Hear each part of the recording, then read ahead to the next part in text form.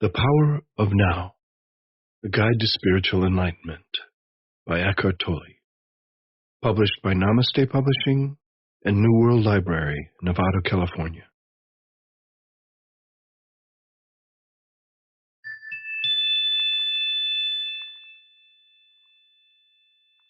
You are here to enable the divine purpose of the universe to unfold. That is how important you are.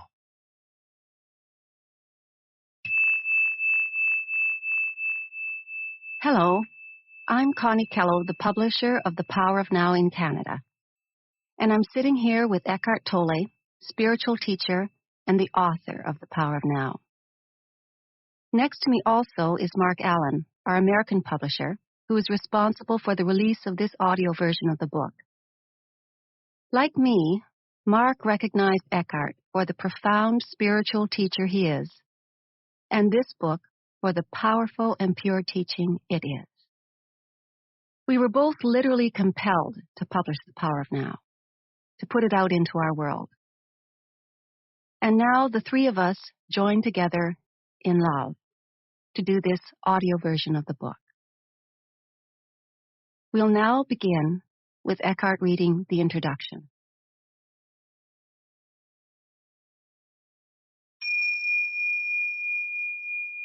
I have little use for the past and rarely think about it. However, I would briefly like to tell you how I came to be a spiritual teacher and how this book came into existence.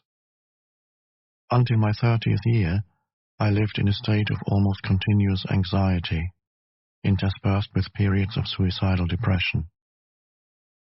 It feels now as if I'm talking about some past lifetime or somebody else's life. One night, not long after my 29th birthday, I woke up in the early hours with a feeling of absolute dread. I had woken up with such a feeling many times before, but this time it was more intense than it had ever been. The silence of the night, the vague outlines of the furniture in the dark room, the distant noise of a passing train, everything felt so alien, so hostile, and so utterly meaningless that it created in me a deep loathing of the world. The most loathsome thing of all, however, was my own existence. What was the point in continuing to live with this burden of misery? Why carry on with this continuous struggle? I could feel that a deep longing for annihilation, for non-existence, was now becoming much stronger than the instinctive desire to continue to live.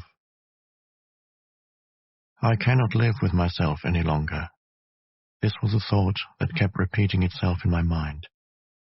Then suddenly I became aware of what a peculiar thought it was.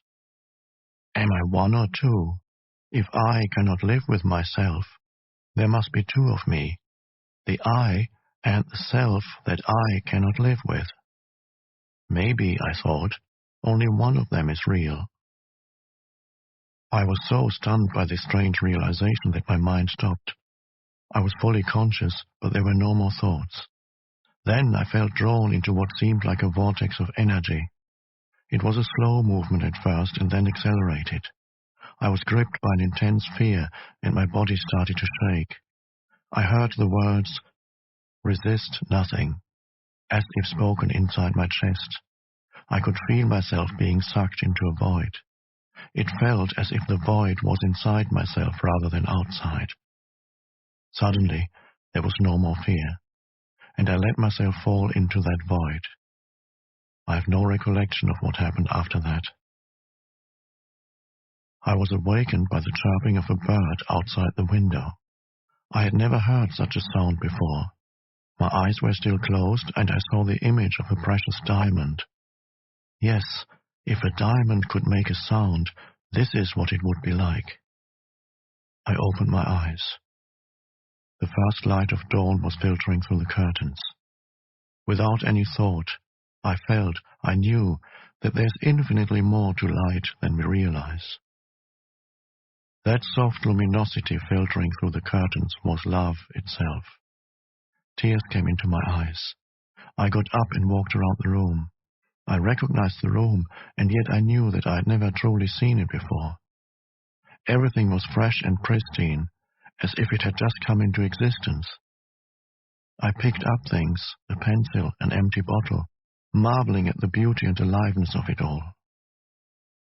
That day I walked around the city in utter amazement at the miracle of life on earth, as if I had just been born into this world.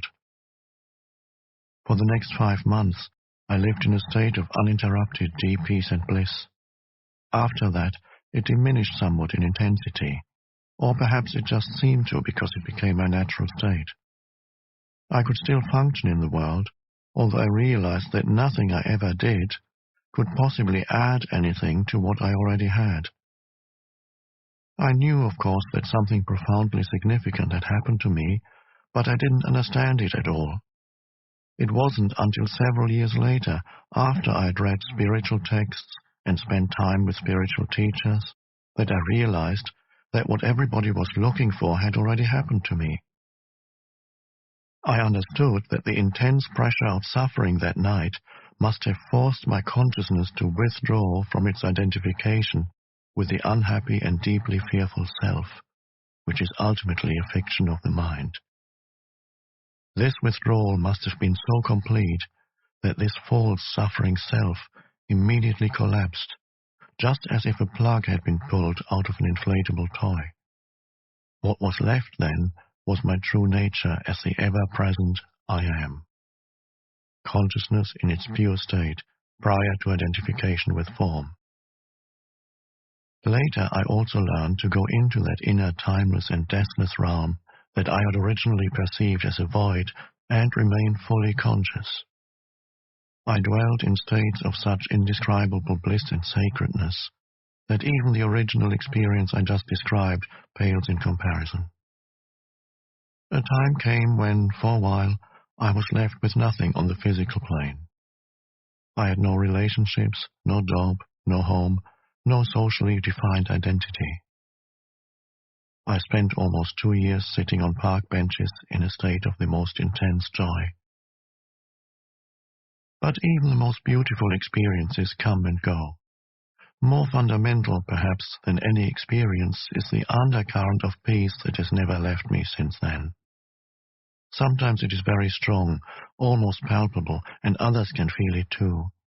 At other times it is somewhere in the background, like a distant melody. Later, people would occasionally come up to me and say, "I want what you have. Can you give it to me or show me how to get it?" And I would say, "You have it already. You just can't feel it because your mind is making too much noise." That answer later grew into the book that you are listening to now. Before I knew it, I had an external identity again. I had become a spiritual teacher.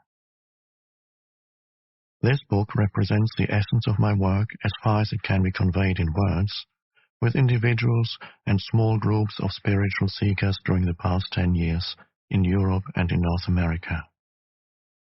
In deep love and appreciation, I would like to thank those exceptional people for their courage, their willingness to embrace inner change, their challenging questions, and their readiness to listen.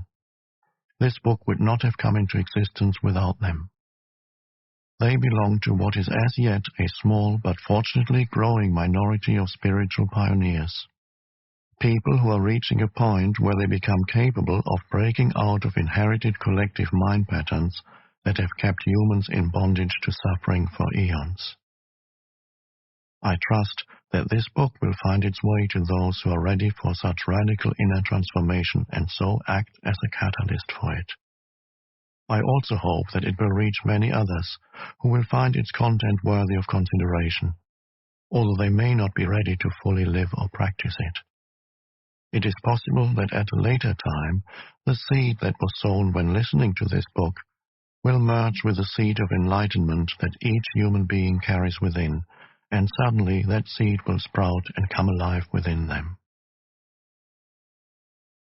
The book in its present form originated, often spontaneously, in response to questions asked by individuals in seminars, meditation classes, and private counseling sessions, and so I have kept the question and answer format.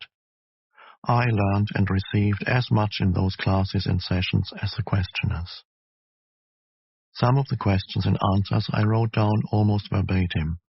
Others are generic, which is to say I combined certain types of questions that were frequently asked into one, and extracted the essence from different answers to form one generic answer.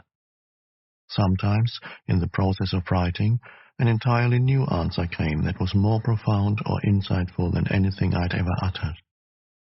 Some additional questions were asked by the editor so as to provide further clarification of certain points. You will find that from the first to the last page, the dialogues continuously alternate between two different levels. On one level, I draw your attention to what is false in you.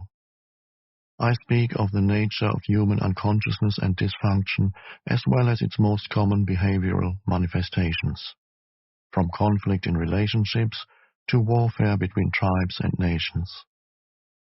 Such knowledge is vital, for unless you learn to recognize the false as not you, there can be no lasting transformation, and you would always end up being drawn back into illusion and into some form of pain. On this level, I also show you how not to make that which is false in you into a self and into a personal problem, for that is how the false perpetuates itself. On another level, I speak of a profound transformation of human consciousness, not as a distant future possibility, but available now, no matter who or where you are. You are shown how to free yourself from enslavement to the mind, enter into this enlightened state of consciousness and sustain it in everyday life. On this level of the book, the words are not always concerned with information, but often designed to draw you into this new consciousness as you listen. Again and again, I endeavor to take you with me into that timeless state of intense conscious presence in the now, so as to give you a taste of enlightenment. Until you're able to experience what I speak of, you may find those passages somewhat repetitive. As soon as you do, however, I believe you will realize that they contain a great deal of spiritual power, and they may become for you the most rewarding parts of the book. Moreover, since every person carries the seed of enlightenment within, I often address myself to the knower in you who dwells behind the thinker, the deeper self that immediately recognizes spiritual truth, resonates with it, and gains strength from it. As you listen, the meaning of certain words, such as being or presence, may not be entirely clear to you at first. Just keep listening. Questions or objections may occasionally come into your mind. They will probably be answered later in the book, or they may turn out to be irrelevant as you go more deeply into the teaching and into yourself. Don't listen with the mind only. Watch for any feeling response as you read and a sense of recognition from deep within. I cannot tell you any spiritual truths that deep within you don't know already. All I can do is remind you of what you have forgotten. Living knowledge, ancient and yet ever new, is then activated and released from within every cell of your body. The mind always wants to categorize and compare, but this book will work better for you if you do not attempt to compare its terminology with that of other teachings. Otherwise, you will probably become confused.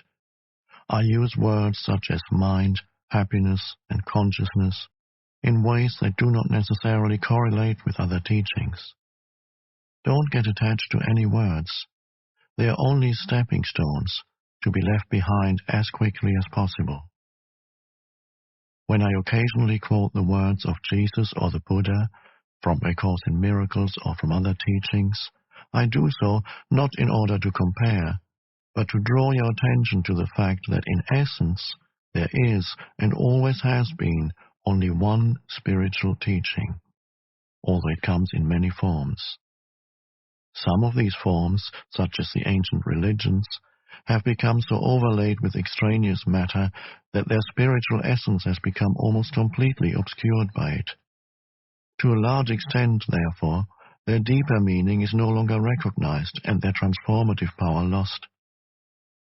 When I quote from the ancient religions or other teachings, it is to reveal their deeper meaning and thereby restore their transformative power, particularly for those listeners who are followers of these religions or teachings. I say to them, there's no need to go elsewhere for the truth. Let me show you how to go more deeply into what you already have. Mostly, however, I have endeavored to use terminology that is as neutral as possible in order to reach a wide range of people. This book can be seen as a restatement for our time of that one timeless spiritual teaching, the essence of all religions. It is not derived from external sources, but from the one true source within, so it contains no theory or speculation. I speak from inner experience, and if at times I speak forcefully, it is to cut through heavy layers of mental resistance and to reach that place within you where you already know, just as I know, and where the truth is recognized when it is heard. There is then a feeling of exaltation and heightened aliveness, as something within you says, yes, I know this is true.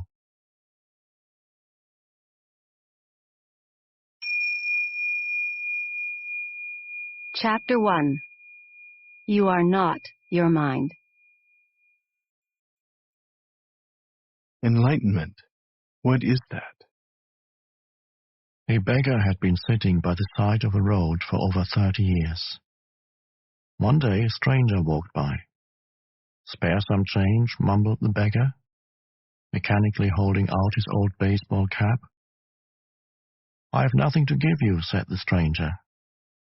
Then he asked, "What's that you're sitting on?" "Nothing," replied the beggar, "just an old box. I've been sitting on it for as long as I can remember." "Ever looked inside?" asked the stranger. "No," said the beggar. "What's the point? There's nothing in there." "Have a look inside," insisted the stranger. The beggar managed to pry open the lid. With astonishment, disbelief, and elation, he saw that the box was filled with gold. I am that stranger who has nothing to give you, and who is telling you to look inside. Not inside any box, as in the parable, but somewhere even closer, inside yourself. "But I'm not a beggar," I can hear you say. Those who have not found their true wealth, which is the radiant joy of being and the deep, unshakable peace that comes with it, are beggars, even if they have great material wealth. They are looking outside for scraps of pleasure or fulfillment, for validation, security, or love, while they have a treasure within that not only includes all those things, but is infinitely greater than anything the world can offer. The word enlightenment conjures up the idea of some superhuman accomplishment, and the ego likes to keep it that way. But it is simply your natural state of felt oneness with being. It is a state of connectedness with something immeasurable and indestructible. Something that, almost paradoxically, is essentially you and yet is much greater than you. It is finding your true nature beyond name and form. The inability to feel this connectedness gives rise to the illusion of separation from yourself and from the world around you. You then perceive yourself, consciously or unconsciously, as an isolated fragment. Fear arises, and conflict within and without becomes the norm. I love the Buddha's simple definition of enlightenment as the end of suffering. There's nothing superhuman in that, is there? Of course, as a definition, it is incomplete. It only tells you what enlightenment is not: no suffering. But what's left when there's no more suffering? The Buddha is silent on that, and his silence implies that you will have to find out for yourself. He uses a negative definition so that the mind cannot make it into something to believe in, or into a superhuman accomplishment, a goal that is impossible for you to attain. Despite this precaution, the majority of Buddhists still believe that enlightenment is for the Buddha, not for them, at least not in this lifetime. You used the word being. Can you explain what you mean by that? Being is the eternal, ever-present one life beyond the myriad forms of life that are subject to birth and death. However, being is not only beyond, but also deep within every form, as its innermost, invisible and indestructible essence. This means that it is accessible to you now as your own deepest self, your true nature. But don't seek to grasp it with your mind. Don't try to understand it. You can know it only when the mind is still. When you are present, when your attention is fully and intensely in the now, being can be felt, but it can never be understood mentally. To regain awareness of being and to abide in that state of feeling realization is enlightenment.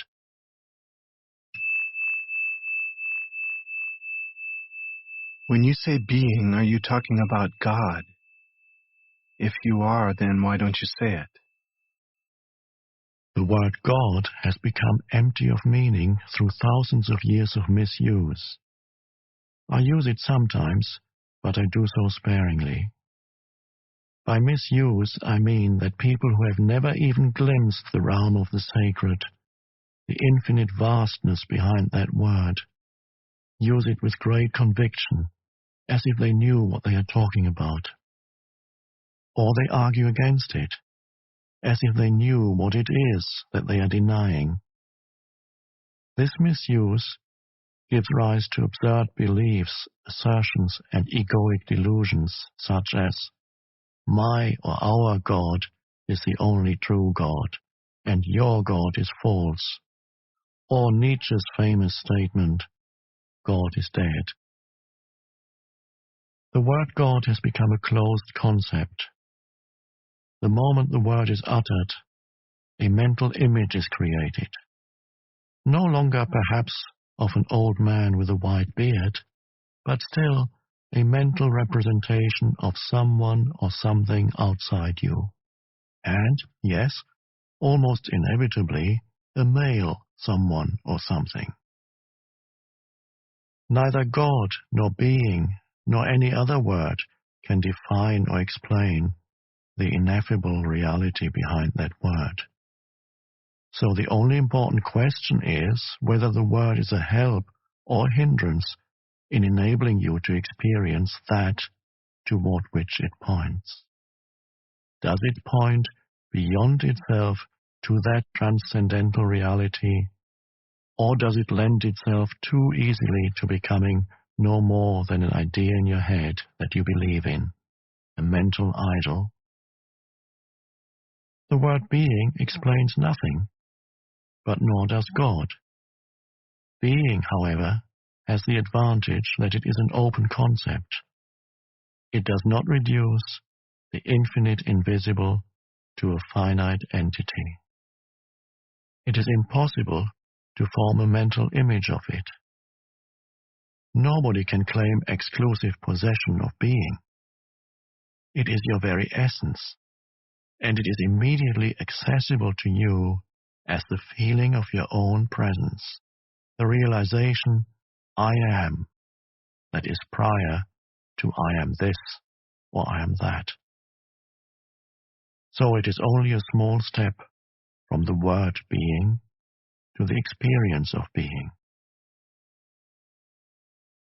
What is the greatest obstacle to experiencing this reality?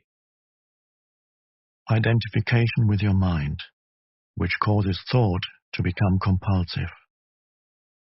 Not to be able to stop thinking is a dreadful affliction, but we don't realize this because almost everybody is suffering from it, so it is considered normal. This incessant mental noise prevents you from finding that realm of inner stillness that is inseparable from being. It also creates a false, mind-made self that casts a shadow of fear and suffering. We will look at all that in more detail later. The philosopher Descartes believed that he had found the most fundamental truth when he made his famous statement, "I think, therefore I am." He had, in fact, given expression to the most basic error, to equate thinking with being and identity with thinking. The compulsive thinker, which means almost everyone, lives in a state of apparent separateness, in an insanely complex world of continuous problems and conflict, a world that reflects the ever-increasing fragmentation of the mind. Enlightenment is a state of wholeness, of being at one, and therefore at peace. At one with life in its manifested aspect, the world, as well as with your deepest self and life unmanifested. At one with being. Enlightenment is not only the end of suffering and of continuous conflict within and without, but also the end of the dreadful enslavement to incessant thinking. What an incredible liberation this is. Identification with your mind creates an opaque screen of concepts, labels, images, words, judgments, and definitions that blocks all true relationship. It comes between you and yourself, between you and your fellow man and woman, between you and nature, between you and God. It is this screen of thought that creates the illusion of separateness, the illusion that there is you and a totally separate other. You then forget the essential fact that, underneath the level of physical appearances and separate forms, you are one with all that is. By forget, I mean that you can no longer feel this oneness as self-evident reality. You may believe it to be true, but you no longer know it to be true. A belief may be comforting. Only through your own experience, however, does it become liberating. Thinking has become a disease. Disease happens when things get out of balance. For example, there's nothing wrong with cells dividing and multiplying in the body. But when this process continues in disregard of the total organism, cells proliferate and we have disease. The mind is a superb instrument if used rightly. Used wrongly, however, it becomes very destructive. To put it more accurately, it is not so much that you use your mind wrongly. You usually don't use it at all. It uses you. This is the disease. You believe that you are your mind. This is the delusion. The instrument has taken you over. I don't quite agree. It is true that I do a lot of aimless thinking, like most people, but I can still choose to use my mind to get and accomplish things, and I do that all the time. Just because you can solve a crossword puzzle or build an atom bomb doesn't mean that you use your mind.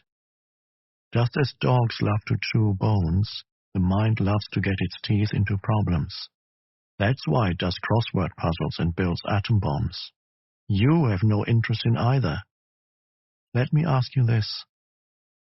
Can you be free of your mind whenever you want to? Have you found the off button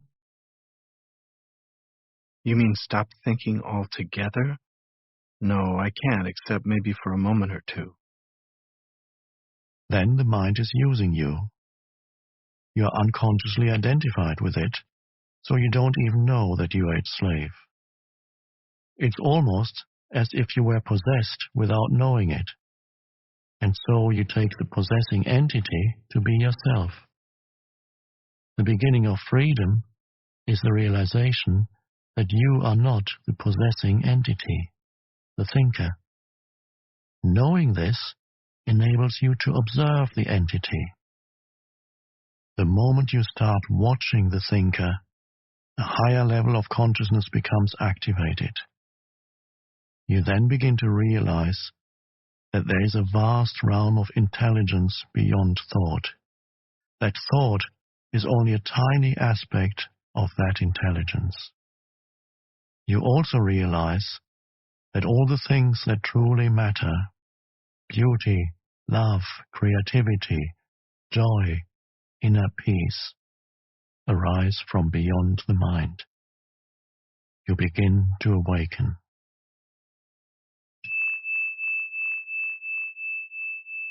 What exactly do you mean by watching the thinker?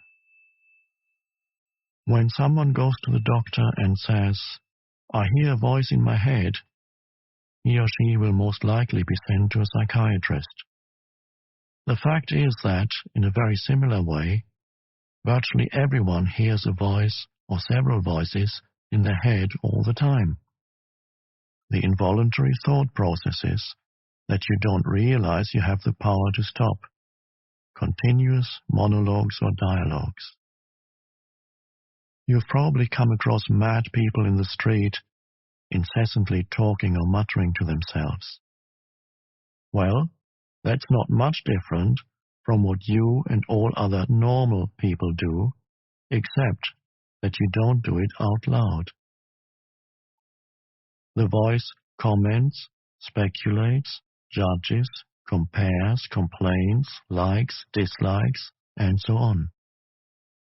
The voice isn't necessarily relevant to the situation you find yourself in at the time. It may be reviving the recent or distant past, or rehearsing or imagining possible future situations. Here it often imagines things going wrong and negative outcomes. This is called worry. Sometimes this soundtrack is accompanied by visual images or mental movies. Even if the voice is relevant to the situation at hand, it will interpret it in terms of the past. This is because the voice belongs to your conditioned mind, which is the result of all your past history as well as of the collective cultural mindset you inherited. So you see and judge the present through the eyes of the past and get a totally distorted view of it. It is not uncommon for the voice to be a person's own worst enemy. Many people live with a tormentor in their head that continuously attacks and punishes them and drains them of vital energy. It is the cause of untold misery and unhappiness, as well as of disease. The good news is that you can free yourself from your mind. This is the only true liberation. You can take the first step right now. Start listening to the voice in your head as often as you can. Pay particular attention to any repetitive thought patterns. Those old gramophone records that have been playing in your head perhaps for many years. This is what I mean by watching the thinker, which is another way of saying, listen to the voice in your head, be there as the witnessing presence. When you listen to that voice, listen to it impartially. That is to say, do not judge. Do not judge or condemn what you hear.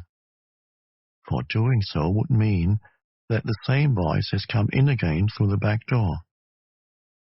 You will soon realize, there's the voice, and here I am listening to it, watching it.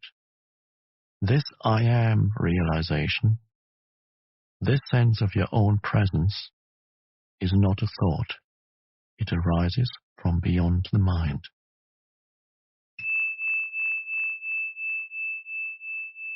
So, when you listen to a thought, you are aware not only of the thought, but also of yourself as the witness of the thought. A new dimension of consciousness has come in. As you listen to the thought, you feel a conscious presence, your deeper self, behind or underneath the thought, as it were. The thought then loses its power over you and quickly subsides, because you are no longer energizing the mind through identification with it. This is the beginning of the end of involuntary and compulsive thinking. When a thought subsides, you experience a discontinuity in the mental stream, a gap of no mind. At first, the gaps will be short, a few seconds perhaps, but gradually they will become longer. When these gaps occur, you feel a certain stillness and peace inside you. This is the beginning of your natural state of felt oneness with being, which is usually obscured by the mind. With practice, the sense of stillness and peace will deepen. In fact, there is no end to its depths. You will also feel a subtle emanation of joy rising from deep within, the joy of being. It is not a trance-like state. Not at all. There's no loss of consciousness here. The opposite is the case. If the price of peace were a lowering of your consciousness, and the price of stillness a lack of vitality and alertness, then they would not be worth having. In this state of inner connectedness, you are much more alert, much more awake than in the mind-identified state. You are fully present. It also raises the vibrational frequency of the energy field that gives life to the physical body. As you go more deeply into this realm of no mind, as it is sometimes called in the East, you realize the state of pure consciousness. In that state, you feel your own presence with such intensity and such joy that all thinking, all emotions, your physical body as well as the whole external world become relatively insignificant in comparison to it. And yet, this is not a selfish, but a selfless state. It takes you beyond what you previously thought of as yourself. That presence is essentially you, and at the same time inconceivably greater than you. What I'm trying to convey here may sound paradoxical or even contradictory, but there's no other way that I can express it.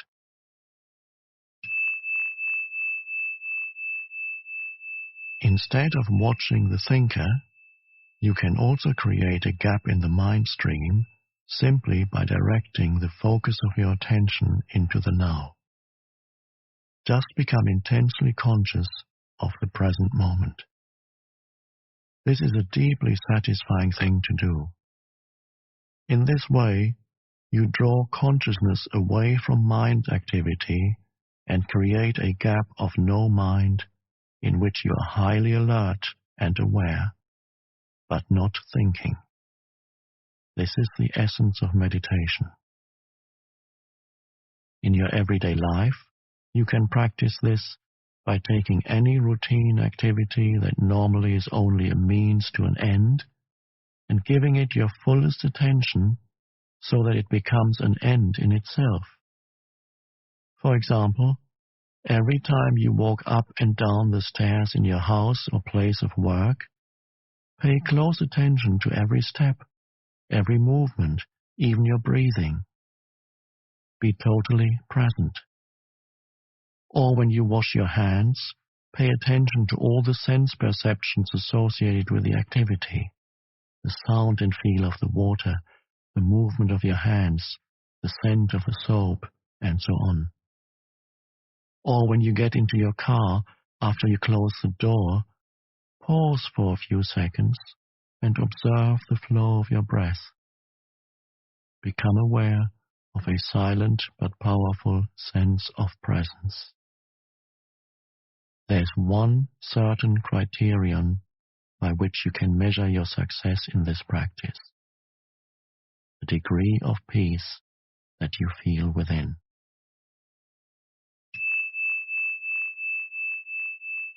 So the single most vital step on your journey towards enlightenment is this: learn to disidentify from your mind.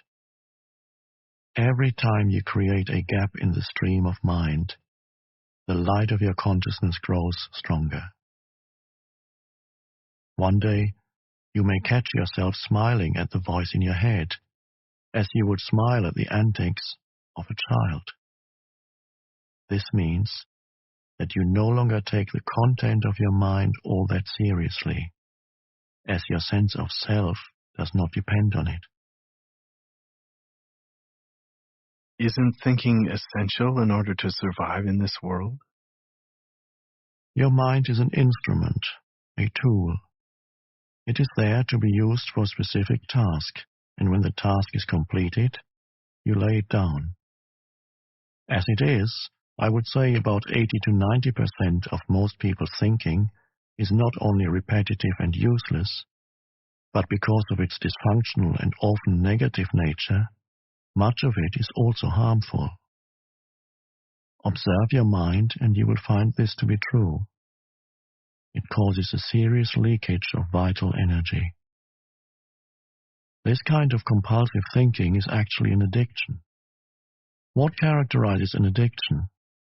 Quite simply this: you no longer feel that you have the choice to stop. It seems stronger than you. It also gives you a false sense of pleasure that invariably turns into pain. Why should we be addicted to thinking? Because you identified with it, which means that you derive your sense of self from the content and activity of your mind. Because you believe that you would cease to be if you stopped thinking. As you grow up, you form a mental image of who you are, based on your personal and cultural conditioning. We may call this phantom self the ego. It consists of mind activity and can only be kept going through constant thinking. The term ego means different things to different people, but when I use it here, it means a false self created by unconscious identification with the mind. To the ego, the present moment hardly exists. Only past and future are considered important. This total reversal of the truth accounts for the fact that in the ego mode the mind is so dysfunctional. It is always concerned with keeping the past alive, because without it, who are you? It constantly projects itself into the future to ensure its continued survival and to seek some kind of release or fulfillment there. It says, one day, when this, that, or the other happens, I'm going to be okay, happy, at peace. Even when the ego seems to be concerned with the present, it is not the present that it sees. It misperceives it completely because it looks at it through the eyes of the past. Or it reduces the present to a means to an end that always lies in the mind-projected future. Observe your mind, and you will see that this is how it works. The present moment holds the key to liberation, but you cannot find the present moment as long as you are your mind. I don't want to lose my ability to analyze and discriminate.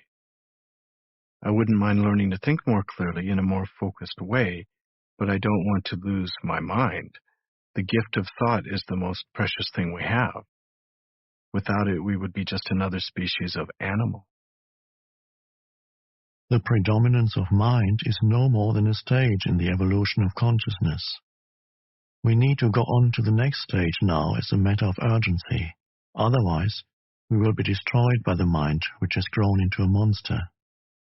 I will talk about this in more detail later. Thinking and consciousness are not synonymous. Thinking is only a small aspect of consciousness. Thought cannot exist without consciousness, but consciousness does not need thought.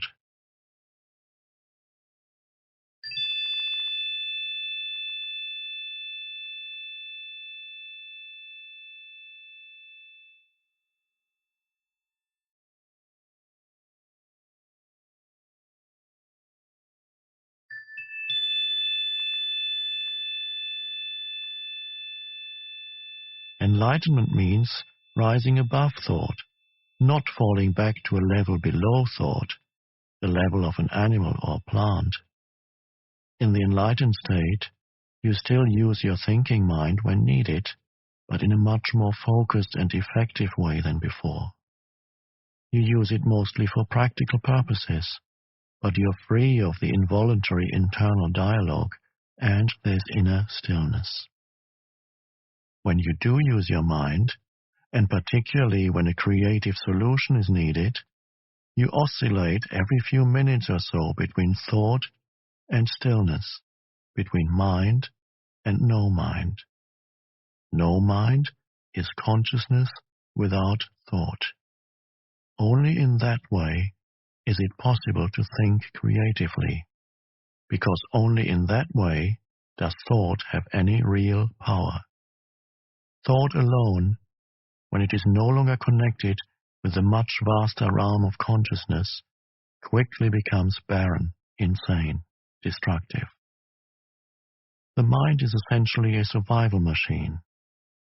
Attack and defense against other minds, gathering, storing and analyzing information. This is what it is good at, but it is not at all creative. All true artists, whether they know it or not, create from a place of no mind, from inner stillness. The mind then gives form to the creative impulse or insight. Even the great scientists have reported that their creative breakthroughs came at a time of mental quietude. The surprising result of a nationwide inquiry among America's most eminent mathematicians, including Einstein, to find out their working methods, was that thinking plays only a subordinate part in the brief, decisive phase of the creative act itself. So I would say that the simple reason why the majority of scientists are not creative is not because they don't know how to think, but because they don't know how to stop thinking. It wasn't through the mind, through thinking, that the miracle that is life on earth or your body were created and are being sustained. There is clearly an intelligence at work that is far greater than the mind. How can a single human cell measuring 1/1000th of an inch across contain instructions within its DNA that would fill 1,000 books of 600 pages each? The more we learn about the workings of the body, the more we realize just how vast is the intelligence at work within it and how little we know. When the mind reconnects with that, it becomes the most wonderful tool. It then serves something greater than itself. What about emotions? I get caught up in my emotions more than I do in my mind. Mind, in the way I use the word, is not just thought. It includes your emotions as well as all unconscious mental emotional reactive patterns. Emotion arises at the place where mind and body meet. It is the body's reaction to your mind, or you might say, the reflection of your mind in the body. For example, an attack thought or a hostile thought will create a build-up of energy in the body that we call anger. The body is getting ready to fight. The thought that you are being threatened, physically or psychologically, causes the body to contract, and this is the physical side of what we call fear. Research has shown that strong emotions even cause changes in the biochemistry of the body. These biochemical changes represent the physical or material aspect of the emotion. Of course, you're not usually conscious of all your thought patterns, and it is often only through watching your emotions that you can bring them into awareness. The more you are identified with your thinking, your likes and dislikes, judgments and interpretations, which is to say, the less present you are as the watching consciousness, the stronger the emotional energy charge will be, whether you are aware of it or not. If you cannot feel your emotions, if you are cut off from them, you will eventually experience them on a purely physical level, as a physical problem or symptom. A great deal has been written about this in recent years, so we don't need to go into it here. A strong unconscious emotional pattern may even manifest as an external event that appears to just happen to you. For example, I have observed that people who carry a lot of anger inside without being aware of it and without expressing it are more likely to be attacked, verbally or even physically, by other angry people, and often for no apparent reason. They have a strong emanation of anger that certain people pick up subliminally and that triggers their own latent anger. If you have difficulty feeling your emotions, start by focusing attention on the inner energy field of your body. Feel the body from within. This will also put you in touch with your emotions. We will explore this in more detail later.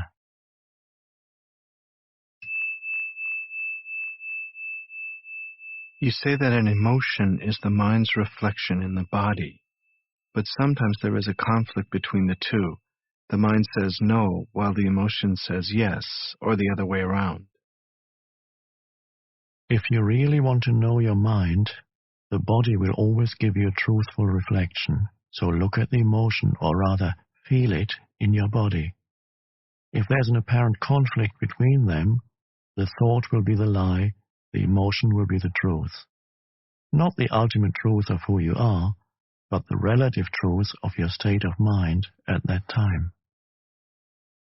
Conflict between surface thoughts and unconscious mental processes is certainly common.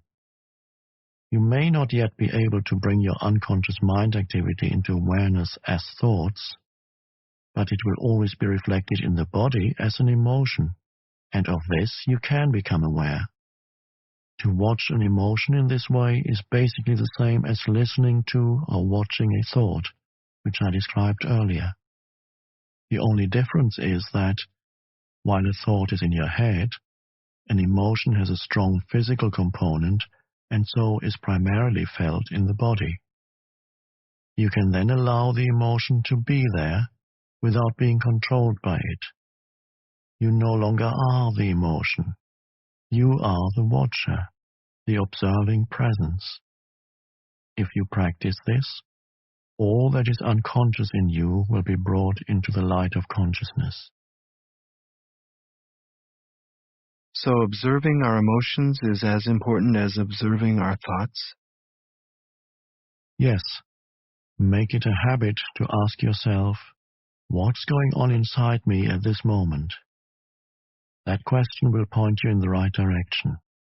But don't analyze, just watch. Focus your attention within. Feel the energy of the emotion. If there's no emotion present, take your attention more deeply into the inner energy field of your body. It is the doorway into being.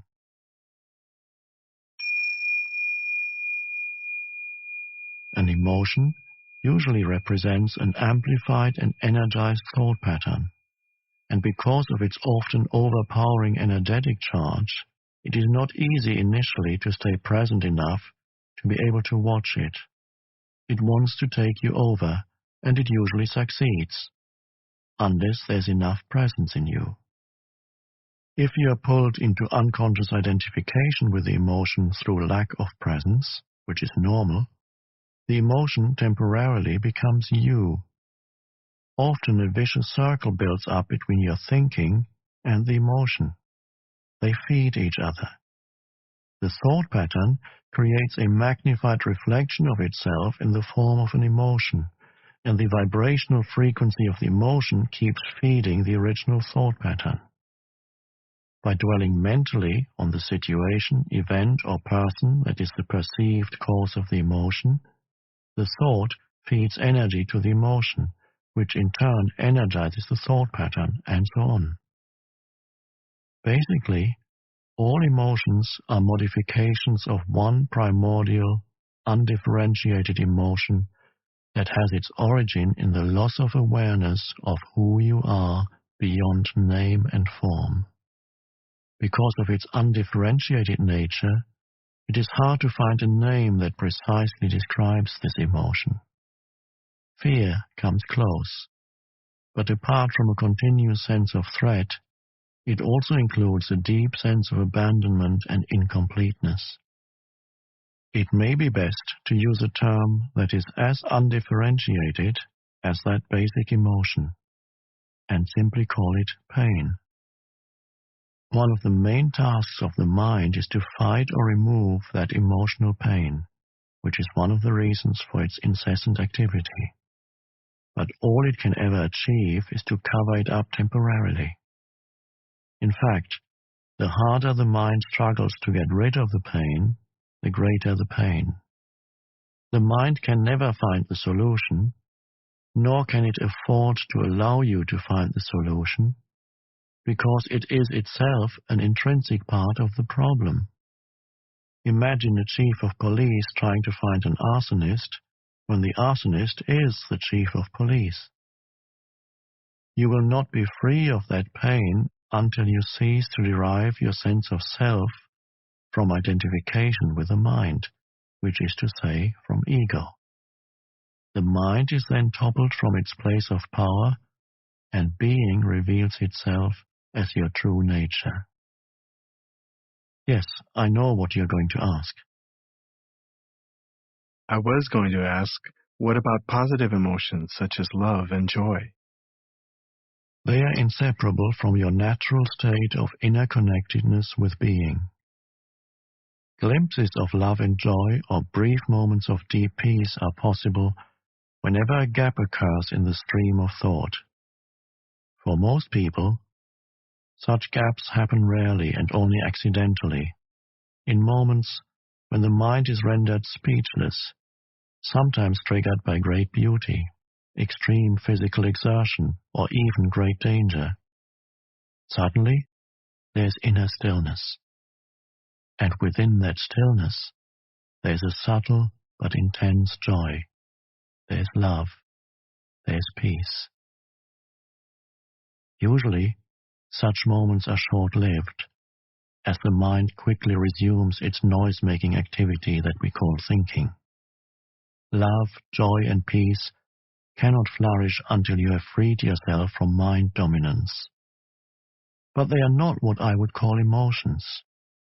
They lie beyond the emotions, on a much deeper level.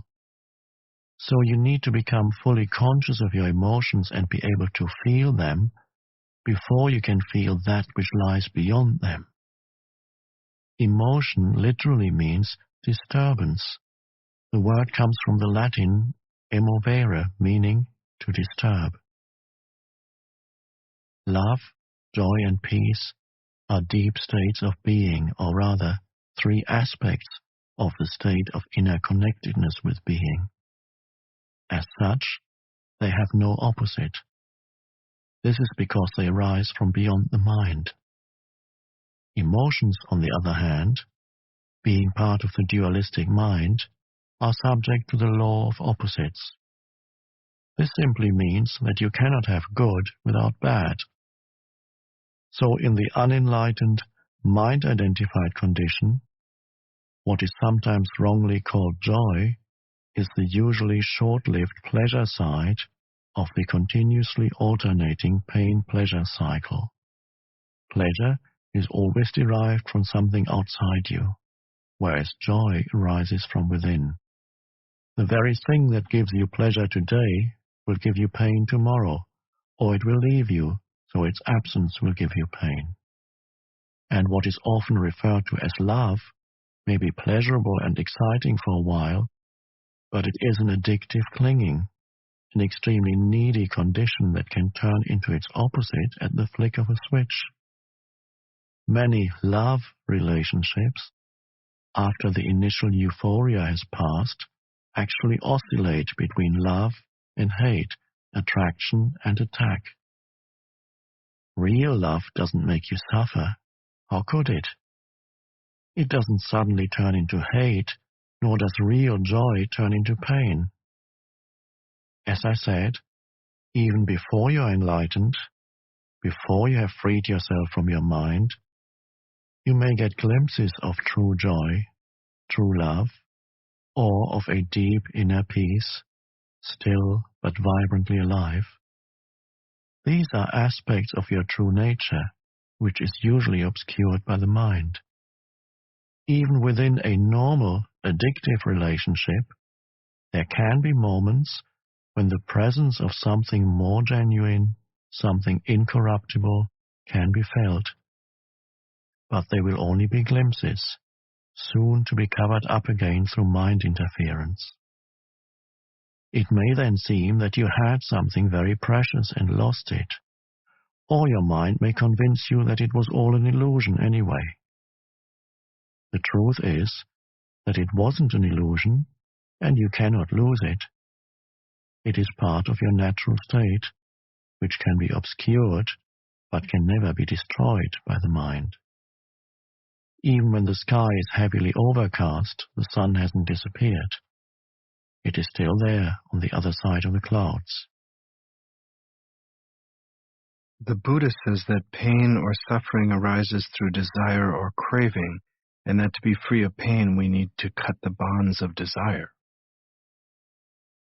All cravings are the mind seeking salvation or fulfillment in external things and in the future as a substitute for the joy of being. As long as I am my mind, I am those cravings, those needs, wants, attachments, and aversions. And apart from them, there is no I, except as a mere possibility, an unfulfilled potential, a seed that has not yet sprouted.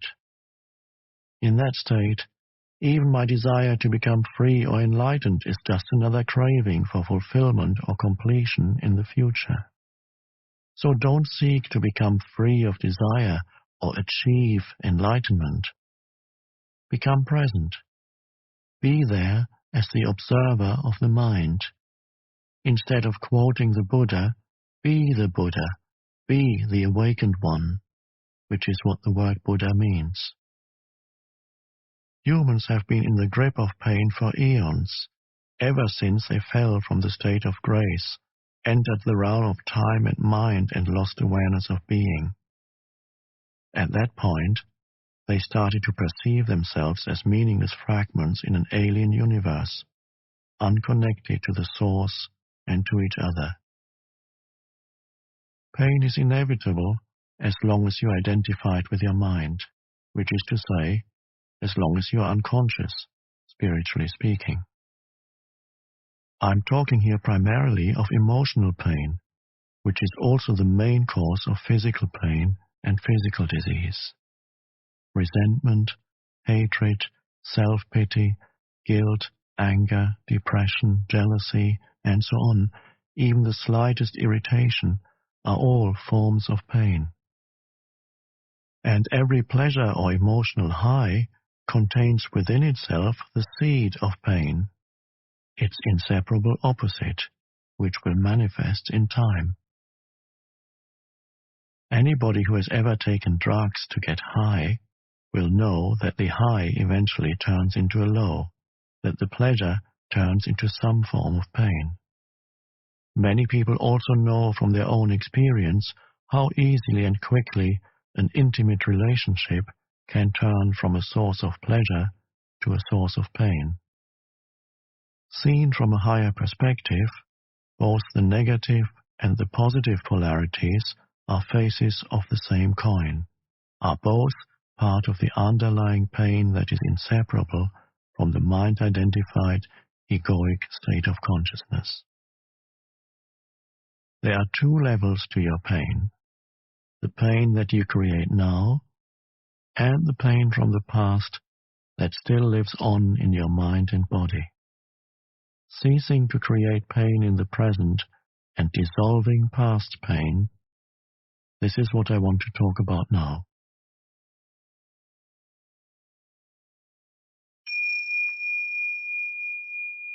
Chapter 2. Consciousness, the way out of pain. Nobody's life is entirely free of pain and sorrow. Isn't it a question of learning to live with them rather than trying to avoid them? The greater part of human pain is unnecessary. It is self-created as long as the unobserved mind runs your life. The pain that you create now is always some form of non-acceptance, some form of unconscious resistance to what is. On the level of thought, the resistance is some form of judgment. On the emotional level, it is some form of negativity.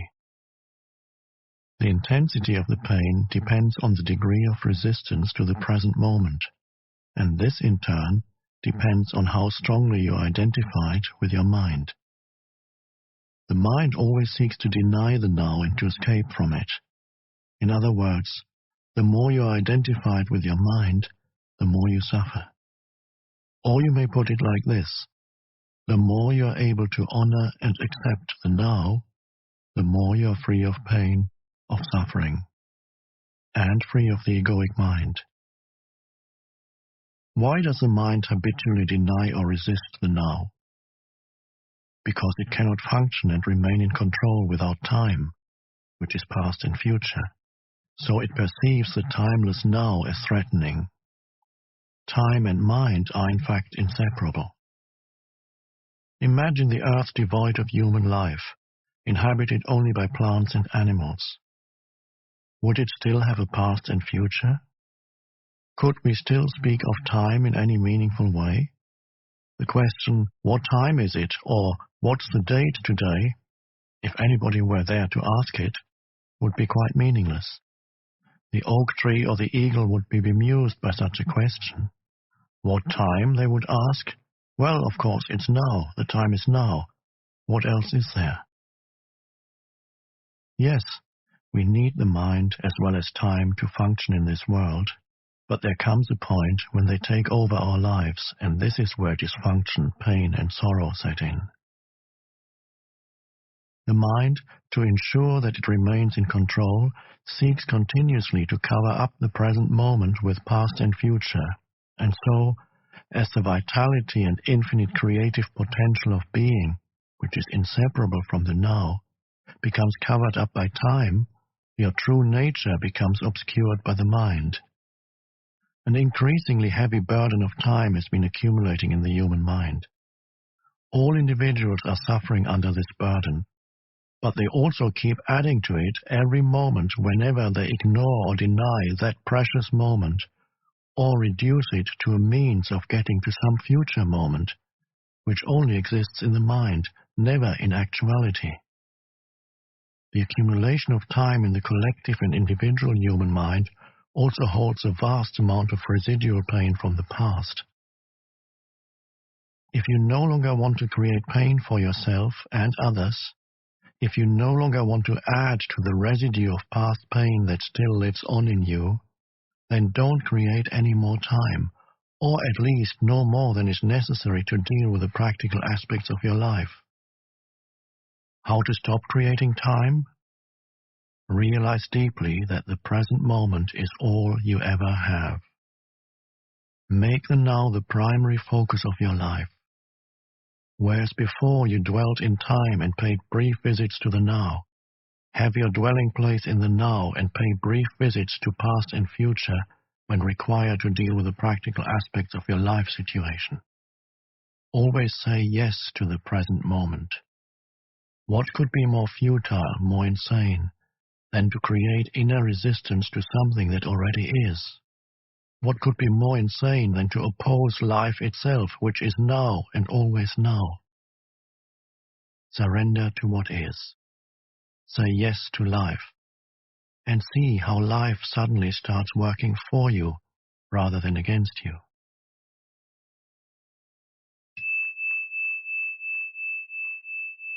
The present moment is sometimes unacceptable, unpleasant, or awful. It is as it is. Observe how the mind labels it and how this labeling process, this continuous sitting in judgment, creates pain and unhappiness.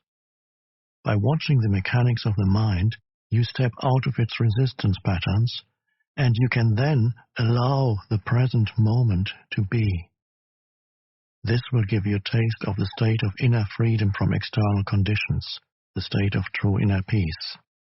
Then see what happens and take action if necessary or possible.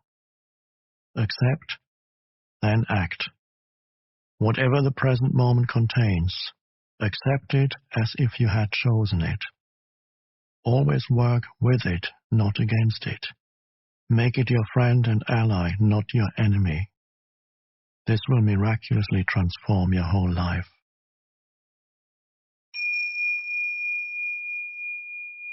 As long as you are unable to access the power of the now, every emotional pain that you experience leaves behind a residue of pain that lives on in you.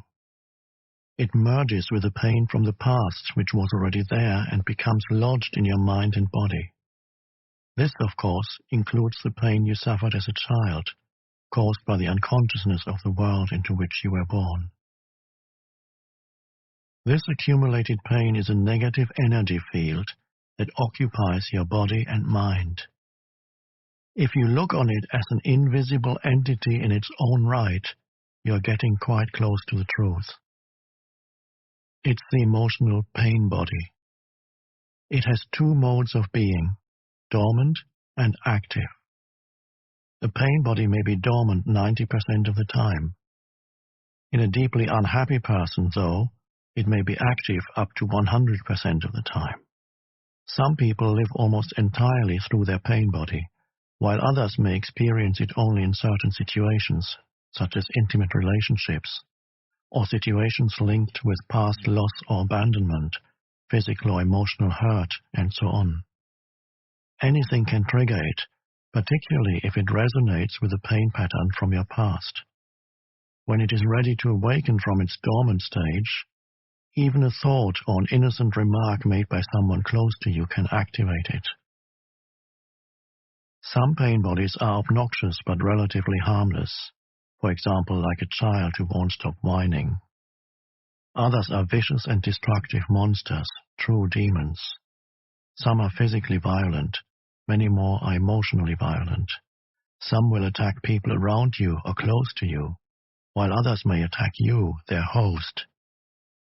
Thoughts and feelings you have about your life then become deeply negative and self-destructive.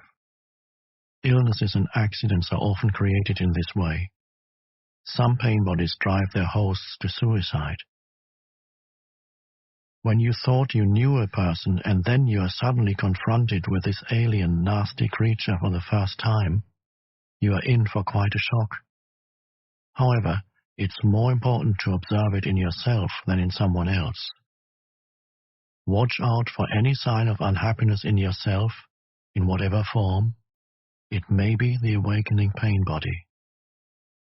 This can take the form of irritation, impatience, a somber mood, a desire to hurt, anger, rage, depression, a need to have some drama in your relationship, and so on. Catch it the moment it awakens from its dormant state. The pain body wants to survive, just like every other entity in existence. and it can only survive if it gets you to unconsciously identify with it. It can then rise up, take you over, become you, and live through you. It needs to get its food through you. It will feed on any experience that resonates with its own kind of energy, anything that creates further pain in whatever form. Anger, destructiveness, hatred, grief, emotional drama, violence, and even illness. So the pain body, when it has taken you over, will create a situation in your life that reflects back its own energy frequency for it to feed on. Pain can only feed on pain. Pain cannot feed on joy. It finds it quite indigestible. Once the pain body has taken you over, you want more pain. You become a victim or a perpetrator. You want to inflict pain or you want to suffer pain, or both. There isn't really much difference between the two. You're not conscious of this, of course, and you will vehemently claim that you do not want pain. But look closely and you will find that your thinking and behavior are designed to keep the pain going for yourself and others. If you were truly conscious of it, the pattern would dissolve, for to want more pain is insanity and nobody is consciously insane. The pain body, which is the dark shadow cast by the ego, is actually afraid of the light of your consciousness. It is afraid of being found out. Its survival depends on your unconscious identification with it, as well as on your unconscious fear of facing the pain that lives in you. But if you don't face it, if you don't bring the light of your consciousness into the pain, you will be forced to relive it again and again. The pain body may seem to you like a dangerous monster that you cannot bear to look at, but I assure you that it is an insubstantial phantom that cannot prevail against the power of your presence. Some spiritual teachings state that all pain is ultimately an illusion, and this is true. The question is it true for you? A mere belief doesn't make it true. Do you want to experience pain for the rest of your life and keep saying that it is an illusion? Does that free you from the pain? What we are concerned with here is how you can realize this truth, that is, make it real in your own experience. So the pain body doesn't want you to observe it directly and see it for what it is. The moment you observe it, feel its energy field within you and take your attention into it, the identification is broken. A higher dimension of consciousness has come in. I call it presence. You are now the witness or the watcher of the pain body. This means that it cannot use you anymore by pretending to be you, and it can no longer replenish itself through you. You have found your own innermost strength. You have accessed the power of now. What happens to the pain body when we become conscious enough to break our identification with it? Unconsciousness creates it. Consciousness transmutes it into itself. St. Paul expressed this universal principle beautifully. He said, "Everything is shown up by being exposed to the light, and whatever is exposed to the light itself becomes light." Just as you cannot fight the darkness, you cannot fight the pain body. Trying to do so would create inner conflict and thus further pain. Watching it is enough. Watching it implies accepting it as part of what is at that moment. The pain body consists of trapped life energy that has split off from your total energy field and has temporarily become autonomous through the unnatural process of mind identification. It has turned in on itself and become anti-life, like an animal trying to devour its own tail. Why do you think our civilization has become so life-destructive? But even the life-destructive forces are still life energy. When you start to disidentify and become the watcher, The pain body will continue to operate for a while and will try to trick you into identifying with it again. Although you are no longer energizing it through your identification, it has a certain momentum, just like a spinning wheel that will keep turning for a while, even when it is no longer being propelled. At this stage, it may also create physical aches and pains in different parts of the body, but they won't last. Stay present. Stay conscious. Be the ever-alert guardian of your inner space. You need to be present enough to be able to watch the pain body directly and feel its energy. It then cannot control your thinking. The moment your thinking is aligned with the energy field of the pain body, you are identified with it and again feeding it with your thoughts. For example, if anger is the predominant energy vibration of the pain body and you think angry thoughts, dwelling on what someone did to you or what you are going to do to him or her, then you have become unconscious and the pain body has become you. Where there's anger, there's always pain underneath. Or when a dark mood comes upon you and you start getting into a negative mind pattern and thinking how dreadful your life is, your thinking has become aligned with the pain body and you have become unconscious and vulnerable to the pain body's attack.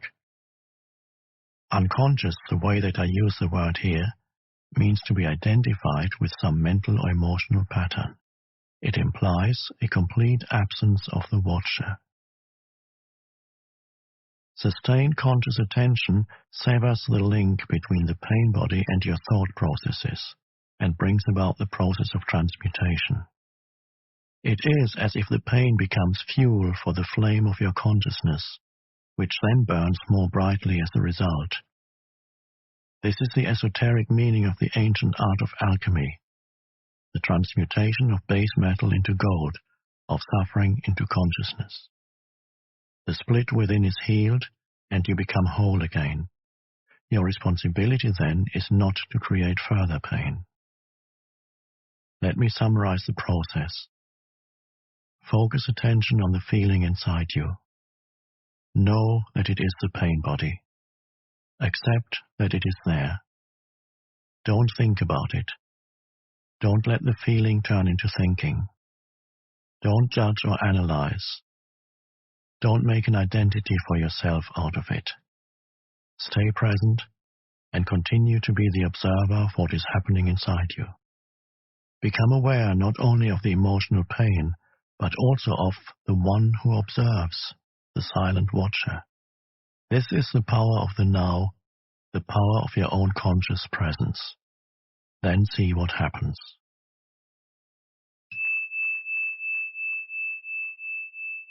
For many women, the pain body awakens particularly at the time preceding the menstrual flow. I will talk about this and the reason for it in more detail later. Right now, let me just say this.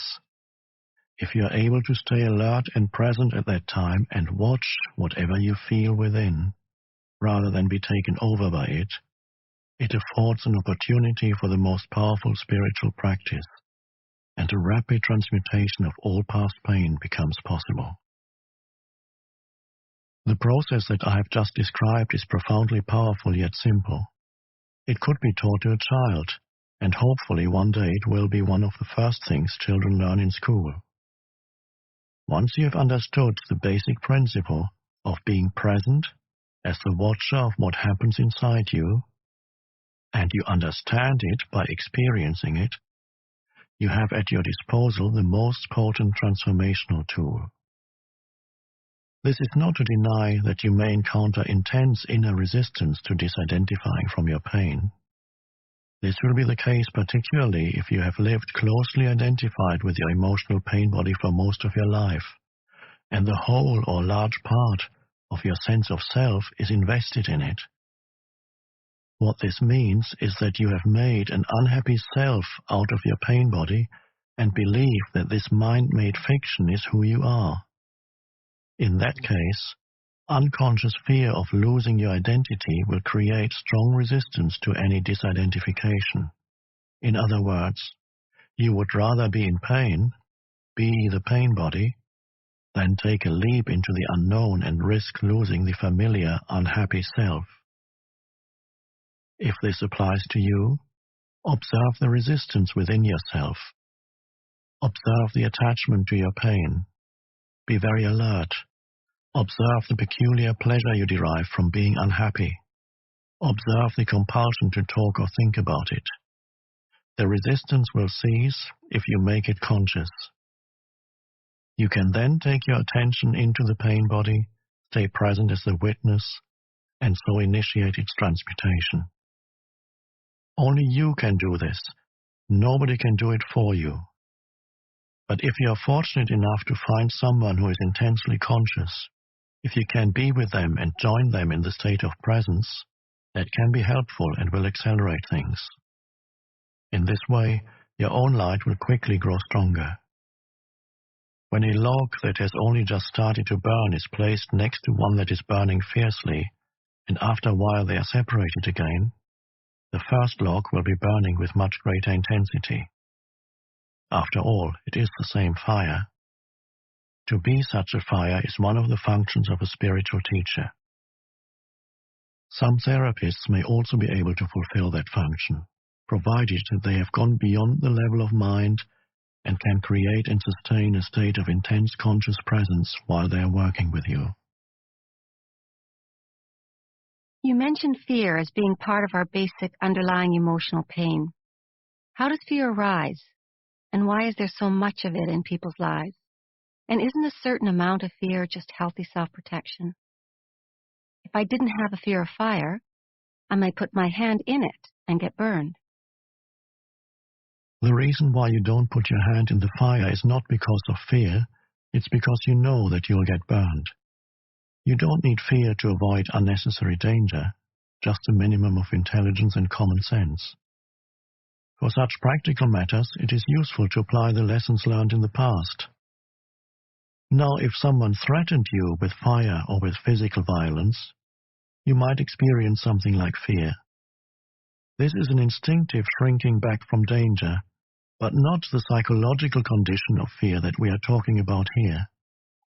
The psychological condition of fear is divorced from any concrete and true immediate danger. It comes in many forms: unease, worry, anxiety, nervousness, tension, dread, phobia, and so on. This kind of psychological fear is always of something that might happen, not of something that is happening now. You are in the here and now, while your mind is in the future. This creates an anxiety gap. And if you are identified with your mind and have lost touch with the power and simplicity of the now, that anxiety gap will be your constant companion. You can always cope with the present moment, but you cannot cope with something that is only a mind projection. You cannot cope with the future. Moreover, as long as you are identified with your mind, the ego runs your life, as I pointed out earlier. Because of its phantom nature, and despite elaborate defense mechanisms, the ego is very vulnerable and insecure, and it sees itself as constantly under threat. This, by the way, is the case even if the ego is outwardly very confident. Now remember that an emotion is the body's reaction to your mind. What message is the body receiving continuously from the ego, the false mind-made self? Danger. I'm under threat. And what is the emotion generated by this continuous message? Fear, of course.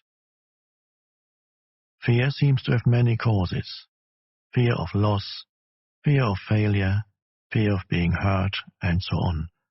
But ultimately, all fear is the ego's fear of death, of annihilation. To the ego, death is always just around the corner. In this mind-identified state, fear of death affects every aspect of your life.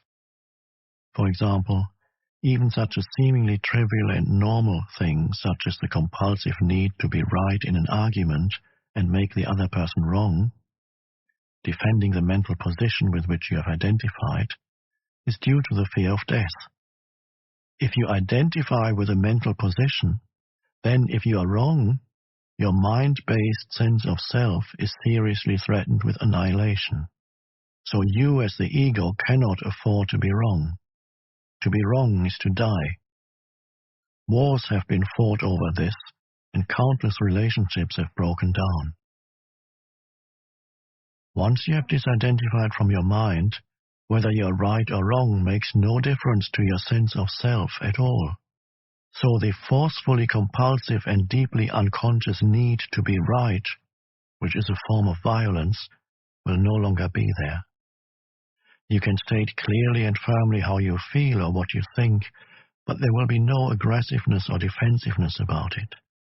Your sense of self is then derived from a deeper and truer place within yourself, not from the mind. Watch out for any kind of defensiveness within yourself. What are you defending? An illusory identity, an image in your mind, a fictitious entity. By making this pattern conscious, by witnessing it, you disidentify from it.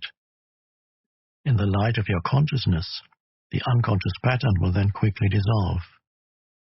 This is the end of all arguments and power games, which are so corrosive to relationships. Power over others is weakness disguised as strength. True power is within, and it is available to you now.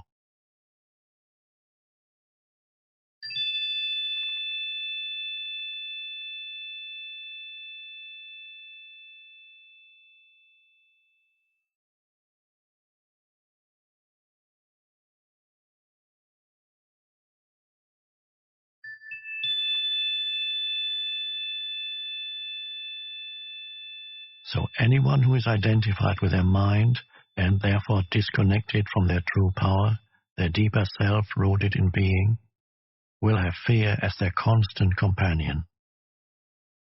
The number of people who have gone beyond mind is as yet extremely small, so you can assume that virtually everyone you meet or know lives in a state of fear. Only the intensity of it varies. It fluctuates between anxiety and dread at one end of the scale, and a vague unease and distant sense of threat at the other. Most people become conscious of it only when it takes on one of its more acute forms. Another aspect of the emotional pain that is an intrinsic part of the egoic mind is a deep-seated sense of lack or incompleteness, of not being whole. In some people, this is conscious, in others, unconscious. If it is conscious, it manifests as the unsettling and constant feeling of not being worthy or good enough. If it is unconscious, it will only be felt indirectly as an intense craving, wanting, and needing. In either case, people will often enter into a compulsive pursuit of ego gratification and things to identify with in order to fill this hole they feel within. So they strive after possessions, money, success, power, recognition, or a special relationship, basically so that they can feel better about themselves, feel more complete. But even when they attain all these things, they soon find that the hole is still there, that it is bottomless. Then they are really in trouble because they cannot delude themselves anymore. Well, they can and do, but it gets more difficult. As long as the egoic mind is running your life, you cannot truly be at ease. You cannot be at peace or fulfilled, except for brief intervals when you obtained what you wanted, when a craving has just been fulfilled. Since the ego is a derived sense of self, it needs to identify with external things. It needs to be both defended and fed constantly. The most common ego identifications have to do with possessions, the work you do, social status and recognition, knowledge and education, physical appearance, special abilities, relationships, personal and family history, belief systems, and often also political, nationalistic, racial, religious, and other collective identifications. None of these is you. Do you find this frightening? Or is it a relief to know this? All of these things you will have to relinquish sooner or later. Perhaps you find it as yet hard to believe, and I'm certainly not asking you to believe that your identity cannot be found in any of those things. You will know the truth of it for yourself. You will know it at the latest when you feel death approaching. Death is a stripping away of all that is not you. The secret of life is to die before you die, and find that there is no death.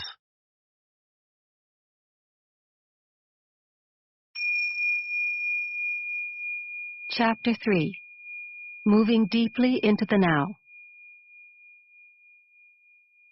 I feel that there is still a great deal I need to learn about the workings of my mind before I can get anywhere near full consciousness or spiritual enlightenment.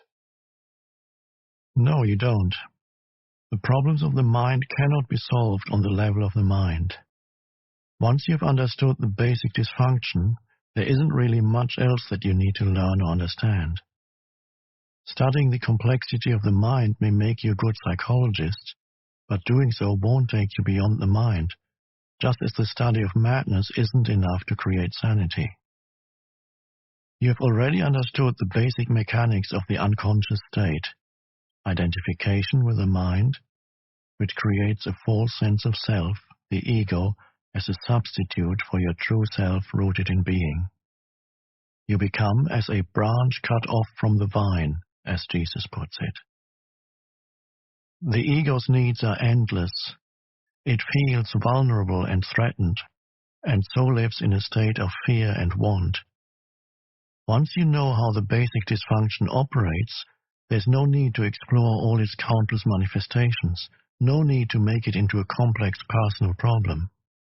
The ego, of course, loves that. It is always seeking for something to attach itself to in order to uphold and strengthen its illusory sense of self. And it will readily attach itself to your problems. This is why, for so many people, a large part of their sense of self is intimately connected with their problems. Once this has happened, the last thing they want is to become free of them.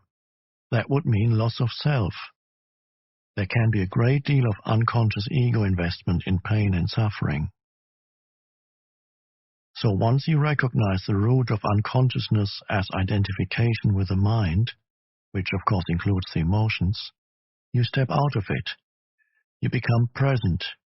When you are present, you can allow the mind to be as it is without getting entangled in it. The mind in itself is not dysfunctional. It is a wonderful tool. Dysfunction sets in when you seek yourself in it and mistake it for who you are. It then becomes the egoic mind and takes over your whole life. It seems almost impossible to disidentify from the mind. We are all immersed in it. How do you teach a fish to fly? Here's the key. End the delusion of time. Time and mind are inseparable. Remove time from the mind and it stops, unless you choose to use it. To be identified with your mind is to be trapped in time, the compulsion to live almost exclusively through memory and anticipation.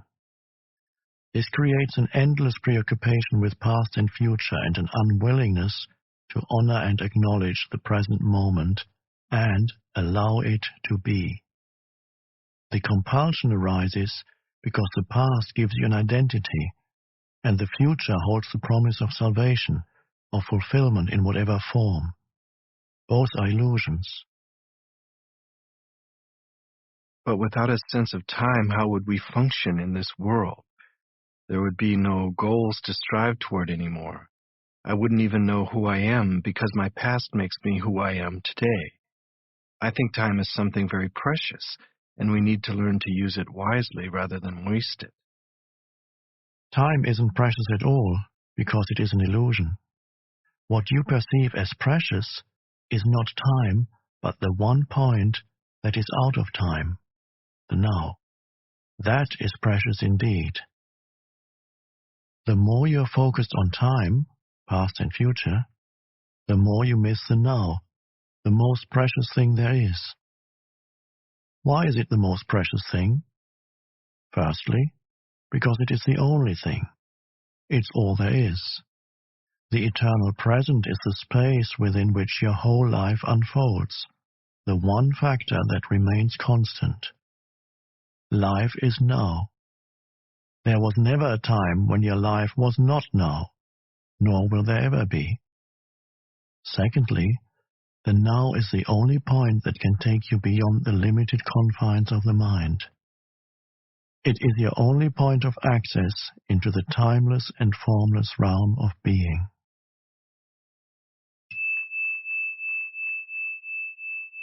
Aren't past and future just as real, sometimes even more real than the present?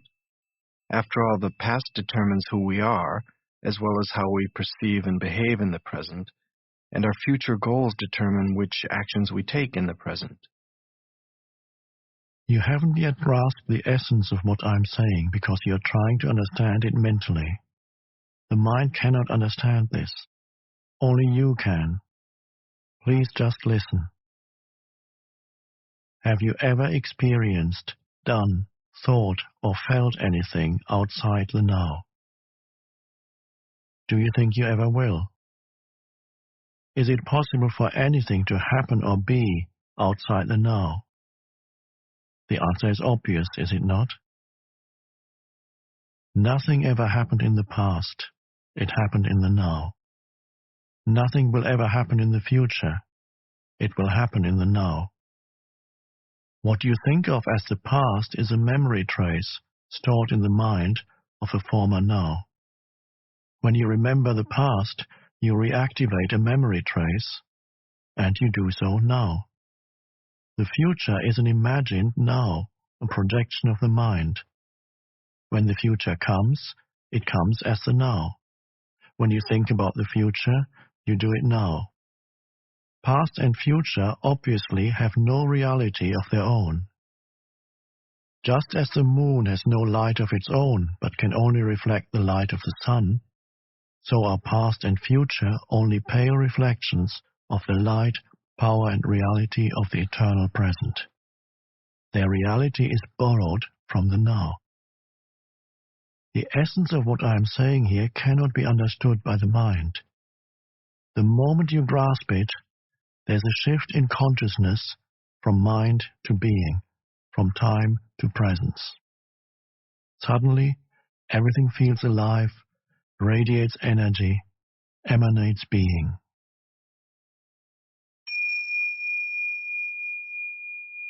In life-threatening emergency situations, the shift in consciousness from time to presence sometimes happens naturally.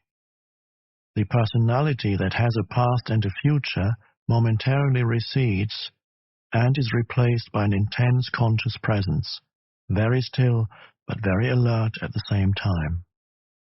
Whatever response is needed then arises out of that state of consciousness.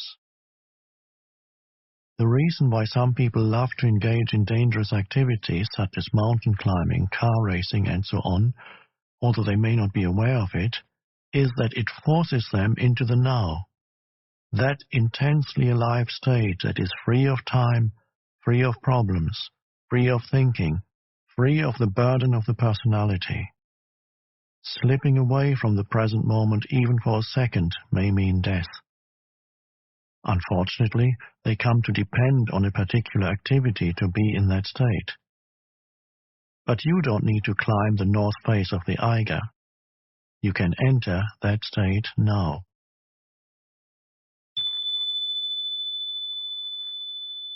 Since ancient times, spiritual masters of all traditions have pointed to the now as the key to the spiritual dimension. Despite this, it seems to have remained a secret. It is certainly not taught in churches and temples. If you go to a church, you may hear readings from the Gospels such as, "Take no thought for the morrow shall take thought for the things of itself," or, "Nobody who puts his hands to the plow and looks back is fit for the kingdom of God." Or you might hear the passage about the beautiful flowers that are not anxious about tomorrow but live with ease in the timeless now and are provided for abundantly by God. The depth and radical nature of these teachings are not recognized. No one seems to realize that they are meant to be lived and so bring about a profound inner transformation.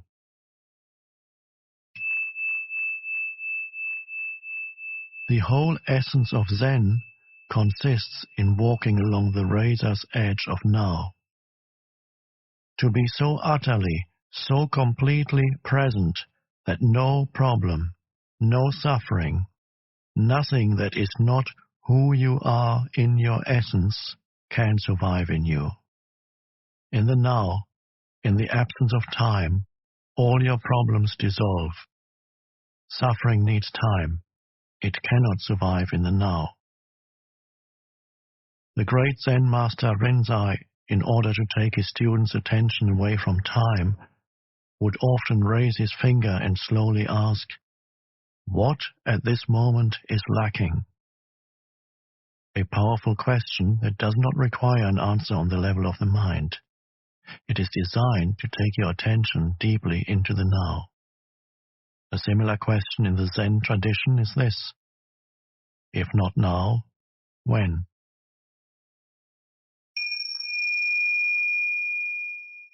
The now is also central to the teaching of Sufism, the mystical branch of Islam.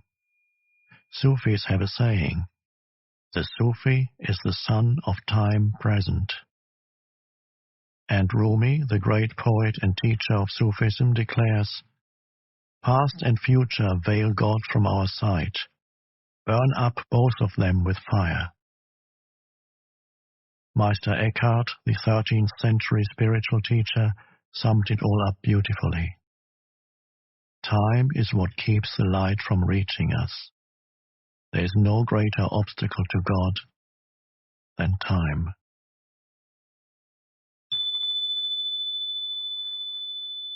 A moment ago, when you talked about the eternal present and the unreality of past and future, I found myself looking at that tree outside the window. I had looked at it a few times before, but this time it was different. The external perception had not changed much, except that the colors seemed brighter and more vibrant. But there was now an added dimension to it. It's hard to explain. I don't know how, but I was aware of something invisible that I felt was the essence of that tree, its inner spirit, if you like. And somehow I was part of that. I realize now that I hadn't truly seen the tree before, just a flat and dead image of it. When I look at the tree now, some of that awareness is still present, but I can feel it slipping away. You see, the experience is already receding into the past. Can something like this ever be more than a fleeting glimpse? You were free of time for a moment. You moved into the now and therefore perceived the tree without the screen of mind. The awareness of being became part of your perception. With the timeless dimension comes a different kind of knowing, one that does not kill the spirit that lives within every creature and everything. A knowing that does not destroy the sacredness and mystery of life, but contains a deep love and reverence for all that is. A knowing of which the mind knows nothing. The mind cannot know the tree. It can only know facts or information about the tree. My mind cannot know you, only labels, judgments, facts, and opinions about you. Being alone knows directly. There is a place for mind and mind knowledge. It is in the practical realm of day-to-day living. However, when it takes over all aspects of your life, including your relationships with other human beings and with nature, it becomes a monstrous parasite that, unchecked, may well end up killing all life on the planet and finally itself by killing its host. You have had a glimpse of how the timeless can transform your perceptions.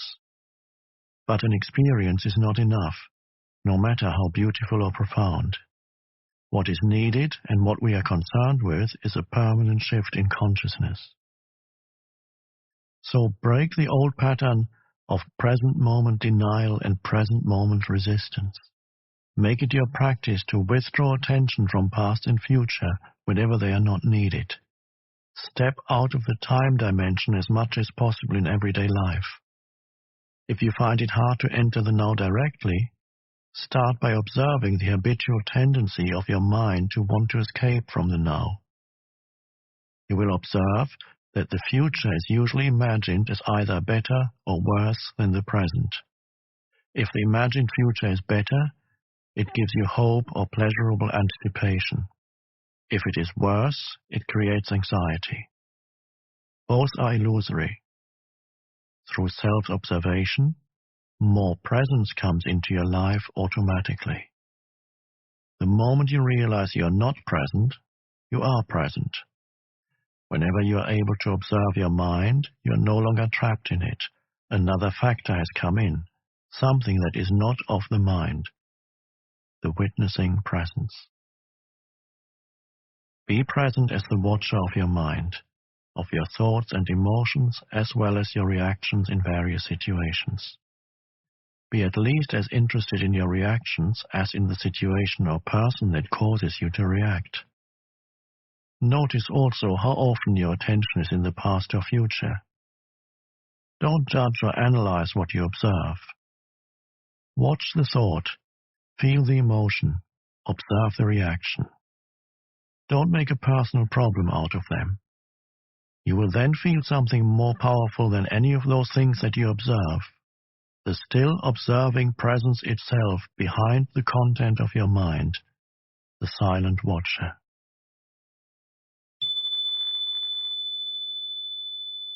Intense presence is needed when certain situations trigger a reaction with a strong emotional charge, such as when your self-image is threatened, a challenge comes into your life that triggers fear, things go wrong, or an emotional complex from the past is brought up. In those instances, the tendency is for you to become unconscious. The reaction or emotion takes you over. You become it. You act it out. You justify, make wrong, attack, defend. Except that it isn't you. It's the reactive pattern, the mind in its habitual survival mode. Identification with the mind gives it more energy. Observation of the mind withdraws energy from it. Identification with the mind creates more time. Observation of the mind opens up the dimension of the timeless. The energy that is withdrawn from the mind turns into presence. Once you can feel what it means to be present, it becomes much easier to simply choose to step out of the time dimension whenever time is not needed for practical purposes and move more deeply into the now. This does not impair your ability to use time, past or future, when you need to refer to it for practical matters. Nor does it impair your ability to use your mind. In fact, it enhances it. When you do use your mind, it will be sharper, more focused. Learn to use time in the practical aspects of your life. We may call this clock time. But immediately return to present moment awareness when those practical matters have been dealt with. In this way, there will be no build-up of psychological time, which is identification with the past and continuous compulsive projection into the future. Clock time is not just making an appointment or planning a trip. It includes learning from the past so that we don't repeat the same mistakes over and over, setting goals and working towards them, predicting the future by means of patterns and laws, physical, mathematical, and so on, learned from the past, and taking appropriate action on the basis of our predictions. But even here, within the sphere of practical living, where we cannot do without reference to past and future, the present moment remains the essential factor. Any lesson from the past becomes relevant and is applied now. Any planning, as well as working towards achieving a particular goal, is done now. The enlightened person's main focus of attention is always the now, but they are still peripherally aware of time. In other words, They continue to use clock time, but are free of psychological time. Be alert as you practice this so that you do not unwittingly transform clock time into psychological time. For example, if you made a mistake in the past and learn from it now, you are using clock time. On the other hand, if you dwell on it mentally and self-criticism, remorse, or guilt come up, then you are making the mistake into me and mine. You make it part of your sense of self, and it has become psychological time, which is always linked to a false sense of identity. Non-forgiveness necessarily implies a heavy burden of psychological time. If you set yourself a goal and work towards it, you're using clock time. You're aware of where you want to go, but you honor and give your fullest attention to the step that you're taking at this moment.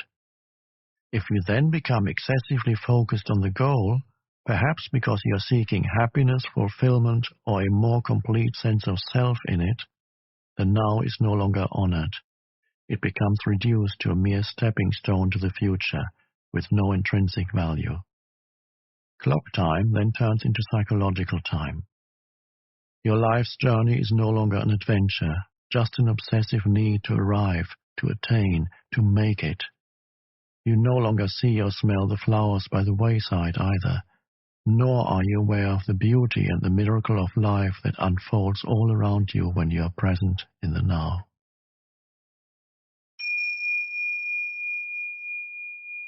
I can see the supreme importance of the now, but I can't quite go along with you when you say that time is a complete illusion. When I say time is an illusion, my intention is not to make a philosophical statement. I'm just reminding you of a simple fact, a fact so obvious that you may find it hard to grasp, and may even find it meaningless. But once fully realized, it can cut like a sword through all the mind-created layers of complexity and problems. Let me say it again. The present moment is all you ever have. There's never a time when your life is not this moment. Is this not a fact? You will not have any doubt that psychological time is a mental disease if you look at its collective manifestations. They occur, for example, in the form of ideologies such as communism, National Socialism, or any nationalism, or rigid religious belief systems, which operate under the implicit assumption that the highest good lies in the future, and that therefore the end justifies the means.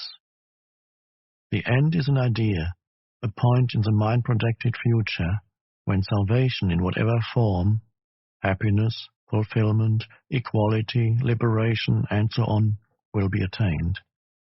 Not infrequently, the means of getting there are the enslavement, torture, and murder of people in the present. For example, it is estimated that as many as 50 million people were murdered to further the cause of communism, to bring about a better world in Russia, China, and other countries. This is a chilling example of how belief in a future heaven creates a present hell. Can there be any doubt that psychological time is a serious and dangerous mental illness? How does this mind pattern operate in your life? Are you always trying to get somewhere other than where you are? Is most of your doing just a means to an end? Is fulfillment always just around the corner or confined to short-lived pleasures, such as sex, food, drink, drugs, or thrills and excitement? Are you always focused on becoming, achieving, entertaining, or alternatively chasing some new thrill or pleasure? Do you believe that if you acquire more things you will become more fulfilled, good enough, or psychologically complete? Are you waiting for a man or woman to give meaning to your life? In the normal, mind-identified or unenlightened state of consciousness, the power and infinite creative potential that lie concealed in the now are completely obscured by psychological time. Your life then loses its vibrancy, its freshness, its sense of wonder. The old patterns of thought, emotion, behavior, reaction, and desire are acted out in endless repeat performances, a script in your mind that gives you an identity of sorts, but distorts or covers up the reality of the now. The mind then creates an obsession with the future as an escape from the unsatisfactory present. But the belief that the future will be better than the present is not always an illusion. The present can be dreadful, and things can get better in the future, and often they do.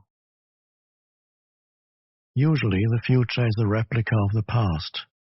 Superficial changes are possible, but real transformation is rare and depends upon whether you can become present enough to dissolve the past by accessing the power of the now. What you perceive as future is an intrinsic part of your state of consciousness now. If your mind carries a heavy burden of past, you will experience more of the same. The past perpetuates itself through lack of presence. The quality of your consciousness at this moment is what shapes the future, which, of course, can only be experienced as the now. You may win $10 million, but that kind of change is no more than skin deep. You would simply continue to act out the same conditioned patterns in more luxurious surroundings.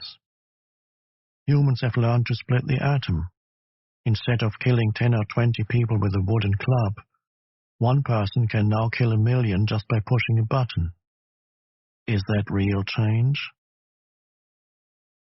If it is the quality of your consciousness at this moment that determines the future, then what is it that determines the quality of your consciousness?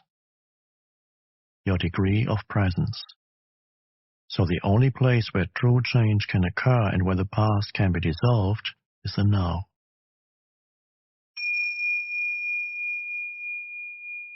All negativity is caused by an accumulation of psychological time and denial of the present. Unease, anxiety, tension, stress, worry, all forms of fear are caused by too much future and not enough presence. Guilt, regret, resentment, grievances, sadness, bitterness, and all forms of non-forgiveness are caused by too much past and not enough presence. Most people find it difficult to believe that a state of consciousness totally free of all negativity is possible. And yet this is the liberated state to which all spiritual teachings point. It is the promise of salvation, not in an illusory future, but right here and now. You may find it hard to recognize that time is the cause of your suffering or your problems. You believe that they are caused by specific situations in your life. And seen from a conventional viewpoint, this is true. But until you have dealt with the basic problem-making dysfunction of the mind, its attachment to past and future and denial of the now, problems are actually interchangeable. If all your problems or perceived causes of suffering or unhappiness were miraculously removed for you today, but you had not become more present, more conscious, you would soon find yourself with a similar set of problems or causes of suffering, like a shadow that follows you wherever you go. Ultimately, there's only one problem: the time-bound mind itself. I can't believe that I could ever reach a point where I am completely free of my problems. You're right. You can never reach that point because you are at that point now. There is no salvation in time. You cannot be free in the future. Presence is the key to freedom, so you can only be free now. I don't see how I can be free now. As it happens, I am extremely unhappy with my life at the moment. This is a fact, and I would be deluding myself if I tried to convince myself that all is well when it definitely isn't. To me, the present moment is very unhappy. It is not liberating at all. What keeps me going is the hope or possibility of some improvement in the future. You think that your attention is in the present moment when it's actually taken up completely by time. You cannot be both unhappy and fully present in the now.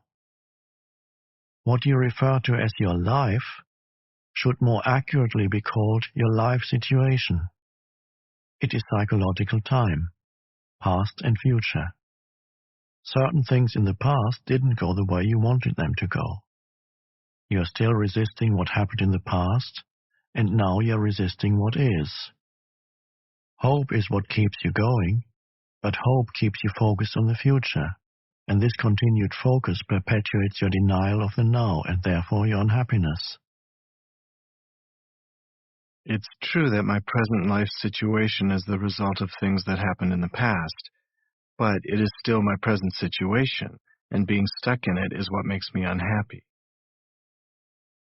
Forget about your life situation for a while and pay attention to your life. What's the difference? Your life situation exists in time. Your life is now. Your life situation is mind stuff. Your life is real. Find the narrow gate that leads to life. It is called the now. Narrow your life down to this moment. Your life situation may be full of problems. Most life situations are. But find out if you have any problem at this moment, not tomorrow or in 10 minutes, but now. Do you have a problem now? When you are full of problems, there's no room for anything new to enter, no room for a solution. So whenever you can, make some room, create some space, so that you can find the life underneath your life situation. Use your senses fully. Be where you are. Look around. Just look. Don't interpret. See the light, shapes, colors, textures. Be aware of the silent presence of each thing. Be aware of the space that allows everything to be. Listen to the sounds. Don't judge them. Listen to the silence underneath the sounds. Touch something, anything, and feel and acknowledge its being. Observe the rhythm of your breathing. Feel the air flowing in and out. Feel the life energy inside your body. Allow everything to be within and without. Allow the isness of all things. Move deeply into the now. You are leaving behind the deadening world of mental abstraction, of time. You are getting out of the insane mind that is draining you of life energy, just as it is slowly poisoning and destroying the earth. You are awakening out of the dream of time into the present.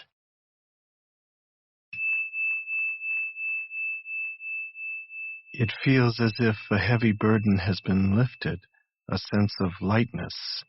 I feel clear, but my problems are still there waiting for me, aren't they? They haven't been solved. Am I not just temporarily evading them? If you found yourself in paradise, it wouldn't be long before your mind would say, yes, but... Ultimately, this is not about solving your problems. It's about realizing that there are no problems, only situations to be dealt with now, or to be left alone and accepted as part of the isness of the present moment until they change or can be dealt with. Problems are mind-made and need time to survive. They cannot survive in the actuality of the now. Focus your attention on the now and tell me what problem you have at this moment.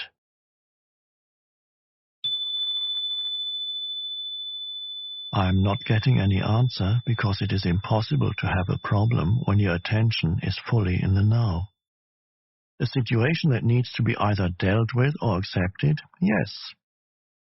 Why make it into a problem? Why make anything into a problem? Isn't life challenging enough as it is? What do you need problems for? The mind unconsciously loves problems because they give you an identity of sorts. This is normal, and it is insane. Problem means that you are dwelling on a situation mentally without there being a true intention or possibility of taking action now, and that you are unconsciously making it part of your sense of self. You become so overwhelmed by your life situation that you lose your sense of life, of being. Or you are carrying in your mind the insane burden of 100 things that you will or may have to do in the future, instead of focusing your attention on the one thing that you can do now. When you create a problem, you create pain. All it takes is a simple choice, simple decision. No matter what happens, I will create no more pain for myself. I will create no more problems. Although it is a simple choice, it is also very radical. You won't make that choice unless you are truly fed up with suffering, unless you have truly had enough. And you won't be able to go through with it unless you access the power of the now. If you create no more pain for yourself, then you create no more pain for others. You also no longer contaminate the beautiful earth, your inner space, and the collective human psyche with the negativity of problem-making.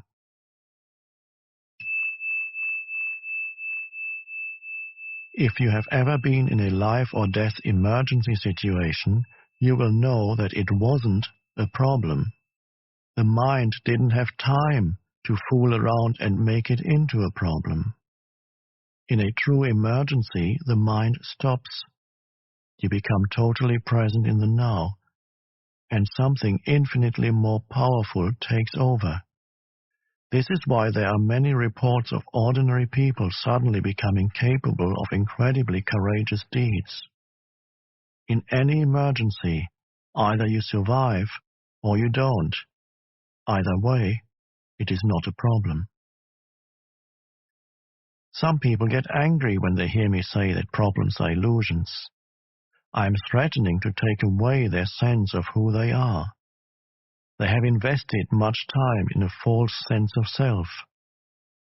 For many years, they have unconsciously defined their whole identity in terms of their problems or their suffering. Who would they be without it? A great deal of what people say, think, or do is actually motivated by fear, which of course is always linked with having your focus on the future and being out of touch with the now. As there are no problems in the now, there is no fear either. Should a situation arise that you need to deal with now, your action will be clear and incisive if it arises out of present moment awareness. It is also more likely to be effective. It will not be a reaction coming from the past conditioning of your mind, but an intuitive response to the situation. In other instances, when the time-bound mind would have reacted, you will find it more effective to do nothing. Just stay centered in the now. I have had glimpses of this state of freedom from mind and time that you describe, but past and future are so overwhelmingly strong that I cannot keep them out for long. The time-bound mode of consciousness is deeply embedded in the human psyche. But what we are doing here is part of a profound transformation that is taking place in the collective consciousness of the planet and beyond. The awakening of consciousness from the dream of matter, form, and separation. The ending of time. We are breaking mind patterns that have dominated human life for eons. Mind patterns that have created unimaginable suffering on a vast scale. I am not using the word evil. It is more helpful to call it unconsciousness or insanity. This breaking up of the old mode of consciousness, or rather unconsciousness, is it something we have to do, or will it happen anyway? I mean, is this change inevitable? That's a question of perspective.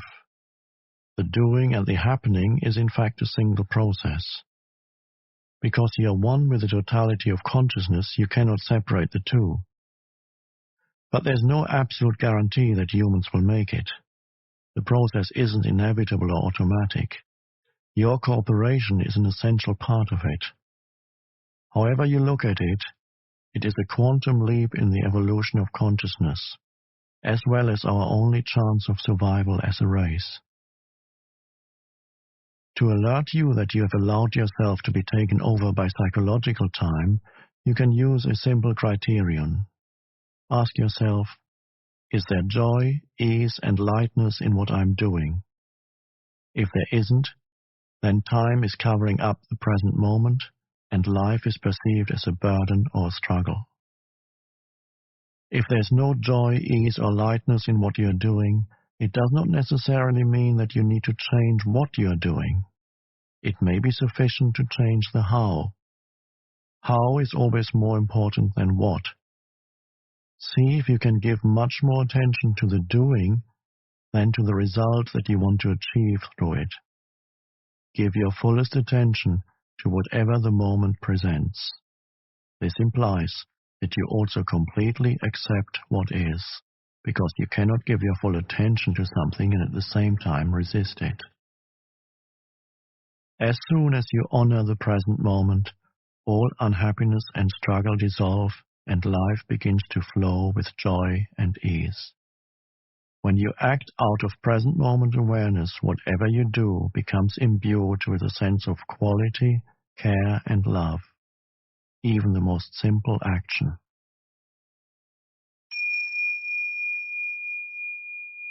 So do not be concerned with the fruit of your action.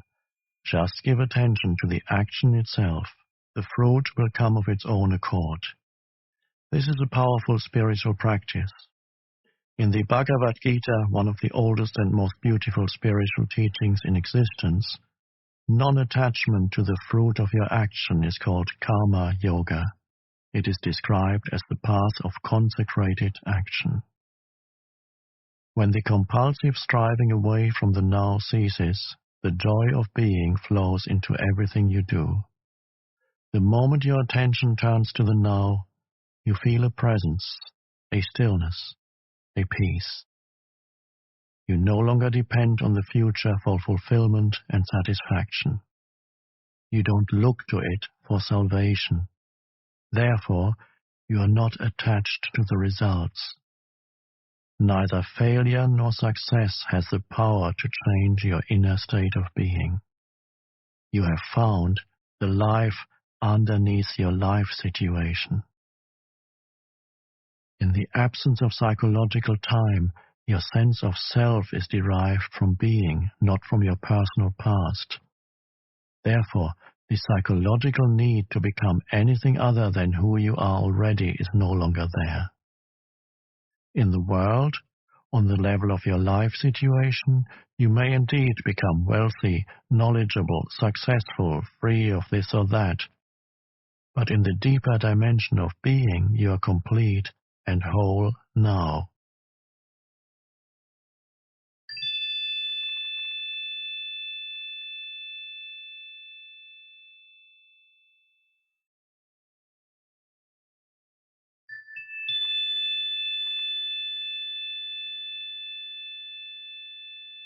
In that state of wholeness, would we still be able or willing to pursue external goals? Of course, but you will not have illusory expectations that anything or anybody in the future will save you or make you happy. As far as your life situation is concerned, there may be things to be attained or acquired. That's the world of form, of gain and loss. Yet on a deeper level, you're already complete. And when you realize that, there's a playful, joyous energy behind what you do. Being free of psychological time, you no longer pursue your goals with grim determination, driven by fear, anger, discontent, or the need to become someone. Nor will you remain inactive through fear of failure, which to the ego is loss of self. When your deeper sense of self is derived from being, when you are free of becoming as a psychological need, neither your happiness nor your sense of self depends on the outcome, and so there's freedom from fear. You don't seek permanency where it cannot be found, in the world of form, of gain and loss, birth and death. You don't demand that situations, conditions, places or people should make you happy, and then suffer when they don't live up to your expectations. Everything is honored, but nothing matters. Forms are born and die, yet you are aware of the eternal underneath the forms. You know that nothing real can be threatened. When this is your state of being, how can you not succeed? You have succeeded already.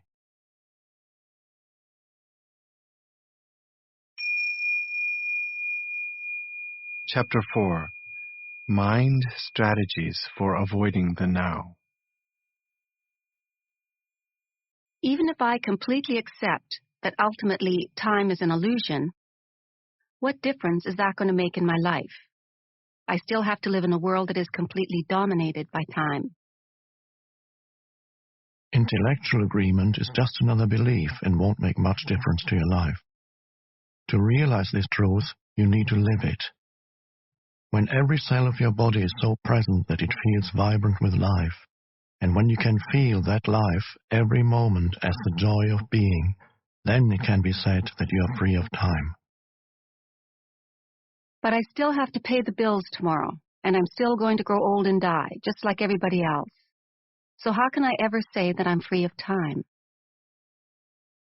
Tomorrow's bills are not the problem. The dissolution of the physical body is not a problem. Loss of now is the problem, or rather, the core delusion that turns a mere situation, event, or emotion into a personal problem and into suffering. Loss of now is loss of being. To be free of time is to be free of the psychological need of past for your identity and future for your fulfillment. It represents the most profound transformation of consciousness that you can imagine. In some rare cases, this shift in consciousness happens dramatically and radically, once and for all. When it does, it usually comes about through total surrender in the midst of intense suffering. Most people, however, have to work at it.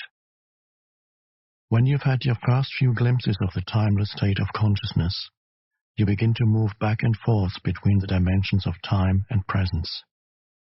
First, you become aware of just how rarely your attention is truly in the now. But to know that you are not present is a great success. That knowing is presence, even if initially it only lasts for a couple of seconds of clock time before it is lost again.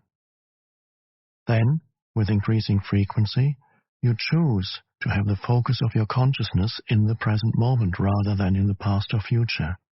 And whenever you realize that you had lost the now, you're able to stay in it not just for a couple of seconds, but for longer periods as perceived from the external perspective of clock time.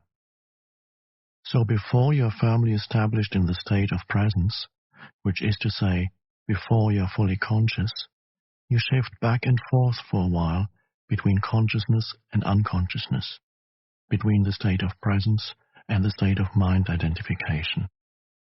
You lose the now and you return to it again and again. Eventually, presence becomes your predominant state.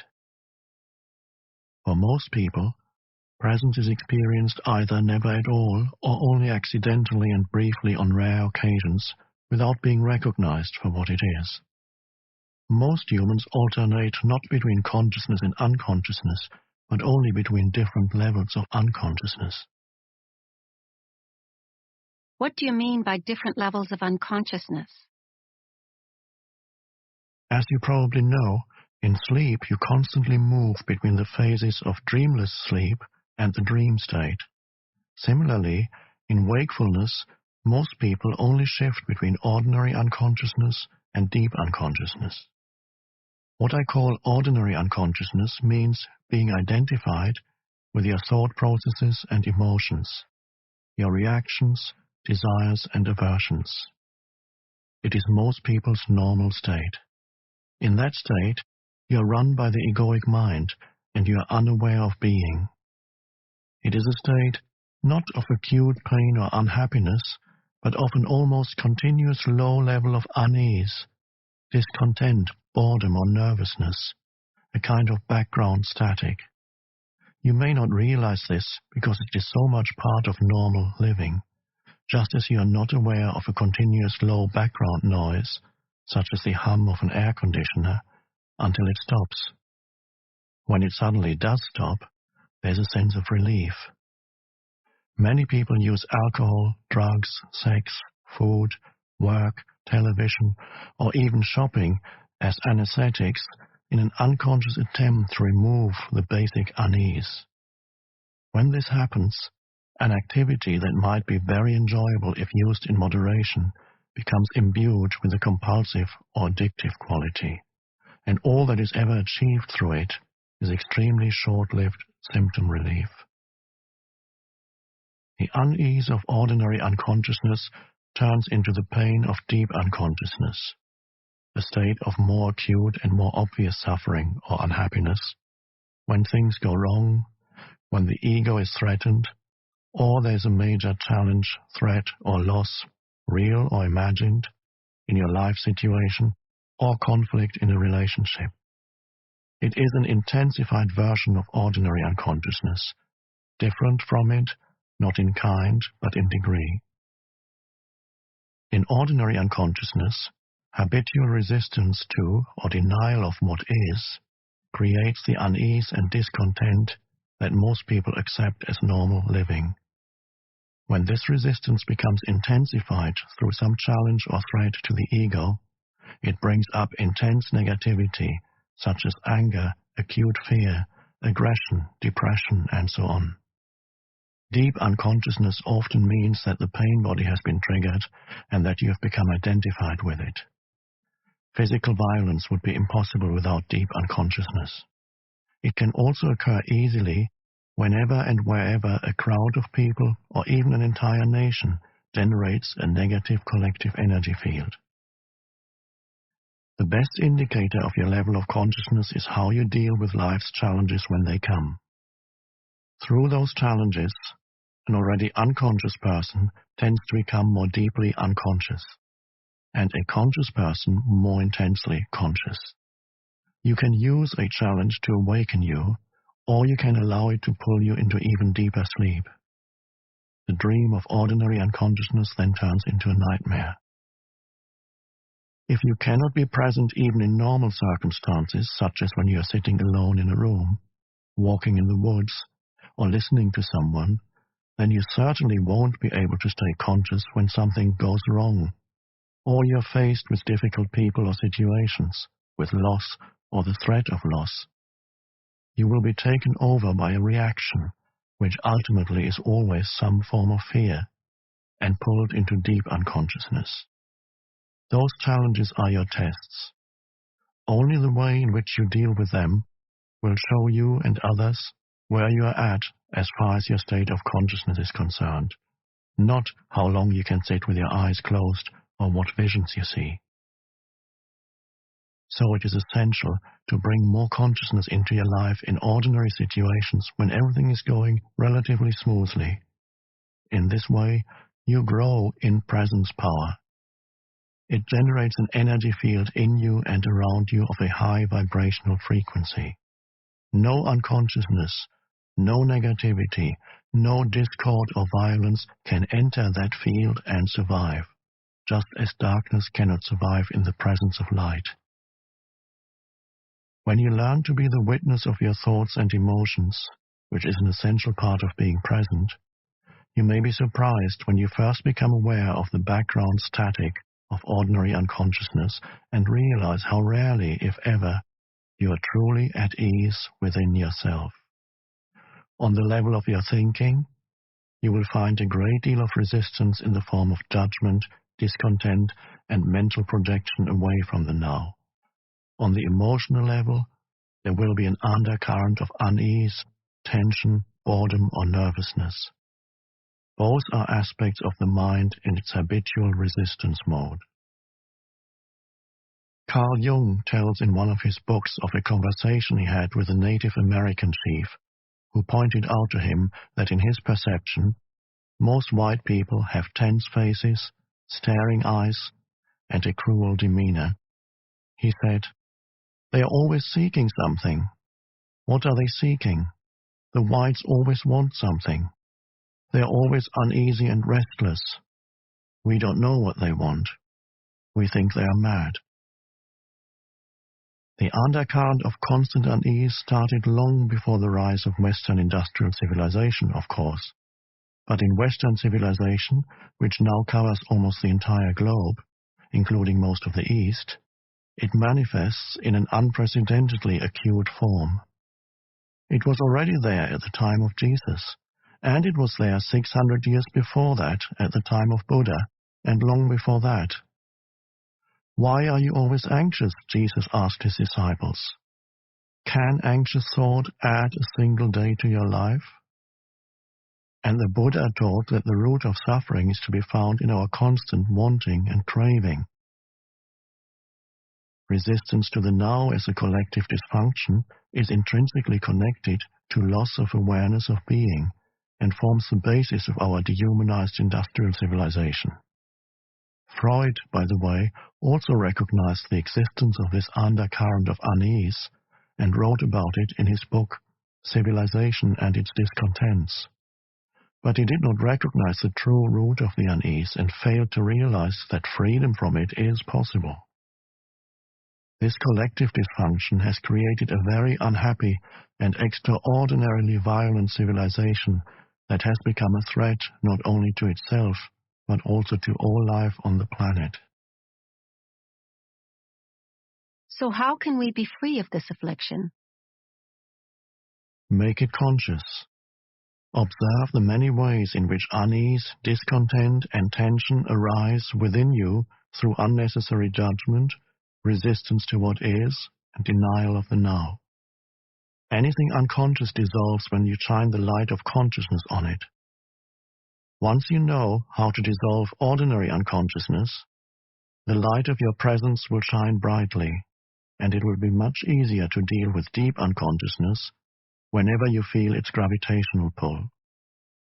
However, ordinary unconsciousness may not be easy to detect initially because it is so normal. Make it a habit to monitor your mental-emotional state through self-observation. Am I at ease at this moment? Is a good question to ask yourself frequently. Or you can ask, what's going on inside me at this moment? Be at least as interested in what goes on inside you as what happens outside. If you get the inside right, the outside will fall into place. Primary reality is within, secondary reality without. But don't answer these questions immediately. Direct your attention inward. Have a look inside yourself. What kind of thoughts is your mind producing? What do you feel? Direct your attention into the body. Is there any tension? Once you detect that there's a low level of unease, the background static, see in what way you're avoiding, resisting, or denying life by denying the now. There are many ways in which people unconsciously resist the present moment. I will give you a few examples. With practice, your powers of self-observation, of monitoring your inner state, will become sharpened. Do you resent doing what you're doing? It may be your job, or you may have agreed to do something and are doing it, but part of you resents and resists it. Are you carrying unspoken resentment towards the person close to you?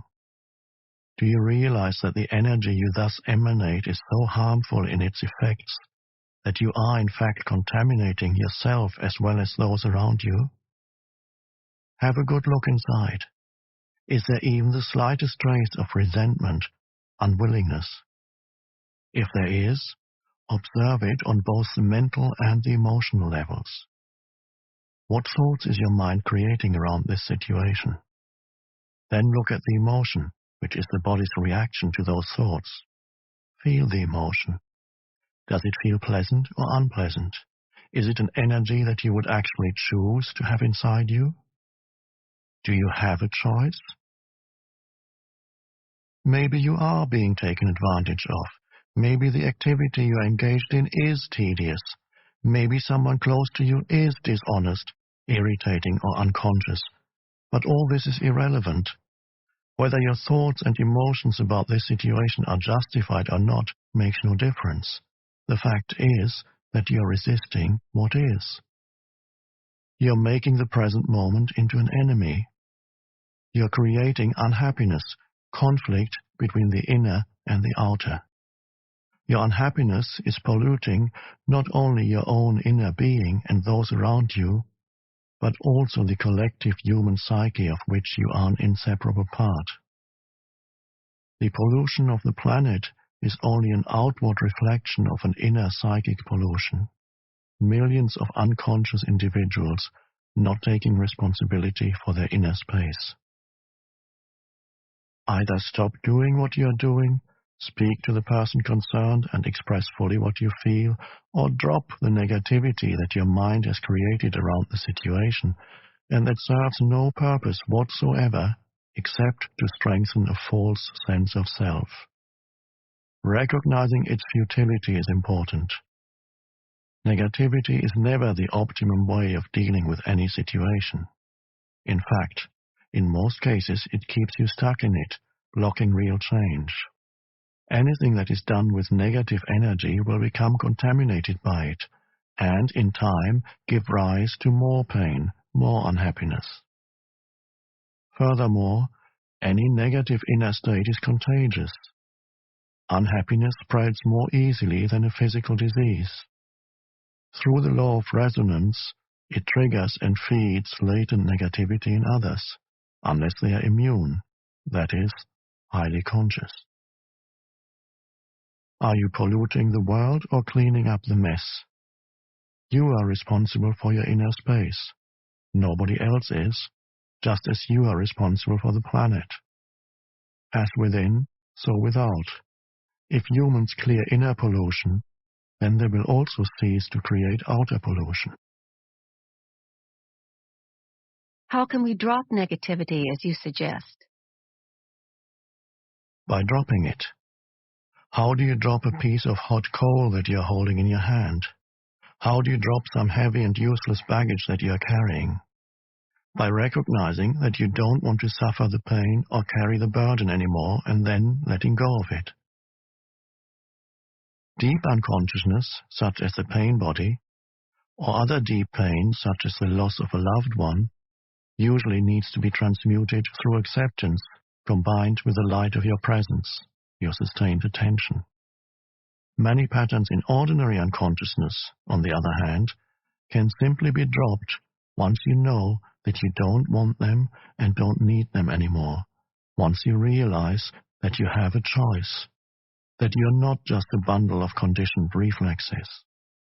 All this implies that you're able to access the power of now. Without it, you have no choice. If you call some emotions negative, aren't you creating a mental polarity of good and bad, as you explained earlier? No. The polarity was created at an earlier stage when your mind judged the present moment as bad. This judgment then created the negative emotion. But if you call some emotions negative, aren't you really saying that they shouldn't be there? That it's not okay to have those emotions? My understanding is that we should give ourselves permission to have whatever feelings come up, rather than judge them as bad or say that we shouldn't have them. It's okay to feel resentful. It's okay to be angry, irritated, moody, or whatever. Otherwise, we get into repression, inner conflict, or denial. Everything is okay as it is. Of course, once a mind pattern, an emotion, or reaction is there, accept it. You are not conscious enough to have a choice in the matter. That's not a judgment, just a fact. If you had a choice, or realized that you do have a choice, would you choose suffering or joy, ease or unease, peace or conflict? Would you choose a thought or feeling that cuts you off from your natural state of well-being, the joy of life within? Any such feeling I call negative. which simply means bad, not in the sense that you shouldn't have done that, but just plain factual bad, like feeling sick in the stomach. How is it possible that humans killed in excess of 100 million fellow humans in the 20th century alone? Humans inflicting pain of such magnitude on one another is beyond anything you can imagine. And that's not taking into account the mental, emotional, and physical violence, the torture, pain, and cruelty they continue to inflict on each other, as well as on other sentient beings on a daily basis. Do they act in this way because they're in touch with their natural state, the joy of life within? Of course not. Only people who are in a deeply negative state, who feel very bad indeed, would create such a reality as a reflection of how they feel. Now they are engaged in destroying nature and the planet that sustains them. Unbelievable, but true. Humans are a dangerously insane and very sick species. That's not a judgment. It's a fact. It is also a fact that the sanity is there underneath the madness.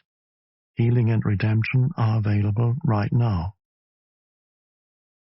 Coming back specifically to what you said, it is certainly true that when you accept your resentment, moodiness, anger, and so on, you are no longer forced to act them out blindly, and you are less likely to project them onto others. But I wonder if you're not deceiving yourself. When you have been practicing acceptance for a while, as you have, there comes a point when you need to go on to the next stage, where those negative emotions are not created anymore.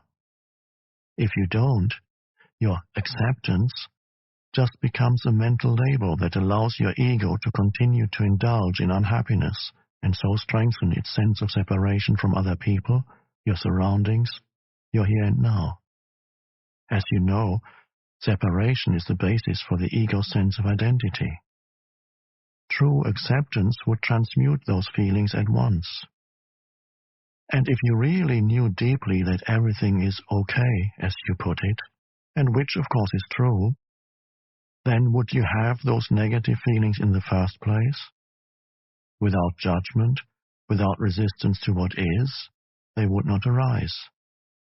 You have an idea in your mind that everything is okay, but deep down you don't really believe it, and so the old mental-emotional patterns of resistance are still in place. That's what makes you feel bad. That's okay too. Are you defending your right to be unconscious, your right to suffer? Don't worry, nobody's going to take that away from you. Once you realize that a certain kind of food makes you sick, would you carry on eating that food and keep asserting that it is okay to be sick? Can you give me some more examples of ordinary unconsciousness? See if you can catch yourself complaining, in either speech or thought, about a situation you find yourself in, what other people do or say, your surroundings, your life situation, even the weather. To complain is always non-acceptance of what is. It invariably carries an unconscious negative charge. When you complain, you make yourself into a victim. When you speak out, you're in your power. So change the situation by taking action or by speaking out if necessary or possible. Leave the situation or accept it. All else is madness. Ordinary unconsciousness is always linked in some way with denial of the now. The now, of course, also implies the here. Are you resisting your here and now? Some people would always rather be somewhere else. Their here is never good enough. Through self-observation, find out if that is the case in your life. Wherever you are, be there totally. If you find your here and now intolerable and it makes you unhappy, you have three options. Remove yourself from the situation, change it, or accept it totally. If you want to take responsibility for your life, you must choose one of those three options, and you must choose now. Then accept the consequences. no excuses, no negativity, no psychic pollution. Keep your inner space clear. If you take any action, leaving or changing your situation, drop the negativity first, if at all possible.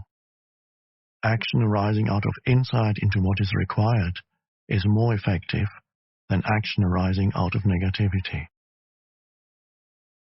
Any action is often better than no action, especially if you have been stuck in an unhappy situation for a long time. If it is a mistake, at least you learn something, in which case it's no longer a mistake. If you remain stuck, you learn nothing.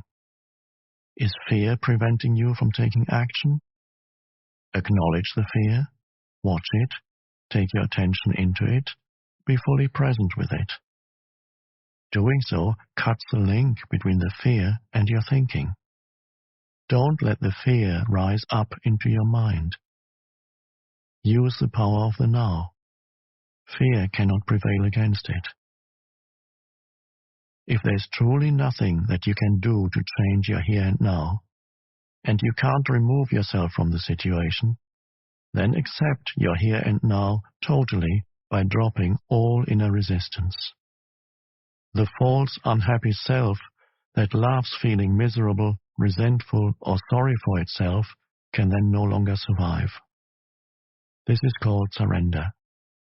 Surrender is not weakness. There's great strength in it. Only a surrendered person has spiritual power. Through surrender, you will be free internally of the situation. You may then find that the situation changes without any effort on your part.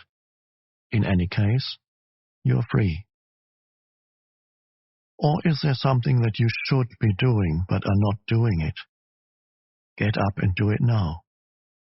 Alternatively, completely accept your inactivity, laziness, or passivity at this moment, if that is your choice. Go into it fully. Enjoy it. Be as lazy or inactive as you can. If you go into it fully and consciously, you will soon come out of it. Or maybe you won't. Either way, there's no inner conflict, no resistance, no negativity. Are you stressed? Are you so busy getting to the future that the present is reduced to a means of getting there? Stress is caused by being here, but wanting to be there, or being in the present, but wanting to be in the future. It's a split that tears you apart inside. To create and live with such an inner split is insane. The fact that everyone else is doing it doesn't make it any less insane. If you have to, you can move fast, work fast, or even run, without projecting yourself into the future and without resisting the present. As you move, work, run, do it totally.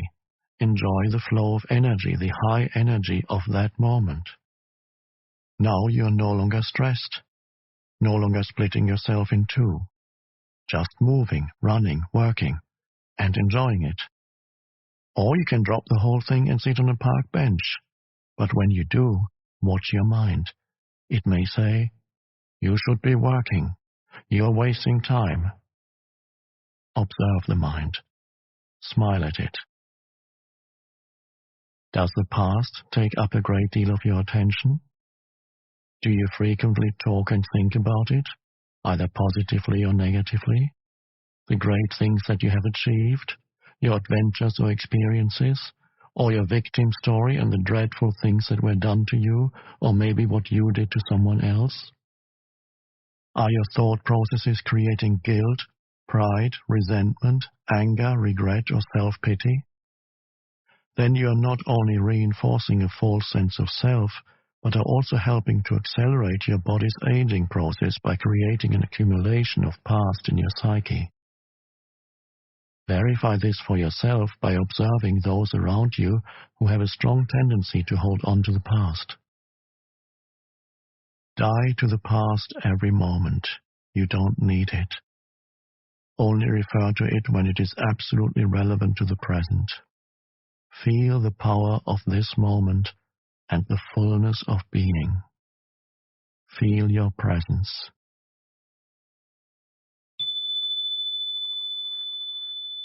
Are you worried? Do you have many what-if thoughts? You are identified with your mind, which is projecting itself into an imaginary future situation and creating fear. There is no way that you can cope with such a situation because it doesn't exist. It's a mental phantom.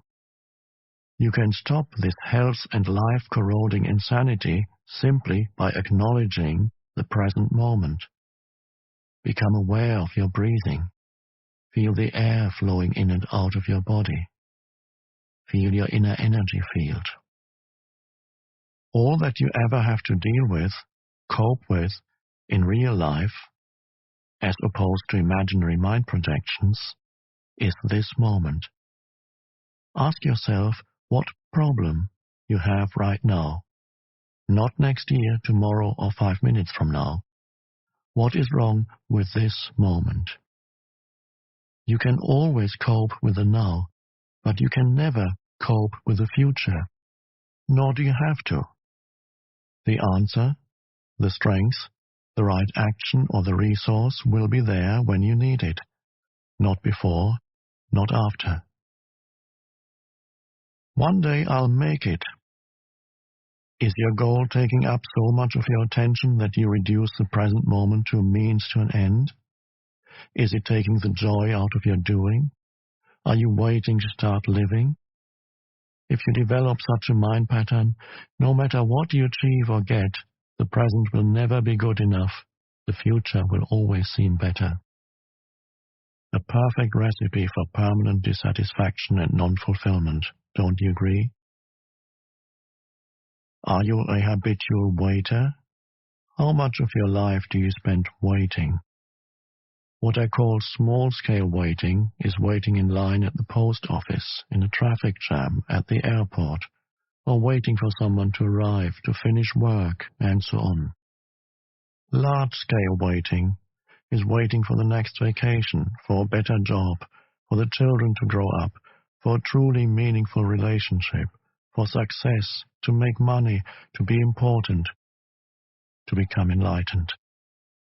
It is not uncommon for people to spend their whole life waiting to start living. Waiting is a state of mind. Basically, it means that you want the future. You don't want the present. You don't want what you've got, and you want what you haven't got. With every kind of waiting, you unconsciously create inner conflict between your here and now, where you don't want to be, and the projected future, where you want to be. This greatly reduces the quality of your life by making you lose the present. There's nothing wrong with striving to improve your life situation. You can improve your life situation, but you cannot improve your life.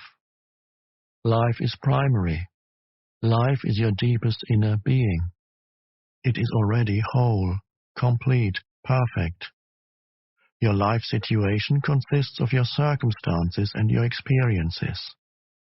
There's nothing wrong with setting goals and striving to achieve things. The mistake lies in using it as a substitute for the feeling of life, for being. The only point of access for that is the now.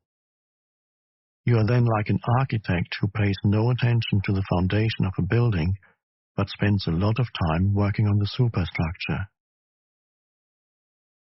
For example, many people are waiting for prosperity. It cannot come in the future. When you honor, acknowledge, and fully accept your present reality, where you are, who you are, what you're doing right now, when you fully accept what you have got, you are grateful for what you have got, grateful for what is, grateful for being. Gratitude for the present moment and the fullness of life now is true prosperity. It cannot come in the future. Then, in time, that prosperity manifests for you in various ways. If you are dissatisfied with what you've got, or even frustrated or angry about your present lack, that may motivate you to become rich. But even if you do make millions, you will continue to experience the inner condition of lack. And deep down, you will continue to feel unfulfilled. You may have many exciting experiences that money can buy, but they will come and go and always leave you with an empty feeling and the need for further physical or psychological gratification. You won't abide in being and so feel the fullness of life now that alone is true prosperity.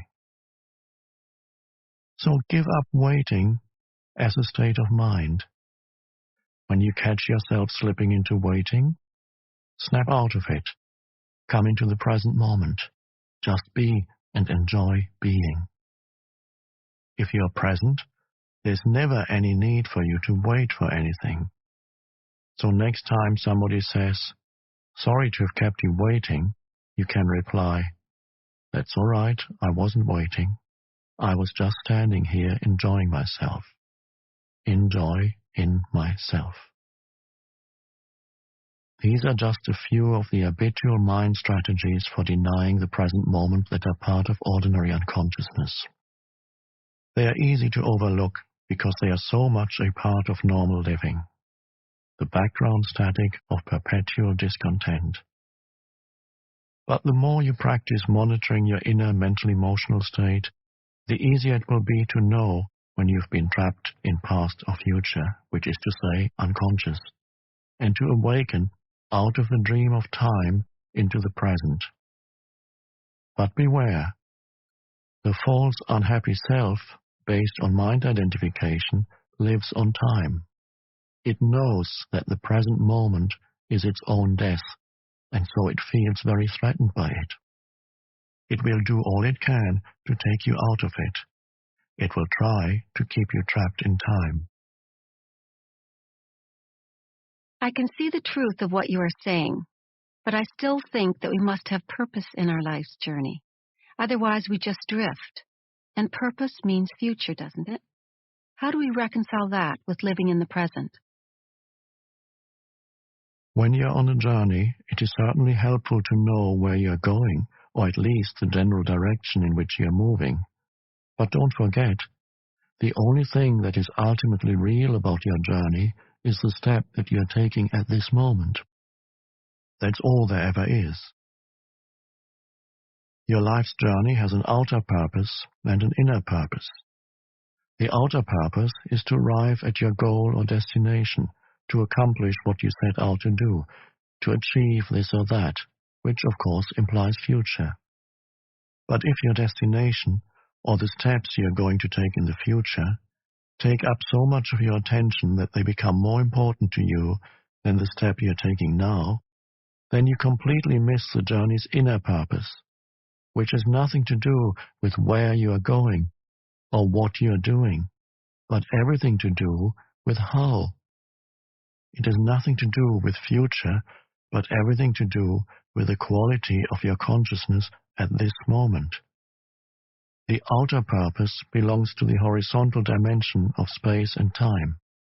The inner purpose concerns a deepening of your being in the vertical dimension of the timeless now. Your outer journey may contain 1,000,000 steps. Your inner journey only has one, the step you're taking right now. As you become more deeply aware of this one step, you realize that it already contains within itself all the other steps as well as the destination. This one step then becomes transformed into an expression of perfection, an act of great beauty and quality. It will have taken you into being, and the light of being will shine through it. This is both the purpose and the fulfillment of your inner journey, the journey into yourself.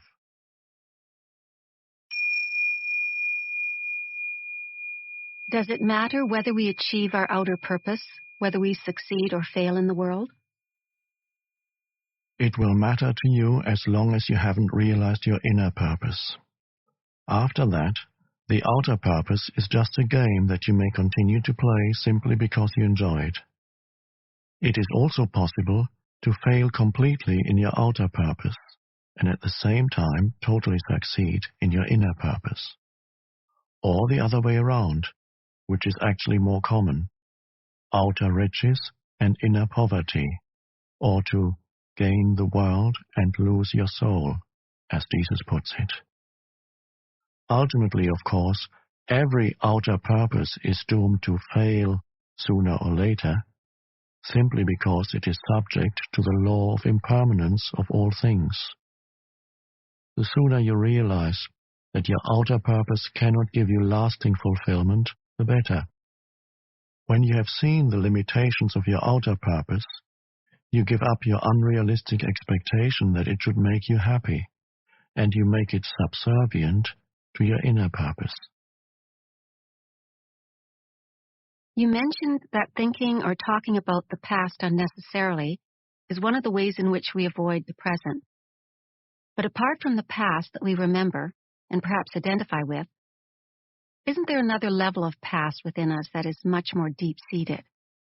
I'm talking about the unconscious past that conditions our lives, especially through early childhood experiences, perhaps even past life experiences. And then there is our cultural conditioning, which has to do with where we live geographically and the historic time period in which we live. All these things determine how we see the world, how we react, what we think, what kind of relationships we have, how we live our lives. How could we ever become conscious of all that or get rid of it? How long would that take? And even if we did, what would there be left? What is left when illusion ends? There is no need to investigate the unconscious past in you except as it manifests at this moment as a thought, an emotion, a desire, a reaction, or an external event that happens to you. Whatever you need to know about the unconscious past in you, the challenges of the present will bring it out. If you delve into the past, it will become a bottomless pit. There's always more. You may think that you need more time to understand the past or become free of it. In other words, that the future will eventually free you of the past. This is a delusion. Only the present can free you of the past. More time cannot free you of time. Access the power of now. That is the key. What is the power of now? None other than the power of your presence, your consciousness liberated from thought forms. So, deal with the past on the level of the present. The more attention you give to the past, the more you energize it, and the more likely you are to make a self out of it. Don't misunderstand. Attention is essential, but not to the past as past. Give attention to the present. Give attention to your behavior, to your reactions, moods, thoughts, emotions, fears, and desires as they occur in the present. There's the past in you. If you can be present enough to watch all those things, not critically or analytically, but non-judgmentally, then you are dealing with the past and dissolving it through the power of your presence. You cannot find yourself by going into the past.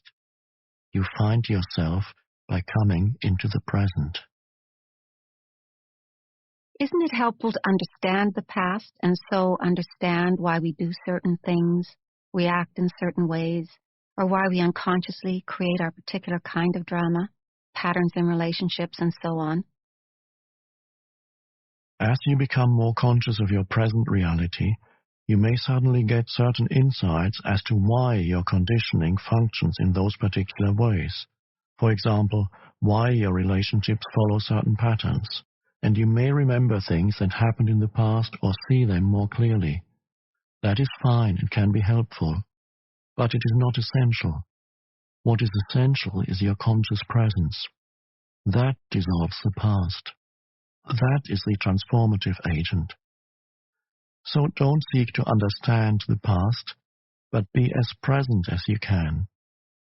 The past cannot survive in your presence. It can only survive in your absence.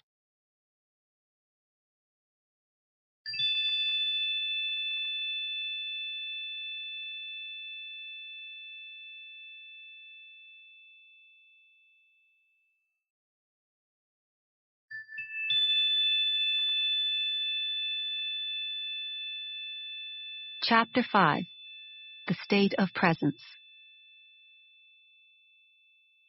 You keep talking about the state of presence as the key.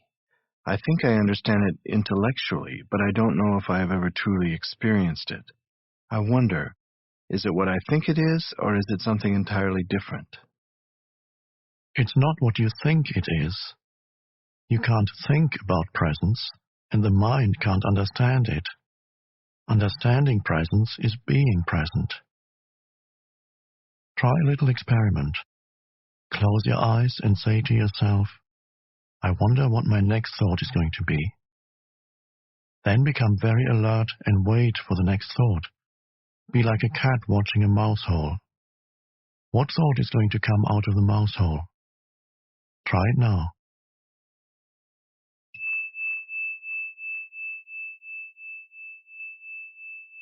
Well? I had to wait for quite a long time before a thought came in.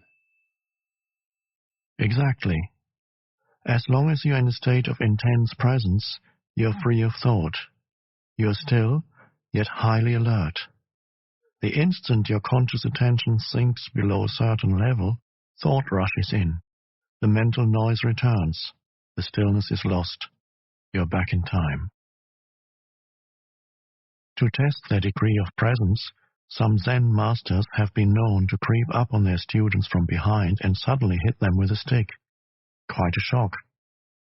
If the student had been fully present and in a state of alertness, if he had kept his loin girded and his lamp burning, which is one of the analogies that Jesus uses for presence, he would have noticed the master coming up from behind and stopped him or stepped aside.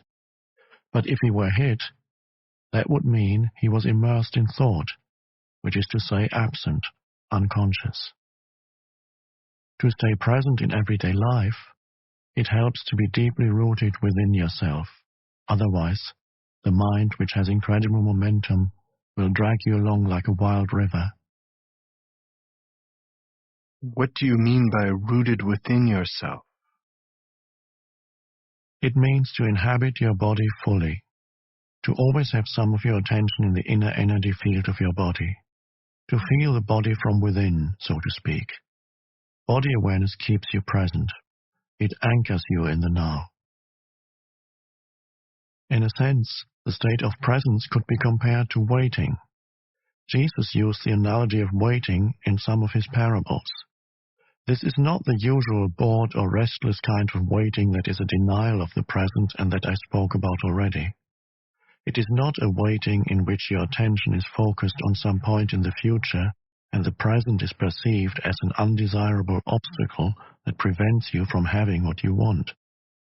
There is a qualitatively different kind of waiting, one that requires your total alertness.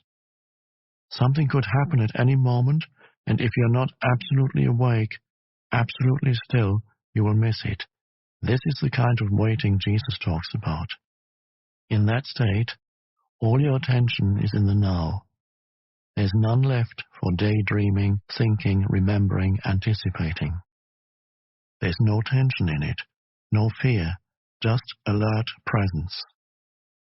You are present with your whole being, with every cell of your body. In that state, the you that has a past and a future, the personality if you like, is hardly there anymore. And yet nothing of value is lost. You are still essentially yourself. In fact, you are more fully yourself than you ever were before. Or rather, it is only now that you are truly yourself.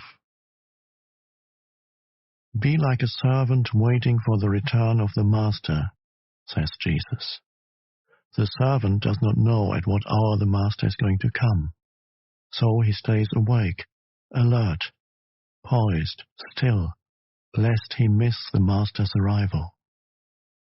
In another parable, Jesus speaks of the 5 careless, unconscious women who do not have enough oil, consciousness, to keep their lamps burning, stay present, and so miss the bridegroom, the now, and don't get to the wedding feast, enlightenment.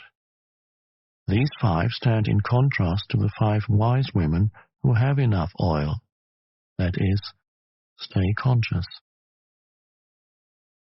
Even the men who wrote the Gospels did not understand the meaning of these parables, so the first misinterpretations and distortions crept in as they were written down. With subsequent erroneous interpretations, the real meaning was completely lost.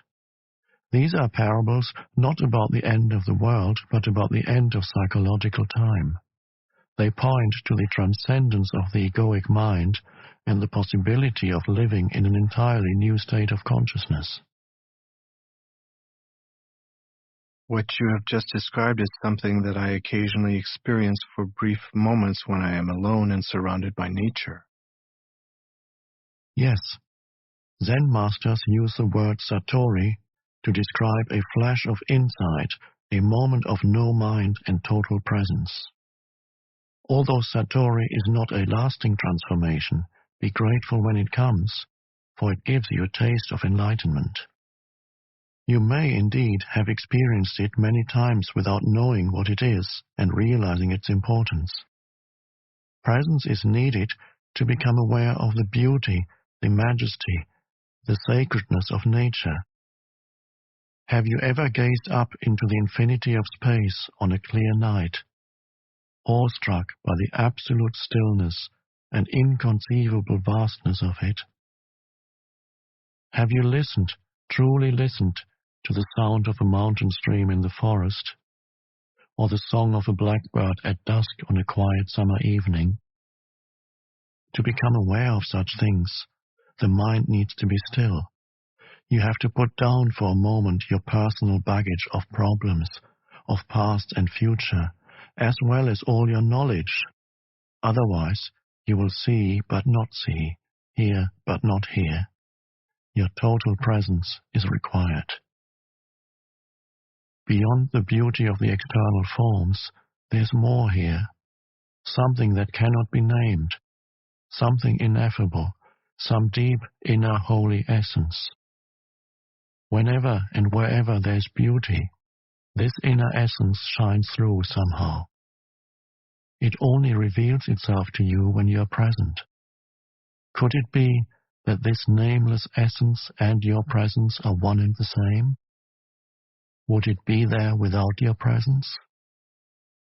Go deeply into it. Find out for yourself.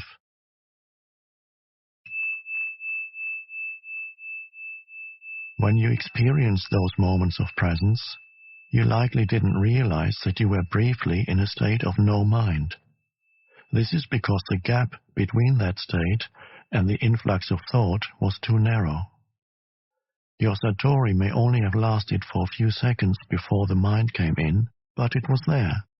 Otherwise, you would not have experienced the beauty. Mind can neither recognize nor create beauty. Only for a few seconds, while you were completely present, was that beauty or that sacredness there. Because of the narrowness of that gap and a lack of vigilance and alertness on your part, you were probably unable to see the fundamental difference between the perception, the thoughtless awareness of beauty, and the naming and interpreting of it as thought. The time gap was so small that it seemed to be a single process. The truth is, however, that the moment thought came in, all you had was a memory of it. The wider the time gap between perception and thought, the more depth there's to you as a human being, which is to say, the more conscious you are. Many people are so imprisoned in their minds that the beauty of nature does not really exist for them. They might say, "What a pretty flower," but that's just a mechanical mental labeling. Because they are not still, not present, they don't truly see the flower, don't feel its essence, its holiness, just as they don't know themselves, don't feel their own essence, their own holiness. Because we live in such a mind-dominated culture, most modern art, architecture, music, and literature are devoid of beauty, of inner essence, with very few exceptions. The reason is that the people who create those things cannot, even for a moment, free themselves from their mind, so they are never in touch with that place within where true creativity and beauty arise. The mind left to itself creates monstrosities, and not only in art galleries. Look at our urban landscapes and industrial wastelands. No civilization has ever produced so much ugliness. Is presence the same as being? When you become conscious of being, what is really happening is that being becomes conscious of itself. When being becomes conscious of itself, that's presence. Since being, consciousness, and life are synonymous, we could say that presence means consciousness becoming conscious of itself, or life attaining self-consciousness. But don't get attached to the words, and don't make an effort to understand this. There's nothing that you need to understand before you can become present. I do understand what you just said, but it seems to imply that being, the ultimate transcendental reality, is not yet complete, that it is undergoing a process of development. Does God need time for personal growth? Yes, but only seen from the limited perspective of the manifested universe. In the Bible, God declares, "I am the Alpha and the Omega, and I am the living one." In the timeless realm where God dwells, which is also your home, the beginning and the end, the Alpha and the Omega, are one, and the essence of everything that ever has been and ever will be is eternally present in an unmanifested state of oneness and perfection, totally beyond anything the human mind can ever imagine or comprehend. In our world of seemingly separate forms, however, timeless perfection is an inconceivable concept. Here, even consciousness, which is the light emanating from the eternal source, seems to be subject to a process of development, but this is due to our limited perception. It is not so in absolute terms. Nevertheless, let me continue to speak for a moment about the evolution of consciousness in this world. Everything that exists has being, has God essence, has some degree of consciousness. Even a stone has rudimentary consciousness, otherwise it would not be, and its atoms and molecules would disperse. Everything is alive. The sun, the earth, plants, animals, humans, all are expressions of consciousness in varying degrees, consciousness manifesting as form. The world arises when consciousness takes on shapes and forms, thought forms and material forms. Look at the millions of life forms on this planet alone, in the sea, on land, in the air, and then each life form is replicated millions of times. To what end? Is someone or something playing a game with form? This is what the ancient seers of India asked themselves. They saw the world as Leela, a kind of divine game that God is playing. The individual life forms are obviously not very important in this game. In the sea, most life forms don't survive for more than a few minutes after being born. The human form turns to dust pretty quickly too, and when it is gone, it is as if it had never been. Is that tragic or cruel? Only if you create a separate identity for each form, if you forget that its consciousness is God essence expressing itself in form. But you don't truly know that until you realize your own God essence as pure consciousness. If a fish is born in your aquarium and you call it John, write out a birth certificate, tell him about his family history, and 2 minutes later he gets eaten by another fish. That's tragic. But it's only tragic because you projected a separate self where there was none. You got hold of a fraction of a dynamic process, a molecular dance, and made a separate entity out of it. Consciousness takes on the disguise of forms until they reach such complexity that it completely loses itself in them.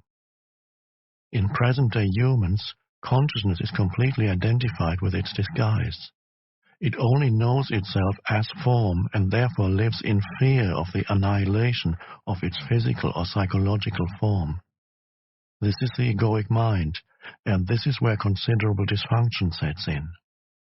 It now looks as if something had gone very wrong somewhere along the line of evolution. But even this is part of Leela, the divine game. Finally, the pressure of suffering created by this apparent dysfunction forces consciousness to disidentify from form and awakens it from its dream of form. It regains self-consciousness, but it is at a far deeper level than when it lost it. This process is explained by Jesus in his parable of the lost son, who leaves his father's home, squanders his wealth, becomes destitute, and is then forced by his suffering to return home.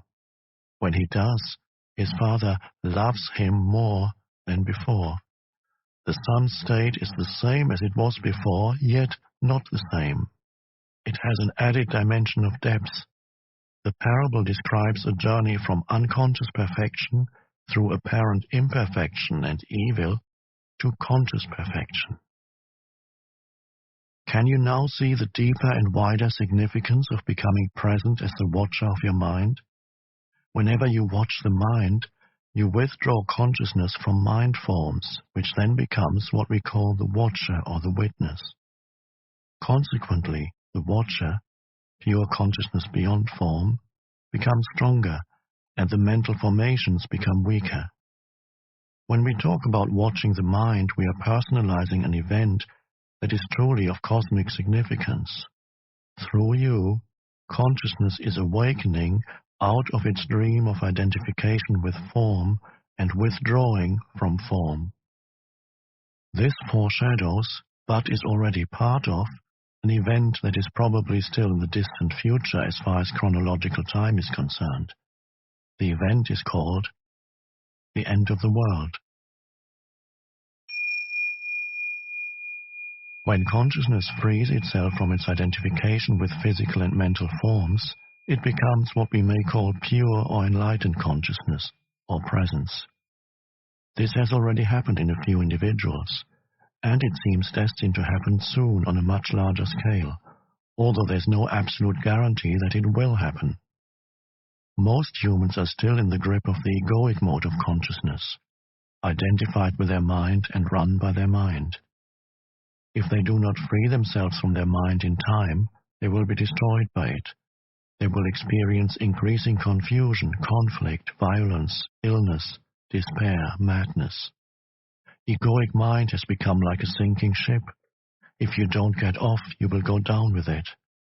The collective egoic mind is the most dangerously insane and destructive entity ever to inhabit this planet. What do you think will happen on this planet if human consciousness remains unchanged? Already for most humans, the only respite they find from their own minds is to occasionally revert to a level of consciousness below thought.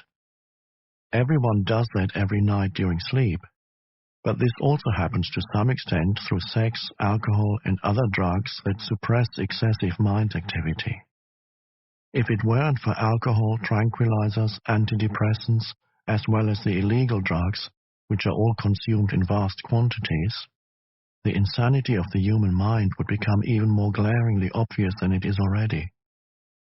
I believe that, if deprived of their drugs, a large part of the population would become a danger to themselves and others. These drugs, of course, simply keep you stuck in dysfunction. Their widespread use only delays the breakdown of the old mind structures and the emergence of higher consciousness. While individual users may get some relief from the daily torture inflicted on them by their minds, they are prevented from generating enough conscious presence to rise above thought and so find true liberation. Falling back to a level of consciousness below mind, which is the pre-thinking level of our distant ancestors and of animals and plants, is not an option for us. There's no way back. If the human race is to survive, it will have to go on to the next stage. Consciousness is evolving throughout the universe in billions of forms. So even if we didn't make it, this wouldn't matter on a cosmic scale. No gain in consciousness is ever lost, so it would simply express itself through some other form. But the very fact that I am speaking here and you are listening to this is a clear sign that the new consciousness is gaining a foothold on the planet. There's nothing personal in this. I am not teaching you. You are consciousness, and you are listening to yourself. There is an Eastern saying, the teacher and the taught together create the teaching. In any case, the words in themselves are not important. They are not the truth. They only point to it. I speak from presence, and as I speak, you may be able to join me in that state. Although every word that I use has a history, of course, and comes from the past, as all language does, the words that I speak to you now are carriers of the high energy frequency of presence, quite apart from the meaning they convey as words. Silence is an even more potent carrier of presence. So when you listen to me speak, be aware of the silence between and underneath the words. Be aware of the gaps. To listen to the silence, wherever you are, is an easy and direct way of becoming present. Even if there's noise, there's always some silence underneath and in between the sounds. Listening to the silence immediately creates stillness inside you. Only the stillness in you can perceive the silence outside. And what is stillness other than presence, consciousness freed from thought forms? Here's the living realization of what we have been talking about.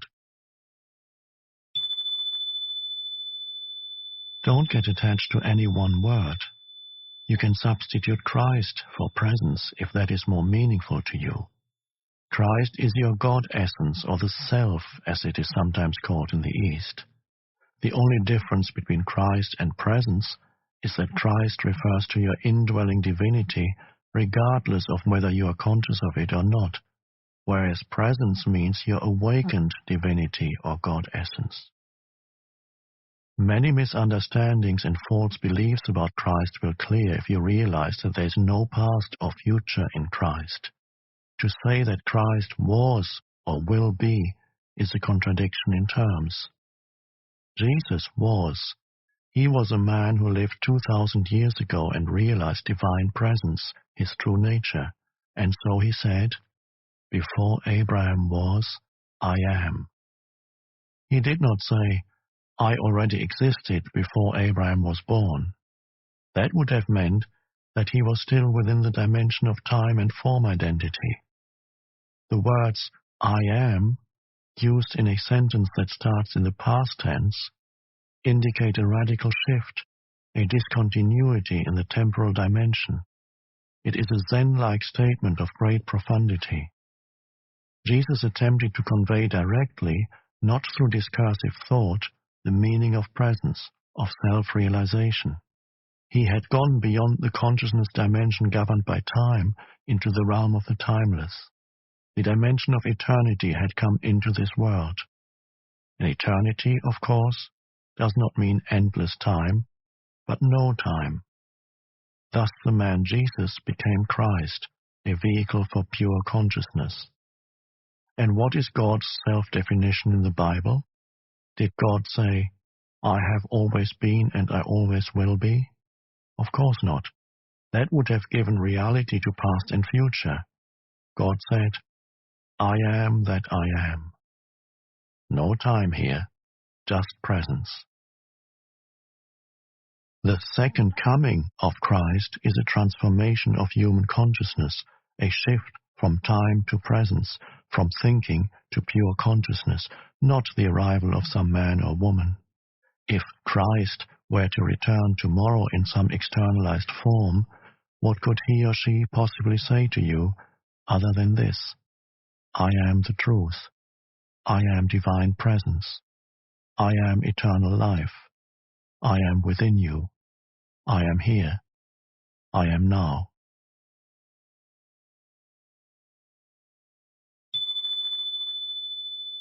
Never personalize Christ. Don't make Christ into a form identity. Avatars, divine mothers, enlightened masters, The very few that are real are not special as persons. Without a false self to uphold, defend, and feed, they are more simple, more ordinary than the ordinary man or woman. Anyone with a strong ego would regard them as insignificant, or, more likely, not see them at all. If you are drawn to an enlightened teacher, it is because there's already enough presence in you to recognize presence in another. There were many people who did not recognize Jesus or the Buddha, as there are and always have been many people who are drawn to false teachers. Egos are drawn to bigger egos. Darkness cannot recognize light. Only light can recognize light. So don't believe that the light is outside you, or that it can only come through one particular form. If only your master is an incarnation of God, then who are you? Any kind of exclusivity is identification with form, and identification with form means ego, no matter how well disguised. Use the Master's presence to reflect your own identity beyond name and form back to you, and to become more intensely present yourself. You will soon realize that there is no mine or yours in presence. Presence is one. Group work can also be helpful for intensifying the light of your presence. A group of people coming together in a state of presence generates a collective energy field of great intensity. It not only raises the degree of presence of each member of the group, but also helps to free the collective human consciousness from its current state of mind dominance. This will make the state of presence increasingly more accessible to individuals. However, unless at least one member of the group is already firmly established in it and thus can hold the energy frequency of that state, the egoic mind can easily reassert itself and sabotage the group's endeavors. Although group work is invaluable, it is not enough, and you must not come to depend on it. Nor must you come to depend on a teacher or a master, except during the transitional period when you are learning the meaning and practice of presence.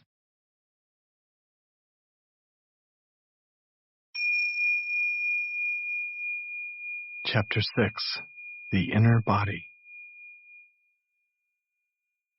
You spoke earlier about the importance of having deep roots within, or inhabiting the body. Can you explain what you meant by that?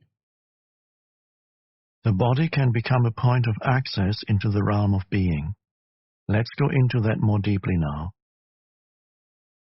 I'm still not quite sure if I fully understand what you mean by being. Water? What do you mean by that? I don't understand it. This is what a fish would say if it had a human mind. Please stop trying to understand being. You have already had significant glimpses of being, but the mind will always try to squeeze it into a little box and then put a label on it. It cannot be done. It cannot become an object of knowledge. In being, subject and object merge into one. Being can be felt as the ever-present I am that is beyond name and form. To feel and thus to know that you are, and to abide in that deeply rooted state is enlightenment, is the truth that Jesus says will make you free. Free from what? Free from the illusion that you are nothing more than your physical body and your mind. This illusion of the self, as the Buddha calls it, is the core error. Free from fear, in its countless disguises as the inevitable consequence of that illusion.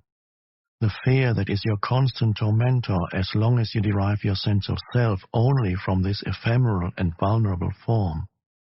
And free from sin, which is the suffering you unconsciously inflict on yourself and others, as long as this illusory sense of self governs what you think, say, and do. I don't like the word sin. It implies that I'm being judged and found guilty. I can understand that. Over the centuries, many erroneous views and interpretations have accumulated around words such as sin, due to ignorance, misunderstanding, or desire to control, but they contain an essential core of truth. If you are unable to look beyond such interpretations and so cannot recognize the reality to which the word points, then don't use it. Don't get stuck on the level of words. A word is no more than a means to an end. It's an abstraction. Not unlike a signpost, it points beyond itself. The word honey isn't honey. You can study and talk about honey for as long as you like, but you won't really know it until you taste it.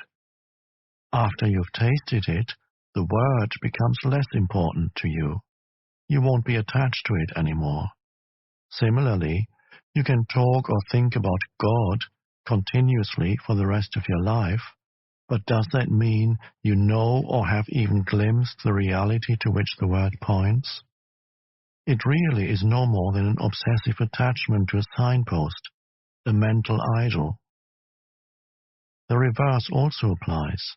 If, for whatever reason, you disliked the word honey, that might prevent you from ever tasting it.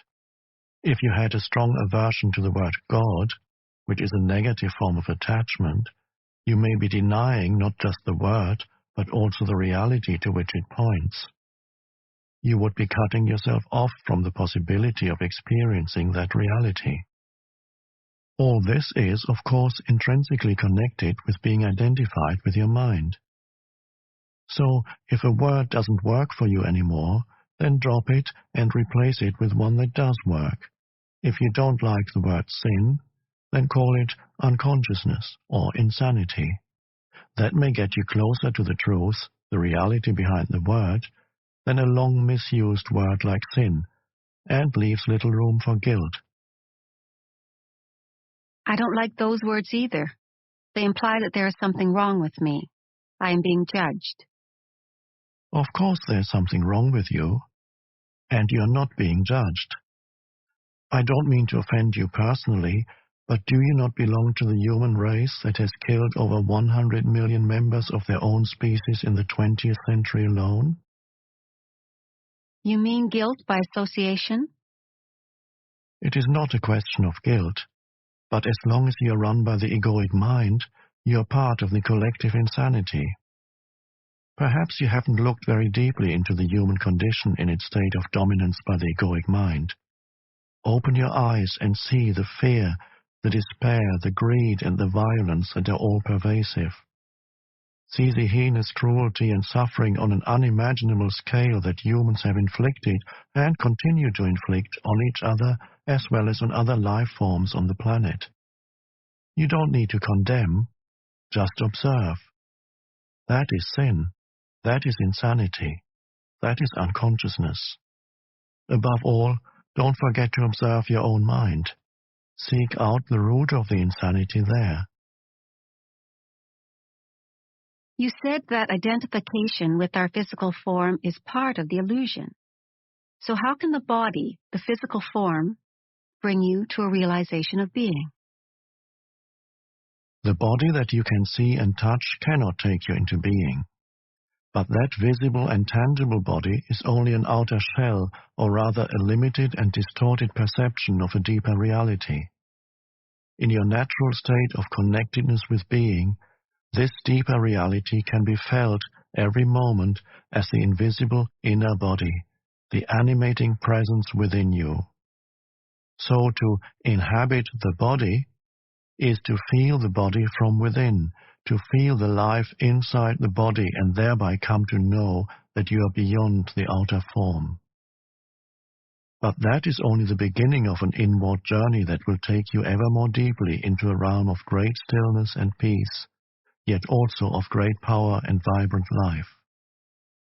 At first, you may only get fleeting glimpses of it, but through them you will begin to realize that you are not just a meaningless fragment in an alien universe, briefly suspended between birth and death, allowed a few short-lived pleasures, followed by pain and ultimate annihilation. Underneath your outer form, you are connected with something so vast, so immeasurable and sacred, that it cannot be conceived or spoken of.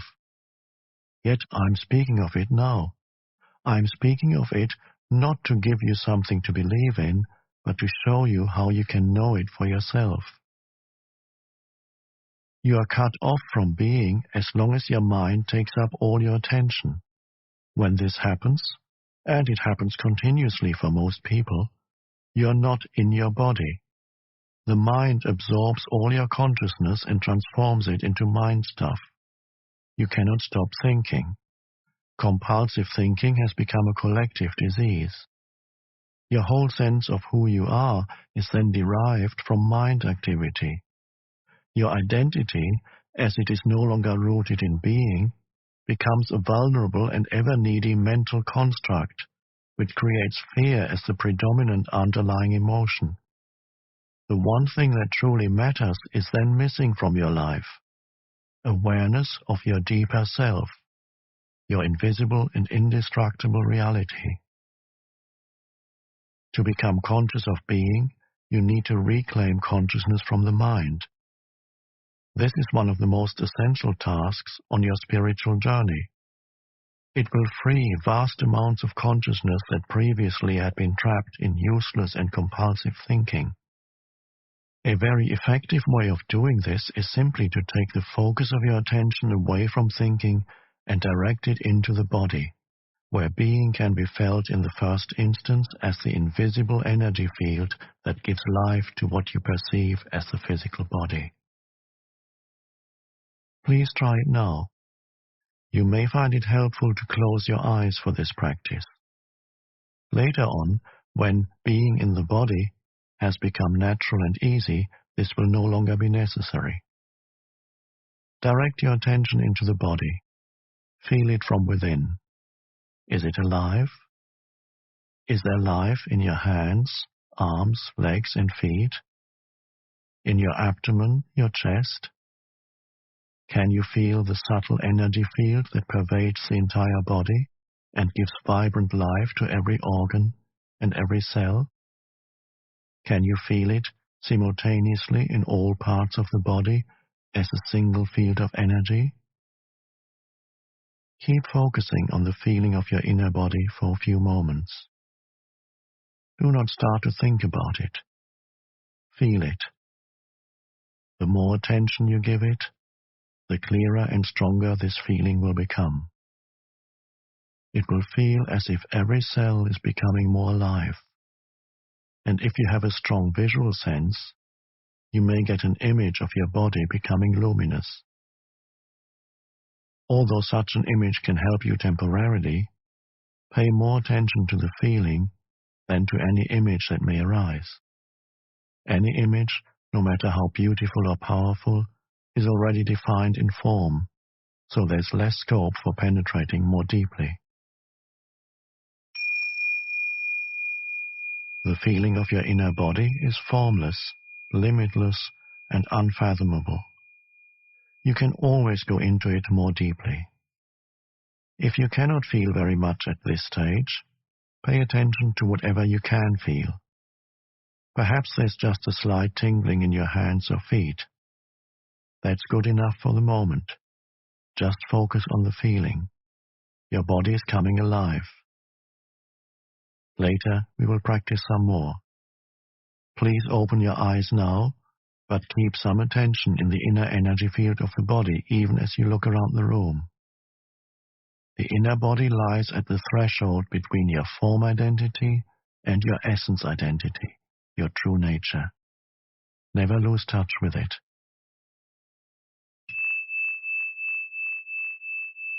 Why have most religions condemned or denied the body?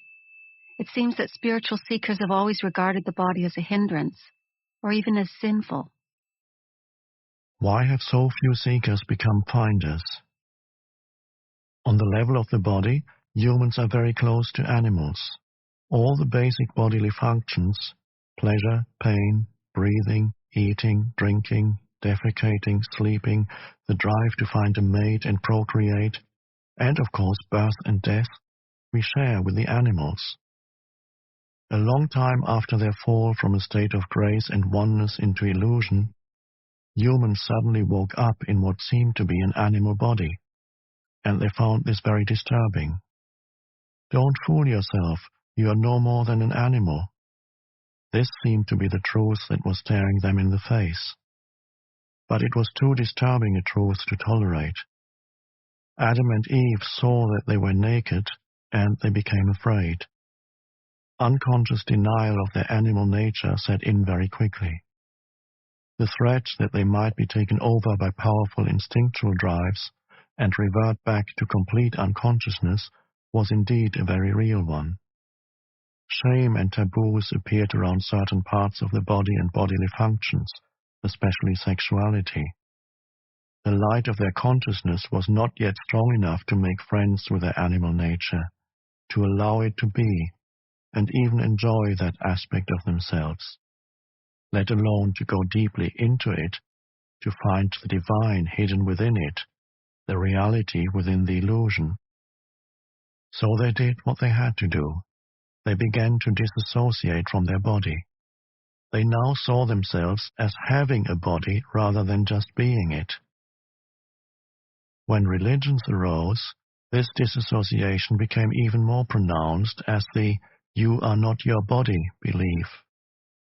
Countless people in East and West throughout the ages have tried to find God, salvation, or enlightenment through denial of the body. This took the form of denial of sense pleasures and of sexuality in particular, fasting and other ascetic practices. They even inflicted pain on the body in an attempt to weaken or punish it because they regarded it as sinful. In Christianity, this used to be called mortification of the flesh. Others tried to escape from the body by entering trance states or seeking out-of-the-body experiences. Many still do. Even the Buddha is said to have practiced body denial through fasting and extreme forms of asceticism for 6 years, but he did not attain enlightenment until after he had given up this practice. The fact is that no one has ever become enlightened through denying or fighting the body, or through an out-of-the-body experience. Although such an experience can be fascinating and can give you a glimpse of the state of liberation from the material form, in the end you will always have to return to the body where the essential work of transformation takes place. Transformation is through the body, not away from it. This is why no true master has ever advocated fighting or leaving the body, although their mind-based followers often have. Of the ancient teachings concerning the body, only certain fragments survive, such as Jesus' statement that your whole body will be filled with light. Or they survive as myths, such as the belief that Jesus never relinquished his body, but remained one with it and ascended into heaven with it. Almost no one to this day has understood those fragments or the hidden meaning of certain myths. And the "you are not your body" belief has prevailed universally, leading to body denial and attempts to escape from the body. Countless seekers have thus been prevented from attaining spiritual realization for themselves and becoming finders. Is it possible to recover the lost teachings on the significance of the body, or to reconstruct them from the existing fragments? There's no need for that. All spiritual teachings originate from the same source. In that sense, there is and always has been only one master, who manifests in many different forms. I am that master, and so are you, once you're able to access the source within. And the way to it is through the inner body. Although all spiritual teachings originate from the same source, once they become verbalized and written down, they are obviously no more than collections of words. And a word is nothing but a signpost, as we talked about earlier. All such teachings are signposts pointing the way back to the source. I have already spoken of the truth that is hidden within your body, but I will summarize for you again the lost teachings of the Masters. So here's another signpost. Please endeavor to feel your inner body as you listen. What you perceive as a dense physical structure called the body which is subject to disease, old age, and death, is not ultimately real, is not you. It is a misperception of your essential reality that is beyond birth and death, and is due to the limitations of your mind, which, having lost touch with being, creates the body as evidence of its illusory belief in separation and to justify its state of fear. But do not turn away from the body, for within that symbol of impermanence, limitation, and death that you perceive as the illusory creation of your mind is concealed the splendor of your essential and immortal reality. Do not turn your attention elsewhere in your search for the truth, for it is nowhere else to be found but within your body. Do not fight against the body, for in doing so you are fighting against your own reality. You are your body. The body that you can see and touch is only a thin, illusory veil. Underneath it lies the invisible inner body, the doorway into being, into life unmanifested.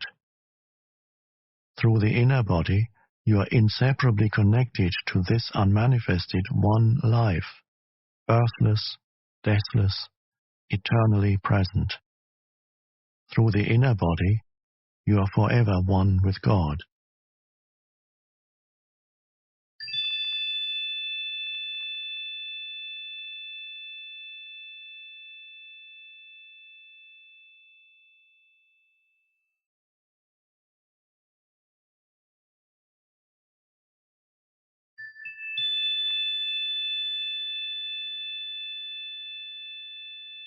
The key is to be in a state of permanent connectedness with your inner body, to feel it at all times. This will rapidly deepen and transform your life.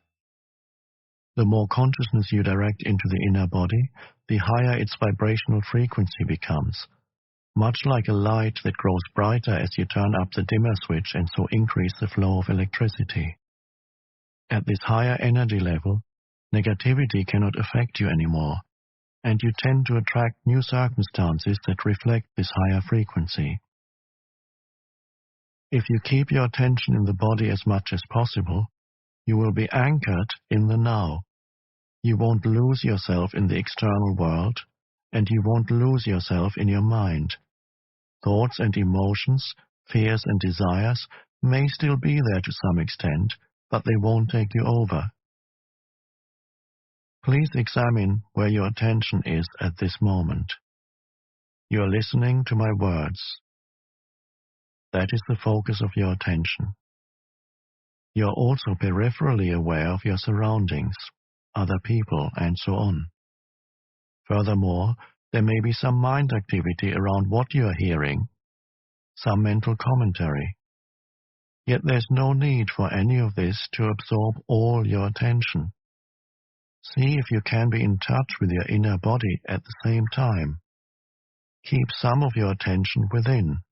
Don't let it all flow out. Feel your whole body from within as a single field of energy. It is almost as if you were listening with your whole body. Let this be your practice in the days and weeks to come.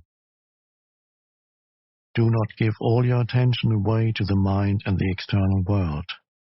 By all means, focus on what you are doing, but feel the inner body at the same time whenever possible. Stay rooted within. Then observe how this changes your state of consciousness and the quality of what you are doing. Whenever you are waiting, wherever it may be, use that time to feel the inner body. In this way, traffic jams and lineups become very enjoyable. Instead of mentally projecting yourself away from the now, go more deeply into the now by going more deeply into the body. The art of inner body awareness will develop into a completely new way of living, a state of permanent connectedness with being, and will add a depth to your life that you have never known before. It is easy to stay present as the observer of your mind when you are deeply rooted within your body. No matter what happens on the outside, nothing can shake you anymore. Unless you stay present, and inhabiting your body is always an essential aspect of it, you will continue to be run by your mind. The script in your head that you learned a long time ago, the conditioning of your mind, will dictate your thinking and your behavior. You may be free of it for brief intervals, but rarely for long. This is especially true when something goes wrong or there's some loss or upset. Your conditioned reaction will then be involuntary, automatic, and predictable, fueled by the one basic emotion that underlies the mind-identified state of consciousness: fear. So when such challenges come, as they always do, make it a habit to go within at once and focus as much as you can on the inner energy field of your body. This need not take long, just a few seconds, but you need to do it the moment that the challenge presents itself. Any delay will allow a conditioned mental-emotional reaction to arise and take you over. When you focus within and feel the inner body, you immediately become still and present as you are withdrawing consciousness from the mind. If a response is required in that situation, it will come up from this deeper level. Just as the sun is infinitely brighter than a candle flame, there is infinitely more intelligence in being than in your mind. As long as you are in conscious contact with your inner body, you are like a tree that is deeply rooted in the earth, or a building with a deep and solid foundation. The latter analogy is used by Jesus in the generally misunderstood parable of the two men who built a house. One man builds it on the sand, without a foundation, and when the storms and floods come, the house is swept away. The other man digs deep until he reaches the rock, then builds his house, which is not swept away by the floods. I felt very uncomfortable when I tried to put my attention on the inner body. It was a feeling of agitation and some nausea. So I haven't been able to experience what you're talking about. What you felt was a lingering emotion that you were probably unaware of until you started putting some attention into the body. Unless you first give it some attention, the emotion will prevent you from gaining access to the inner body, which lies at a deeper level underneath it. Attention does not mean that you start thinking about it. It means to just observe the emotion, to feel it fully, and so to acknowledge and accept it as it is. Some emotions are easily identified: anger, fear, grief, and so on. Others may be much harder to label. They may just be vague feelings of unease, heaviness, or constriction, halfway between an emotion and a physical sensation. In any case, what matters is not whether you can attach a mental label to it, but whether you can bring the feeling of it into awareness as much as possible. Attention is the key to transformation, and full attention also implies acceptance. Attention is like a beam of light, the focus power of your consciousness that transmutes everything into itself. In a fully functional organism, an emotion has a very short lifespan. It is like a momentary ripple or wave on the surface of your being. When you are not in your body, however, an emotion can survive inside you for days or weeks, or join with other emotions of a similar frequency that have merged and become the pain body, a parasite that can live inside you for years, feed on your energy, lead to physical illness, and make your life miserable. So place your attention on feeling the emotion and check whether your mind is holding on to a grievance pattern such as blame, self-pity, or resentment that is feeding the emotion. If that is the case, it means that you haven't forgiven. Non-forgiveness is often towards another person or yourself, but it may just as well be towards any situation or condition, past, present, or future, that your mind refuses to accept. Yes, there can be non-forgiveness even with regard to the future. This is the mind's refusal to accept uncertainty, to accept that the future is ultimately beyond its control. Forgiveness is to relinquish your grievance and so to let go of grief. It happens naturally once you realize that your grievance serves no purpose except to strengthen a false sense of self. Forgiveness is to offer no resistance to life, to allow life to live through you. The alternatives are pain and suffering, the greatly restricted flow of life energy, and in many cases, physical disease. The moment you truly forgive, you have reclaimed your power from the mind. Non-forgiveness is the very nature of the mind, just as the mind-made false self, the ego, cannot survive without strife and conflict. The mind cannot forgive. Only you can. You become present. You enter your body. You feel the vibrant peace and stillness that emanate from being. That is why Jesus said, "Before you enter the temple, forgive."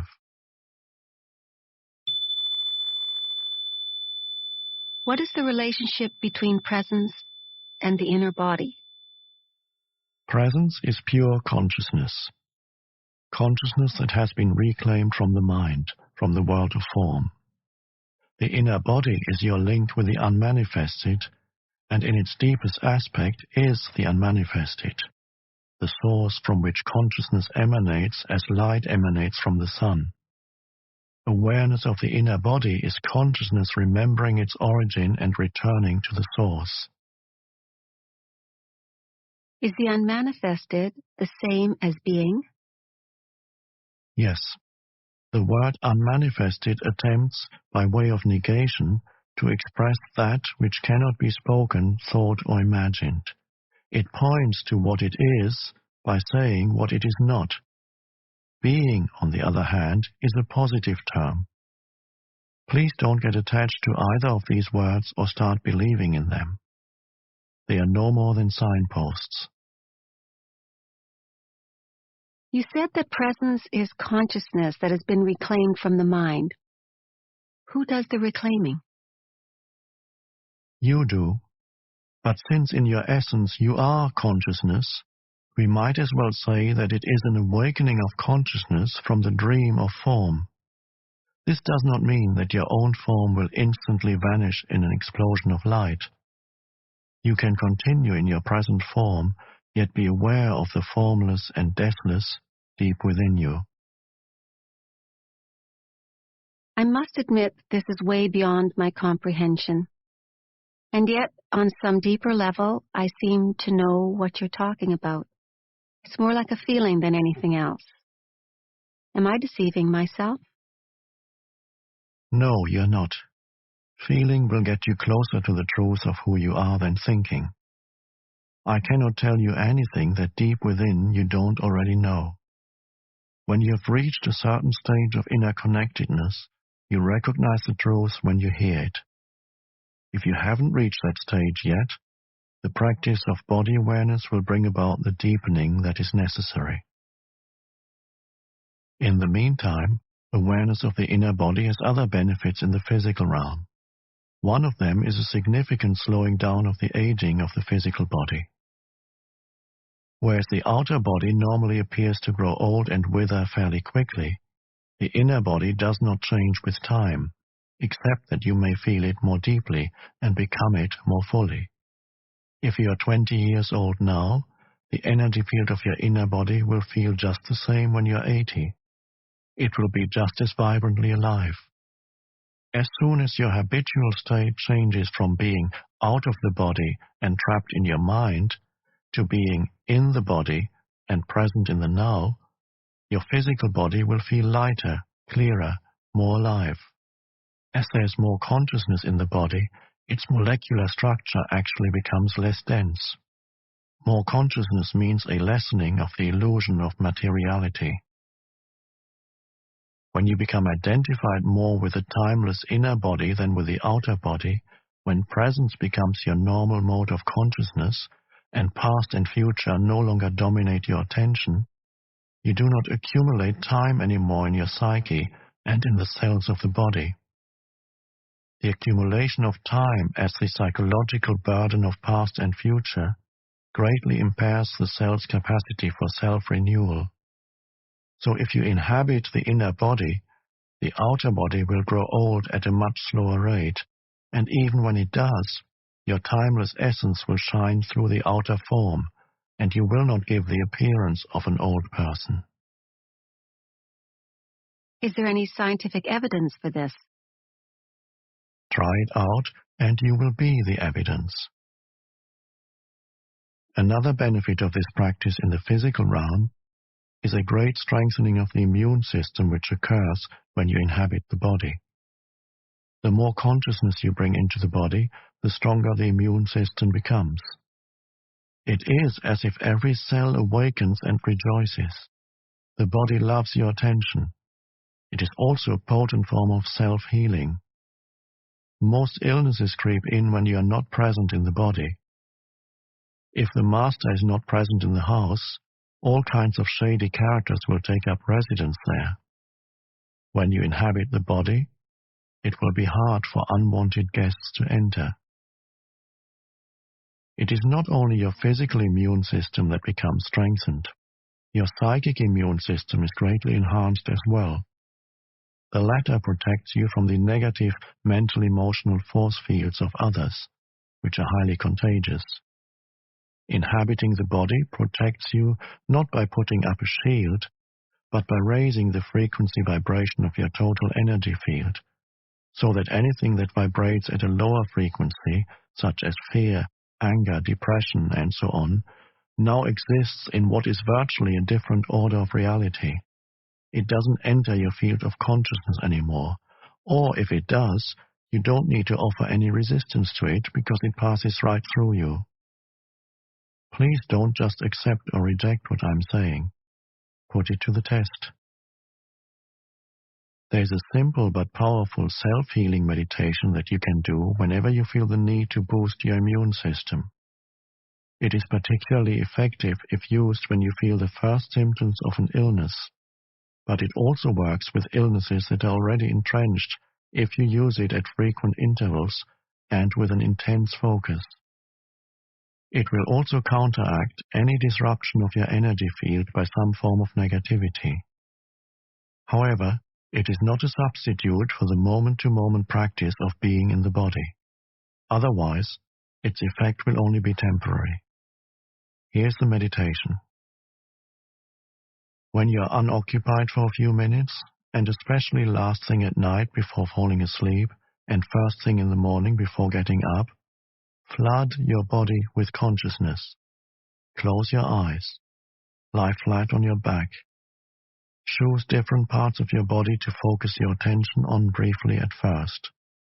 Hands, feet, arms, legs, abdomen, chest, head, and so on. Feel the life energy inside those parts as intensely as you can. Stay with each part for 15 seconds or so. Then let your attention run through the body like a wave a few times, from feet to head and back again. This need only take a minute or so. After that, feel the inner body in its totality, as a single field of energy. Hold that feeling for a few minutes. Be intensely present during that time, present in every cell of your body.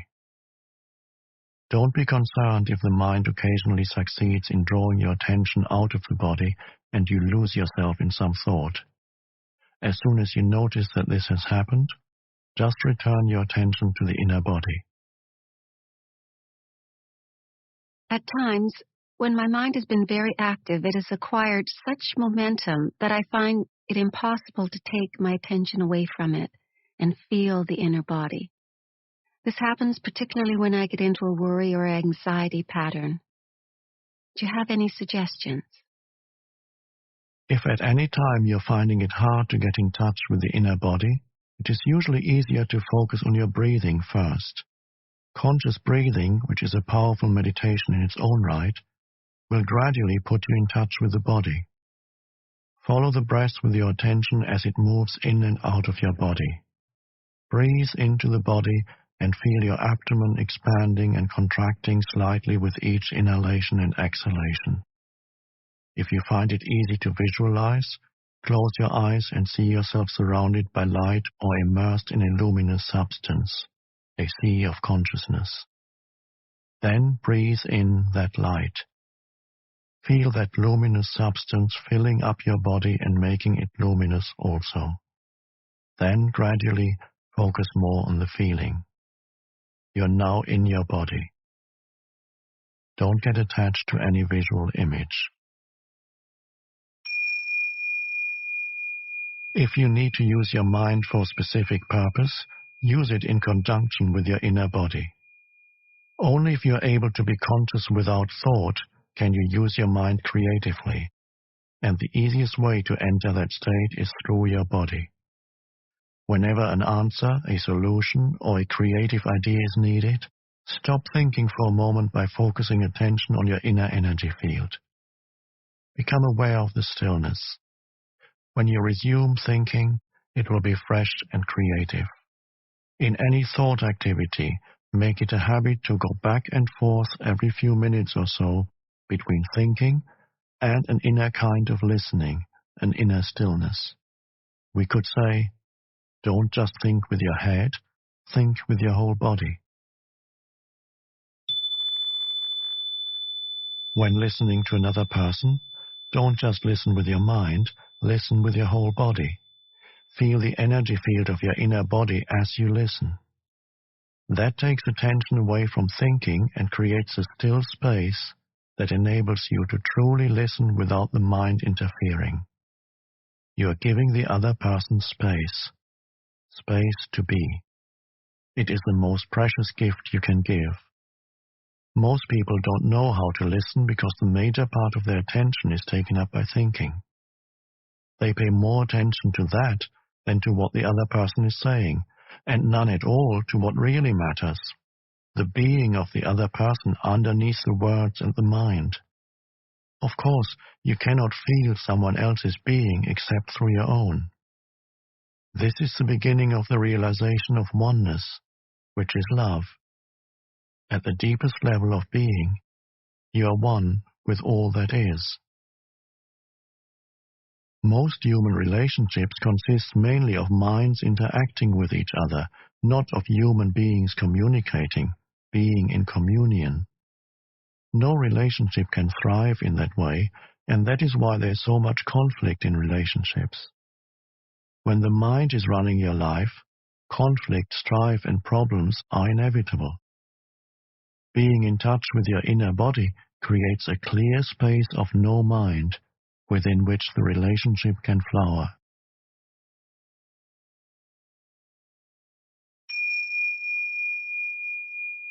Chapter 7. Portals into the Unmanifested.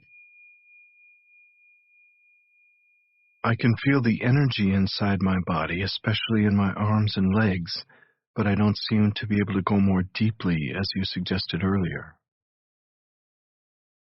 Make it into meditation.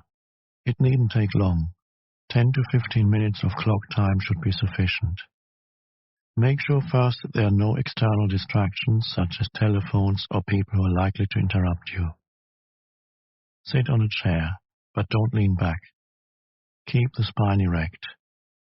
Doing so will help you stay alert. Alternatively, choose your own favorite position for meditation. Make sure the body is relaxed. Close your eyes. Take a few deep breaths. Feel yourself breathing into the lower abdomen, as it were. Observe how it expands and contracts slightly with each in and out breath. Then become aware of the entire inner energy field of the body. Don't think about it. Feel it. By doing this, you reclaim consciousness from the mind. If you find it helpful, use the light visualization I described earlier. When you can feel the inner body clearly as a single field of energy, let go, if possible, of any visual image and focus exclusively on the feeling. If you can, also drop any mental image you may still have of the physical body. All that is left, then, is an all-encompassing sense of presence or beingness, and the inner body is felt to be without a boundary. Then take your attention even more deeply into that feeling. Become one with it. Merge with the energy field, so that there is no longer a perceived duality of the observer and the observed, of you and your body. The distinction between inner and outer also dissolves now, so there's no inner body anymore. By going deeply into the body, you have transcended the body. Stay in this realm of pure being for as long as feels comfortable. Then become aware again of the physical body, your breathing, and physical senses, and open your eyes. Look at your surroundings for a few minutes in a meditative way, that is, without labeling them mentally, and continue to feel the inner body as you do so. Having access to that formless realm is truly liberating. It frees you from bondage to form and identification with form. It is life in its undifferentiated state prior to its fragmentation into multiplicity. We may call it the unmanifested, the invisible source of all things, the being within all beings. It is the realm of deep stillness and peace, but also of joy and intense aliveness. Whenever you are present, you become transparent, to some extent, to the light, the pure consciousness that emanates from this source. You also realize that the light is not separate from who you are, but constitutes your very essence. Is the unmanifested what in the East is called chi, a kind of universal life energy? No, it isn't. The unmanifested is the source of chi. Chi is the inner energy field of your body. It is the bridge between the outer you and the source. It lies halfway between the manifested, the world of form, and the unmanifested. Chi can be likened to a river or an energy stream. If you take the focus of your consciousness deeply into the inner body, you are tracing the course of this river back to its source. Chi is movement, the unmanifested is stillness. When you reach a point of absolute stillness, which is nevertheless vibrant with life, you have gone beyond the inner body and beyond chi to the source itself, the unmanifested. Chi is the link between the unmanifested and the physical universe. So if you take your attention deeply into the inner body, you may reach this point, this singularity, where the world dissolves into the unmanifested, and the unmanifested takes on form as the energy stream of chi, which then becomes the world. This is the point of birth and death. When your consciousness is directed outward, mind and world arise. When it is directed inward, it realizes its own source and returns home into the unmanifested. Then, when your consciousness comes back to the manifested world, you reassume the form identity that you temporarily relinquished. You have a name, a past, a life situation, a future. But in one essential respect, you are not the same person you were before.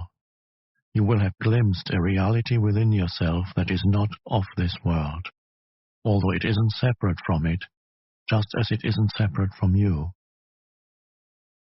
Now let your spiritual practice be this. As you go about your life, don't give 100% of your attention to the external world and to your mind. Keep some within. I've spoken about this already. Feel the inner body even when engaged in everyday activities, especially when engaged in relationships or when you're relating with nature. Feel the stillness deep inside it. Keep the portal open. It is quite possible to be conscious of the unmanifested throughout your life. You feel it as a deep sense of peace somewhere in the background, a stillness that never leaves you, no matter what happens out here. You become a bridge between the unmanifested and the manifested, between God and the world. This is the state of connectedness with the source that we call enlightenment. Don't get the impression that the unmanifested is separate from the manifested. How could it be? It is the life within every form, the inner essence of all that exists. It pervades this world. Let me explain. You take a journey into the unmanifested every night when you enter the phase of deep, dreamless sleep. You merge with the source. You draw from it the vital energy that sustains you for a while when you return to the manifested, the world of separate forms. This energy is much more vital than food. Man does not live by bread alone. But in dreamless sleep, you don't go into it consciously. Although the bodily functions are still operating, you no longer exist in that state. Can you imagine what it would be like to go into dreamless sleep with full consciousness? It is impossible to imagine it, because that state has no content. The unmanifested does not liberate you until you enter it consciously. That's why Jesus did not say, "The truth will make you free," but rather, "You will know the truth, and the truth will make you free." This is not a conceptual truth. It is the truth of eternal life beyond form, which is known directly or not at all. But don't attempt to stay conscious in dreamless sleep. It is highly unlikely that you will succeed. At most, you may remain conscious during the dream phase, but not beyond that. This is called lucid dreaming, which may be interesting and fascinating, but it is not liberating. So use your inner body as a portal through which you enter the unmanifested, and keep that portal open so that you stay connected with the source at all times. It makes no difference as far as the inner body is concerned, whether your outer physical body is old or young, frail or strong. The inner body is timeless. If you are not yet able to feel the inner body, use one of the other portals, although ultimately they are all one. Some I have spoken about at length already, but I'll mention them again briefly here. The now can be seen as the main portal. It is an essential aspect of every other portal, including the inner body. You cannot be in your body without being intensely present in the now. Time and the manifested are as inextricably linked as are the timeless now and the unmanifested. When you dissolve psychological time through intense present moment awareness, you become conscious of the unmanifested both directly and indirectly. Directly, you feel it as the radiance and power of your conscious presence. No content, just presence. Indirectly, you are aware of the unmanifested in and through the sensory realm. In other words, you feel the God essence in every creature, every flower, every stone, and you realize all that is holy. This is why Jesus, speaking entirely from his essence or Christ identity, says in the Gospel of Thomas, "Split a piece of wood, I am there. Lift up a stone, and you will find me there." Another portal into the unmanifested is created through the cessation of thinking. This can start with a very simple thing, such as taking one conscious breath, or looking, in a state of intense alertness, at a flower, so that there's no mental commentary running at the same time. There are many ways to create a gap in the incessant stream of thought. This is what meditation is all about. Thought is part of the realm of the manifested.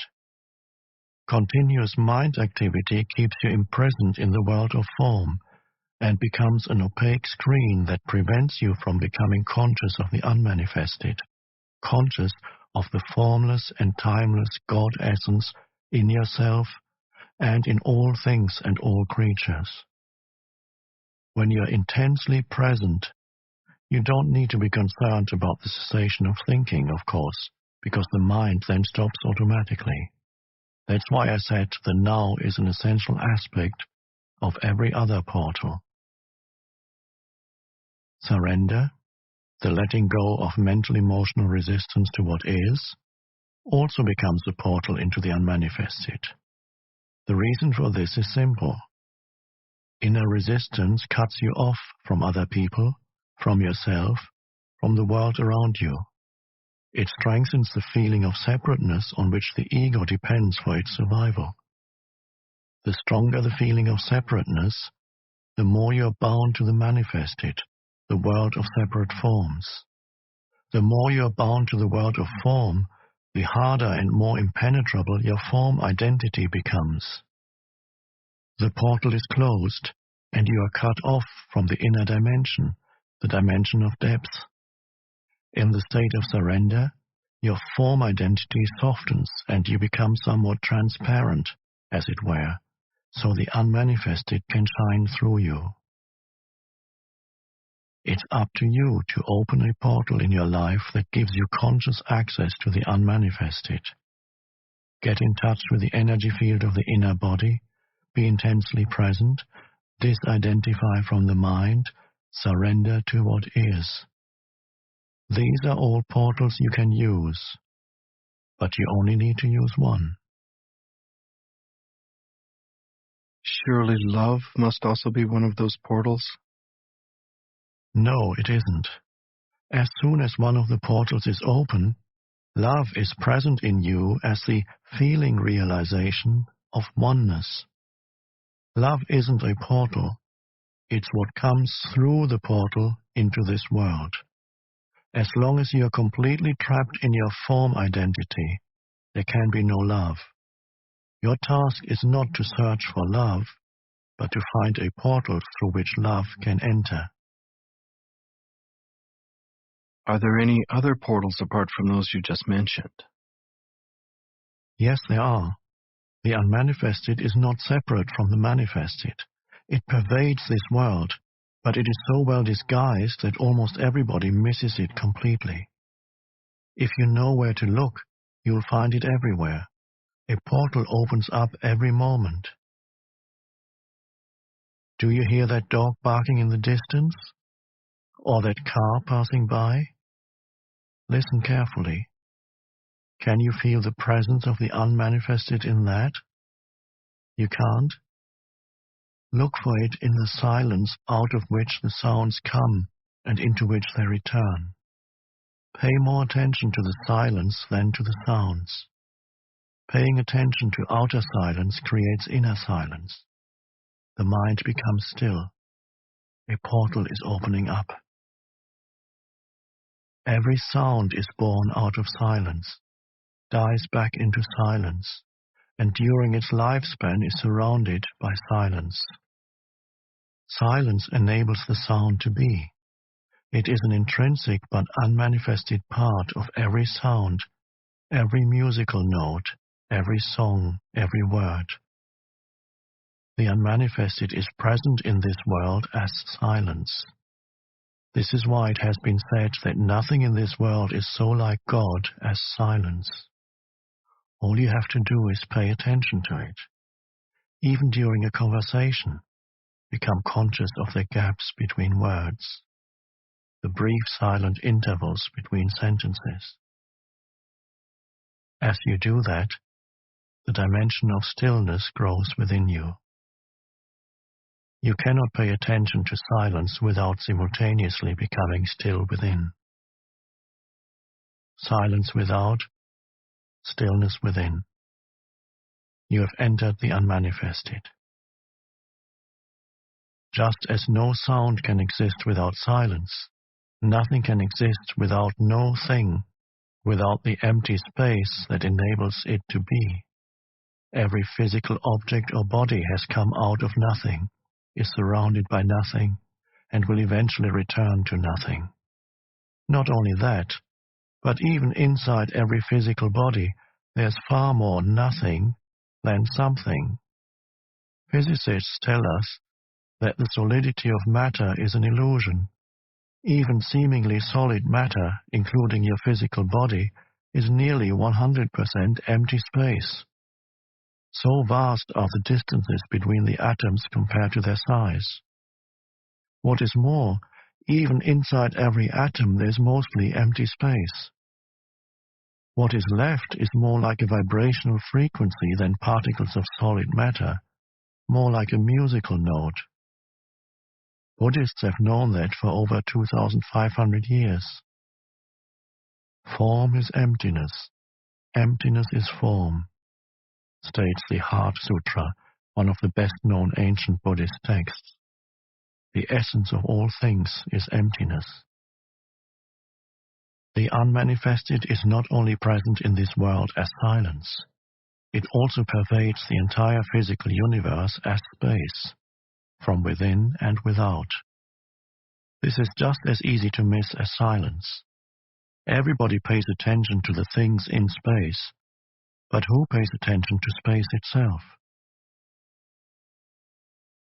You seem to be implying that emptiness or nothing is not just nothing, that there is some mysterious quality to it. What is this nothing? You cannot ask such a question. Your mind is trying to make nothing into something. The moment you make it into something, you've missed it. Nothing, space, is the appearance of the unmanifested as an externalized phenomenon in a sense-perceived world.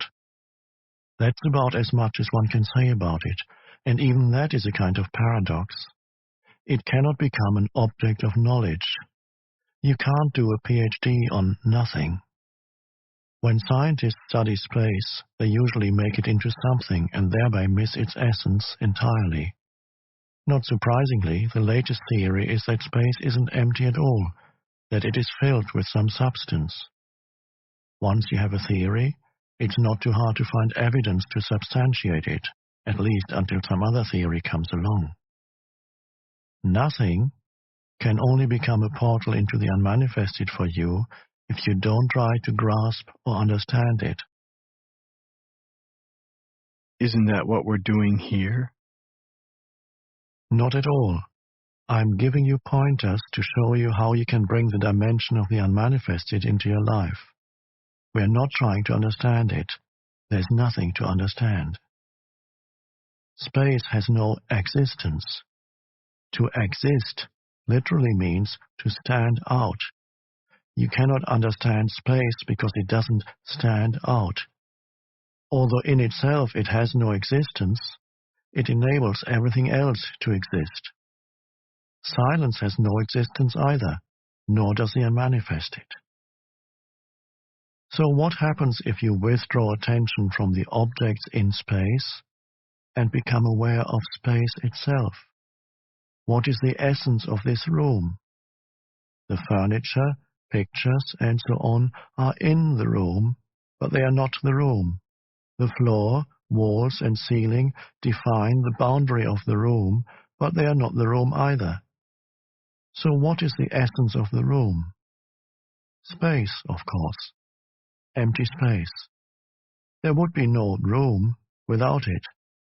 Since space is nothing, we can say that what is not there is more important than what is there. So become aware of the space that is all around you.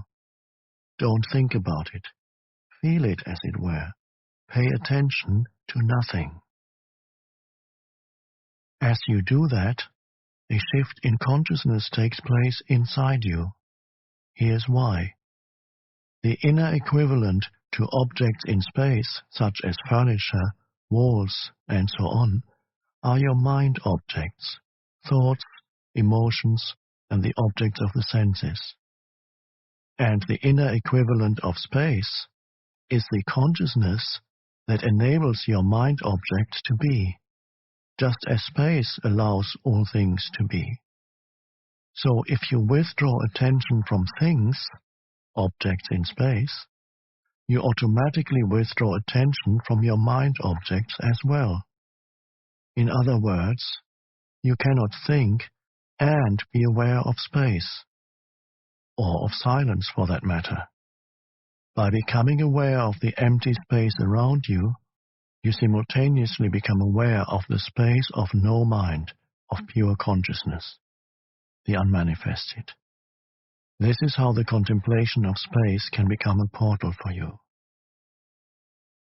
Space and silence are two aspects of the same thing, the same no thing. They are an externalization of inner space and inner silence, which is stillness, the infinitely creative womb of all existence. Most humans are completely unconscious of this dimension. There is no inner space, no stillness. They are out of balance. In other words, they know the world, or think they do, but they don't know God. They identify exclusively with their own physical and psychological form, unconscious of essence. And because every form is highly unstable, they live in fear. This fear causes a deep misperception of themselves and of other humans, a distortion in their vision of the world. If some cosmic convulsion brought about the end of our world, the unmanifested would remain totally unaffected by this. A Course in Miracles expresses this truth poignantly. Nothing real can be threatened.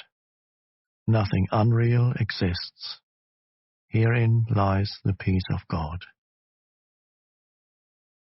If you remain in conscious connection with the unmanifested, you value, love, and deeply respect the manifested and every life form in it as an expression of the one life beyond form.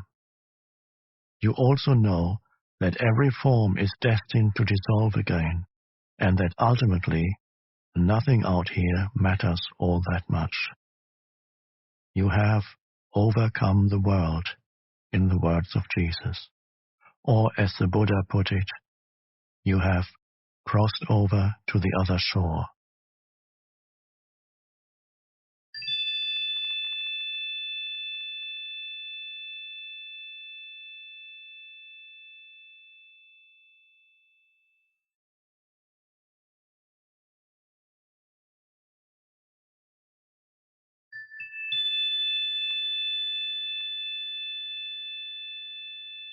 Now consider this.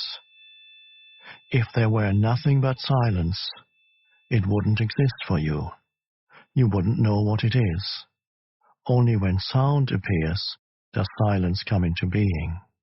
Similarly, if there were only space without any object in space, it wouldn't exist for you.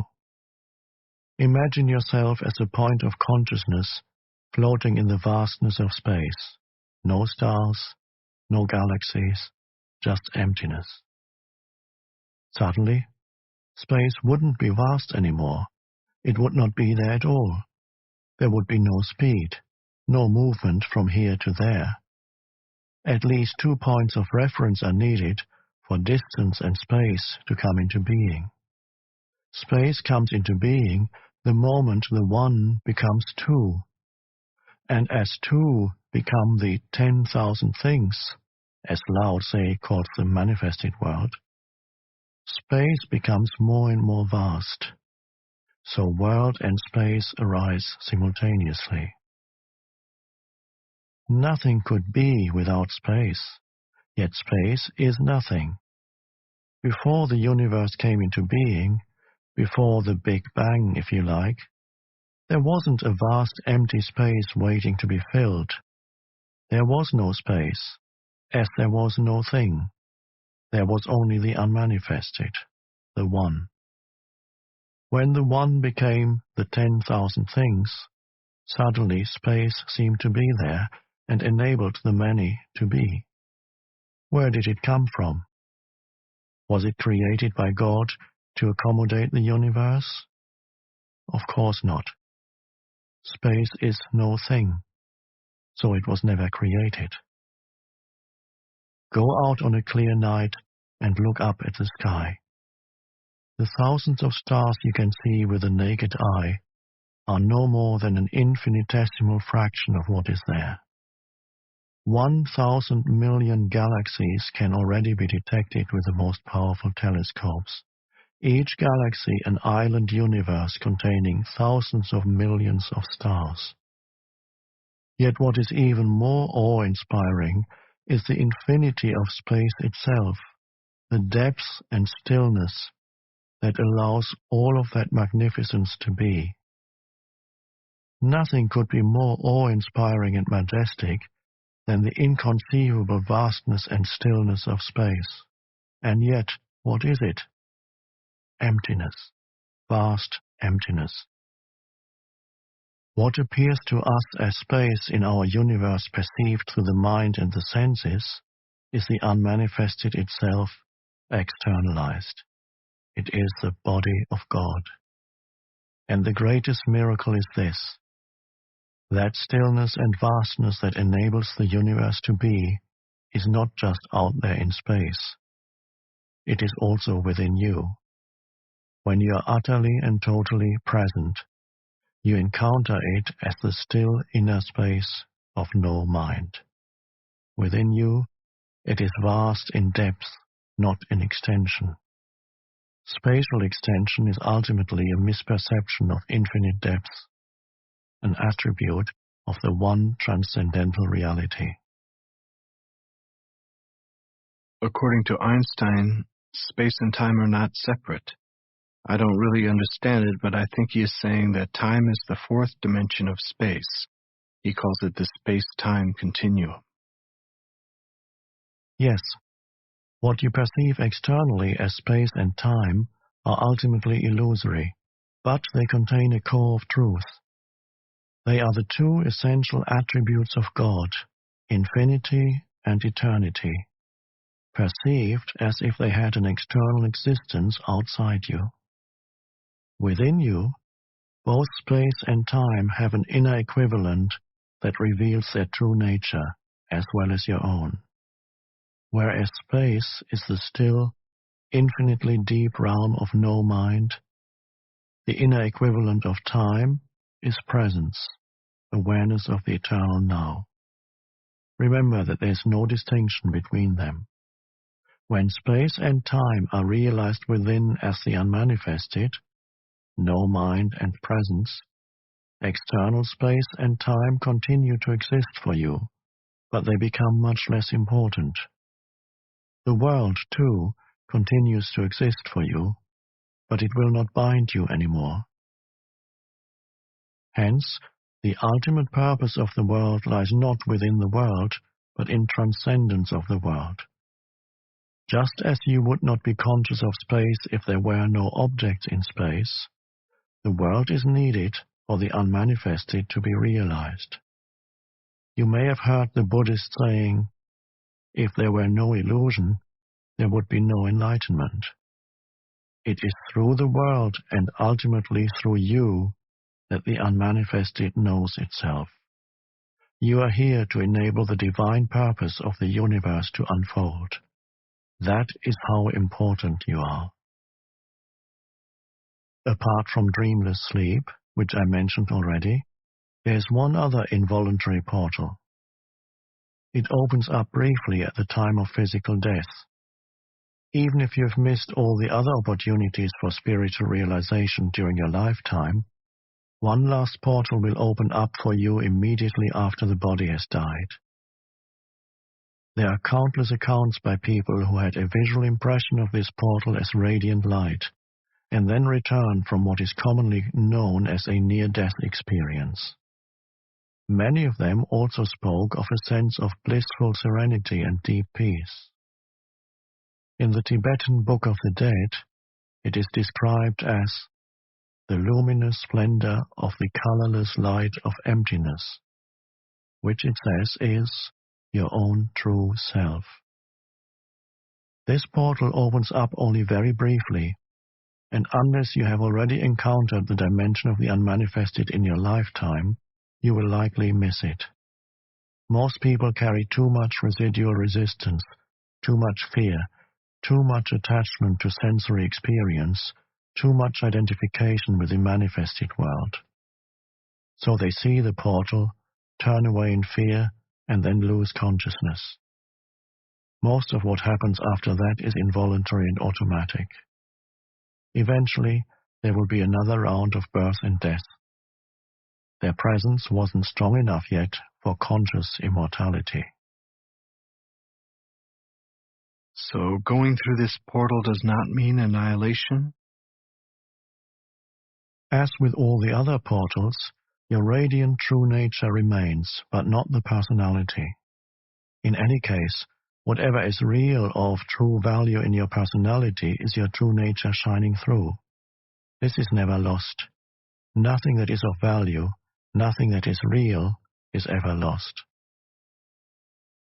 Approaching death and death itself, the dissolution of the physical form, is always a great opportunity for spiritual realization. This opportunity is tragically missed most of the time, since we live in a culture that is almost totally ignorant of death, as it is almost totally ignorant of anything that truly matters. Every portal is a portal of death, the death of the false self.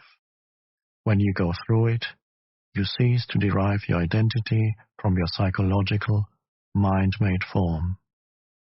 You then realize that death is an illusion, just as your identification with form was an illusion. The end of illusion, that's all that death is. It is painful only as long as you cling to illusion.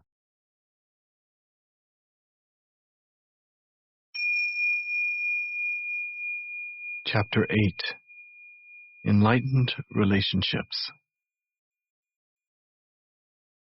I always thought that true enlightenment is not possible except through love in a relationship between a man and a woman. Isn't that what makes us whole again? How can one's life be fulfilled until that happens? Is that true in your experience? Has this happened to you? Not yet. But how could it be otherwise? I know that it will happen. In other words, you're waiting for an event in time to save you. Is this not the core error that we've been talking about? Salvation is not elsewhere in place or time. It is here and now. What does that statement mean? Salvation is here and now. I don't understand it. I don't even know what salvation means. Most people pursue physical pleasures or various forms of psychological gratification because they believe that those things will make them happy or free them from a feeling of fear or lack. Happiness may be perceived as a heightened sense of aliveness attained through physical pleasure, or a more secure and more complete sense of self attained through some form of psychological gratification. This is the search for salvation from a state of unsatisfactoriness or insufficiency. Invariably, any satisfaction that they obtain is short-lived, so the condition of satisfaction or fulfillment is usually projected once again onto an imaginary point away from the here and now. When I obtain this, or I'm free of that, then I will be okay. This is the unconscious mindset that creates the illusion of salvation in the future. True salvation is fulfillment, peace, life in all its fullness. It is to be who you are, to feel within you the good that has no opposite, the joy of being that depends on nothing outside itself. It is felt not as a passing experience, but as an abiding presence. In theistic language, it is to know God, not as something outside you, but as your own innermost essence. True salvation is to know yourself as an inseparable part of the timeless and formless one life from which all that exists derives its being. True salvation is a state of freedom from fear, from suffering, from a perceived state of lack and insufficiency, and therefore from all wanting, needing, grasping, and clinging. It is freedom from compulsive thinking, from negativity, and above all, from past and future as a psychological need. Your mind is telling you that you cannot get there from here. Something needs to happen, or you need to become this or that before you can be free and fulfilled. It is saying, in fact, that you need time, that you need to find, sort out, do, achieve, acquire, become, or understand something before you can be free or complete. You see time as a means to salvation, whereas in truth, it is the greatest obstacle to salvation. You think that you can't get there from where and who you are at this moment because you are not yet complete or good enough. But the truth is that here and now is the only point from where you can get there. You get there by realizing that you are there already. You find God the moment you realize that you don't need to seek God. So there's no only way to salvation. Any condition can be used, but no particular condition is needed. However, there's only one point of access, the now. There can be no salvation away from this moment. You're lonely and without a partner? Enter the now from there. You're in a relationship? Enter the now from there. There's nothing you can ever do or attain that will get you closer to salvation than it is at this moment. This may be hard to grasp for a mind accustomed to thinking that everything worthwhile is in the future. Nor can anything that you ever did or that was done to you in the past prevent you from saying yes to what is and taking your attention deeply into the now. You cannot do this in the future. You do it now or not at all.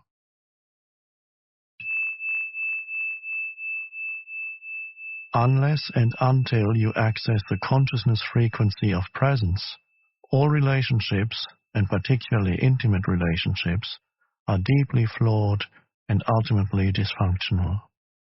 They may seem perfect for a while, such as when you are in love, but invariably that apparent perfection gets disrupted as arguments, conflicts, dissatisfaction, and emotional or even physical violence occur with increasing frequency. It seems that most love relationships become love-hate relationships before long. Love can then turn into savage attack, feelings of hostility, or complete withdrawal of affection at the flick of a switch.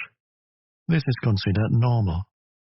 The relationship then oscillates for a while, a few months or a few years, between the polarities of love and hate, and it gives you as much pleasure as it gives you pain.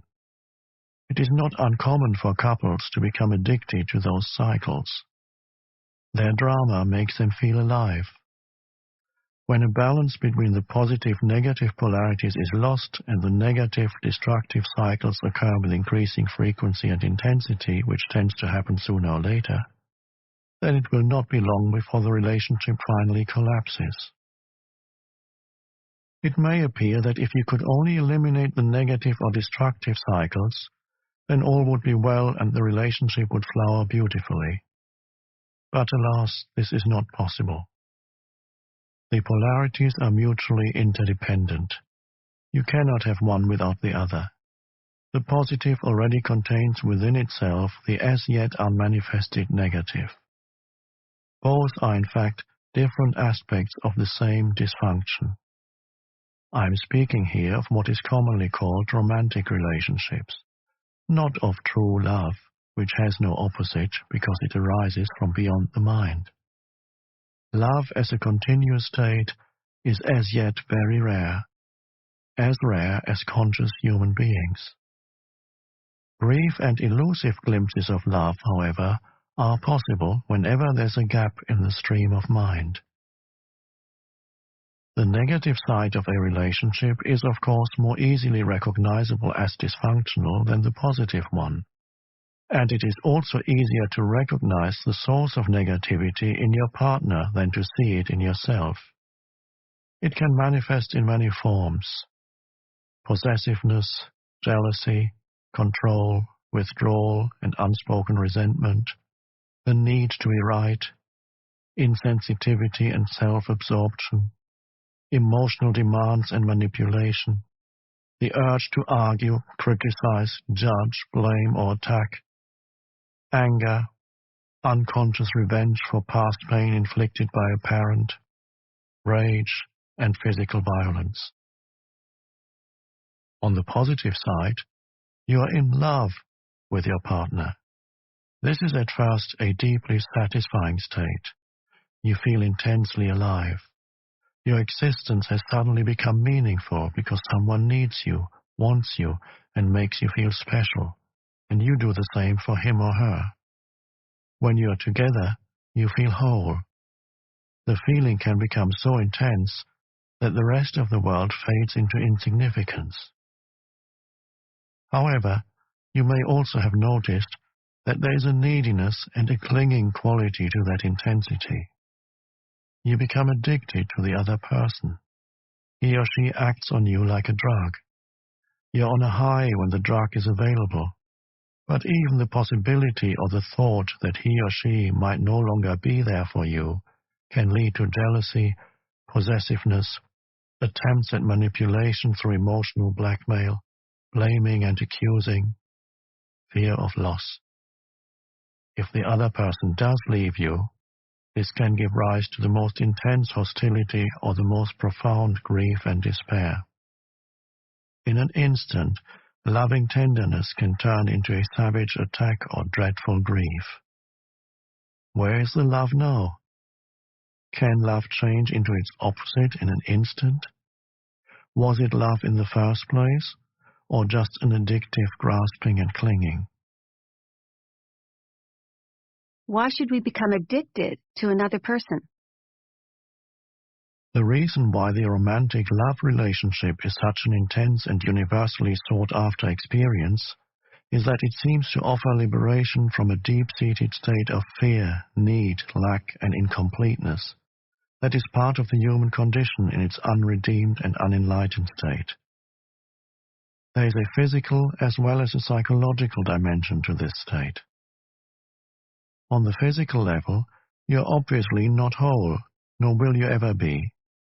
You're either a man or a woman, which is to say, one half of the whole. On this level, the longing for wholeness, the return to oneness, manifests as male-female attraction, man's need for woman, woman's need for man. It is an almost irresistible urge for union with the opposite energy polarity. The root of this physical urge is a spiritual one, the longing for an end to duality, a return to the state of wholeness. Sexual union is the closest you can get to this state on the physical level. This is why it is the most deeply satisfying experience the physical realm can offer. But sexual union is no more than a fleeting glimpse of wholeness, an instant of bliss. As long as it is unconsciously sought as a means of salvation, you are seeking the end of duality on the level of form, where it cannot be found. You are given a tantalizing glimpse of heaven, but you are not allowed to dwell there and find yourself again in a separate body. On the psychological level, the sense of lack and incompleteness is, if anything, even greater than on the physical level. As long as you identify it with your mind, you have an externally derived sense of self. That is to say, you get your sense of who you are from things that ultimately have nothing to do with who you are. Your social role, possessions, external appearance, successes and failures, belief systems, and so on. This false mind-made self, the ego, feels vulnerable, insecure, and is always seeking new things to identify with to give it a feeling that it exists. But nothing is ever enough to give it lasting fulfillment. Its fear remains. Its sense of lack and neediness remains. But then that special relationship comes along. It seems to be the answer to all the ego's problems and to meet all its needs. At least this is how it appears at first. All the other things that you derived your sense of self from before now become relatively insignificant. You now have a single focal point that replaces them all, gives meaning to your life, and through which you define your identity, the person you are in love with. You are no longer a disconnected fragment in an uncaring universe, or so it seems. Your world now has a center, the loved one. The fact that the center is outside you and that, therefore, you still have an externally derived sense of self does not seem to matter at first. What matters is that the underlying feelings of incompleteness, of fear, lack, and unfulfillment, so characteristic of the egoic state, are no longer there. Or are they? Have they dissolved? Or do they continue to exist underneath the happy surface reality? If in your relationships you experience both love and the opposite of love, attack, emotional violence, and so on, then it is likely that you are confusing ego attachment and addictive clinging with love. You cannot love your partner one moment and attack him or her the next. True love has no opposite. If your love has an opposite, then it is not love, but a strong ego need for a more complete and deeper sense of self, a need that the other person temporarily meets. It is the ego's substitute for salvation, and for a short time it almost does feel like salvation. But there comes a point when your partner behaves in ways that fail to meet your needs, or rather those of your ego. The feelings of fear, pain, and lack that are an intrinsic part of egoic consciousness but had been covered up by the love relationship now resurface. Just as with every other addiction, you are on a high when the drug is available, but invariably there comes a time when the drug no longer works for you. When those painful feelings reappear, you feel them even more strongly than before, and what is more, you now perceive your partner as the cause of those feelings. This means that you project them outward and attack the other with all the savage violence that is part of your pain. This attack may awaken the partner's own pain, and he or she may counter your attack. At this point, the ego is still unconsciously hoping that its attack or its attempts at manipulation will be sufficient punishment to induce your partner to change their behavior, so that it can use them again as a cover-up for your pain. Every addiction arises from an unconscious refusal to face and move through your own pain. Every addiction starts with pain and ends with pain. Whatever the substance you are addicted to, alcohol, food, legal or illegal drugs, or a person, you are using something or somebody to cover up your pain. This is why, after the initial euphoria has passed, there's so much unhappiness, so much pain in intimate relationships. They do not cause pain and unhappiness. They bring out the pain and unhappiness that is already in you. Every addiction does that. Every addiction reaches a point where it does not work for you anymore, and then you feel the pain more intensely than ever. This is one reason why most people are always trying to escape from the present moment and are seeking some kind of salvation in the future. The first thing that they might encounter if they focus their attention on the now is their own pain, and this is what they fear.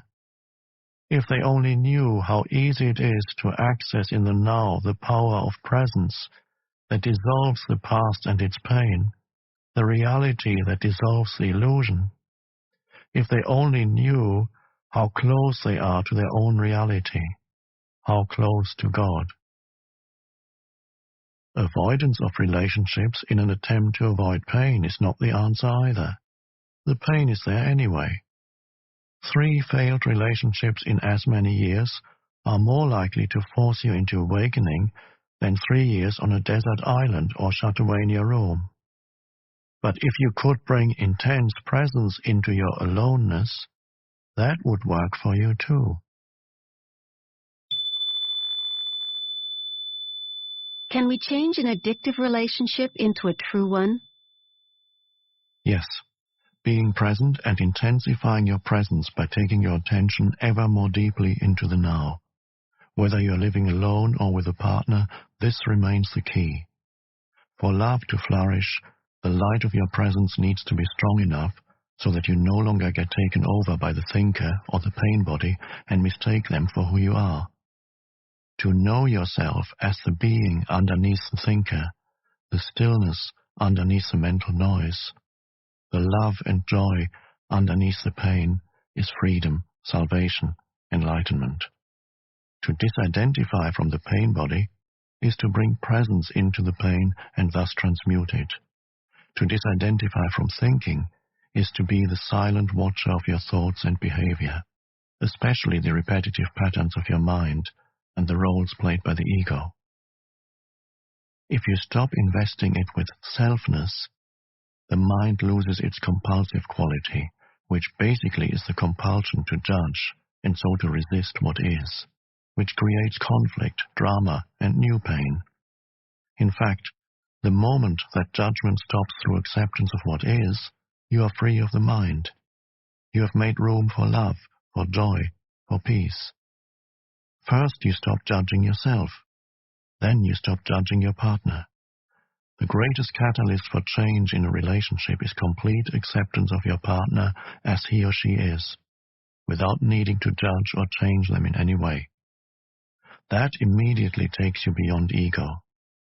All mind games and all addictive clinging are then over. There are no victims and no perpetrators anymore, no accuser and accused. This is also the end of all codependency, of being drawn into somebody else's unconscious pattern and thereby enabling it to continue. You will then either separate, in love, or move ever more deeply into the now together, into being. Can it be that simple? Yes, it is that simple. Love is a state of being. Your love is not outside, it is deep within you. You can never lose it, and it cannot leave you. It is not dependent on some other body, some external form. In the stillness of your presence, you can feel your own formless and timeless reality as the unmanifested life that animates your physical form. You can then feel the same life deep within every other human and every other creature. You look beyond the veil of form and separation. This is the realization of oneness. This is love. What is God? The eternal one life underneath all the forms of life. What is love? To feel the presence of that one life deep within yourself and within all creatures. To be it. Therefore, all love is the love of God.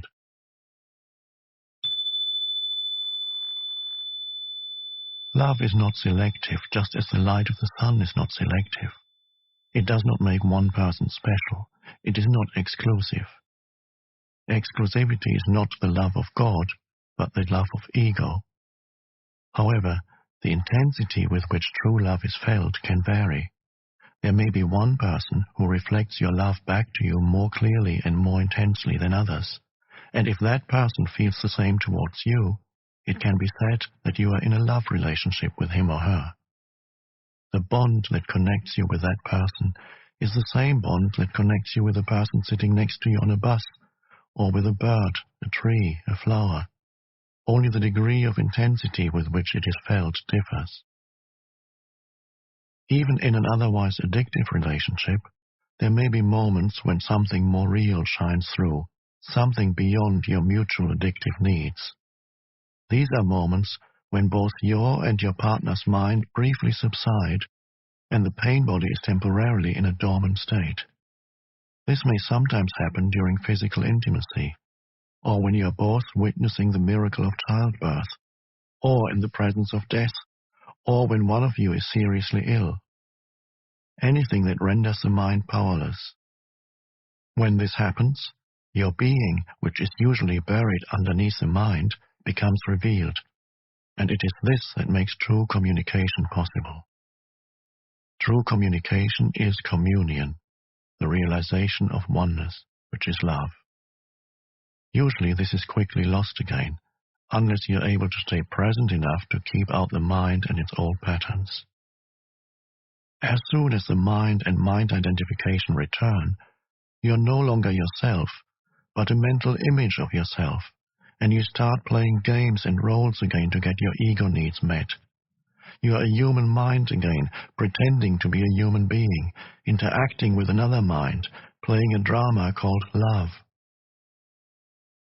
Although brief glimpses are possible, love cannot flourish unless you are permanently free of mind identification, and your presence is intense enough to have dissolved the pain body. Or you can at least remain present as the watcher. The pain body cannot then take you over and so become destructive of love. As the egoic mode of consciousness and all the social, political, and economic structures that it created enter the final stage of collapse, the relationships between men and women reflect the deep state of crisis in which humanity now finds itself.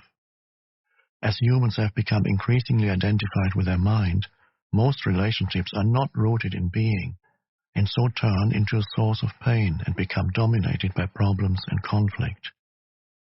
Millions are now living alone or as single parents, unable to establish an intimate relationship or unwilling to repeat the insane drama of past relationships. Others go from one relationship to another, from one pleasure and pain cycle to another, in search of the elusive goal of fulfillment through union with the opposite energy polarity. Still others compromise and continue to be together in a dysfunctional relationship in which negativity prevails for the sake of the children or security, through force of habit, fear of being alone, or some other mutually beneficial arrangement, or even through the unconscious addiction to the excitement of emotional drama and pain. However, every crisis represents not only danger but also opportunity. If relationships energize and magnify egoic mind patterns and activate the pain body, as they do at this time, why not accept this fact rather than try to escape from it?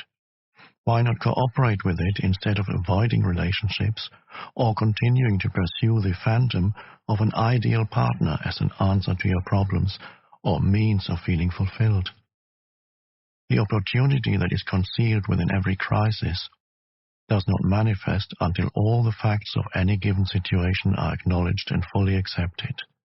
As long as you deny them, as long as you try to escape from them or wish that things were different, the window of opportunity does not open up, and you remain trapped inside that situation, which will remain the same or deteriorate further.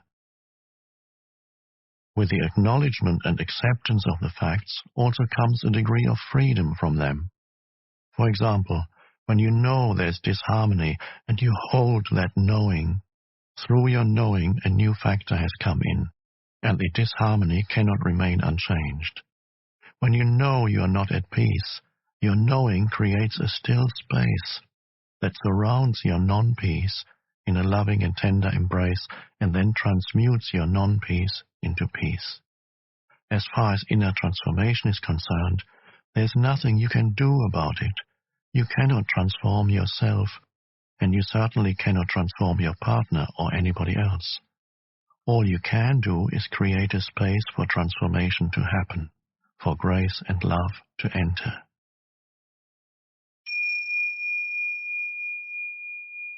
So whenever your relationship is not working, whenever it brings out the madness in you and in your partner, be glad. What was unconscious is being brought up to the light. It is an opportunity for salvation. Every moment, hold the knowing of that moment, particularly of your inner state. If there's anger, know there's anger.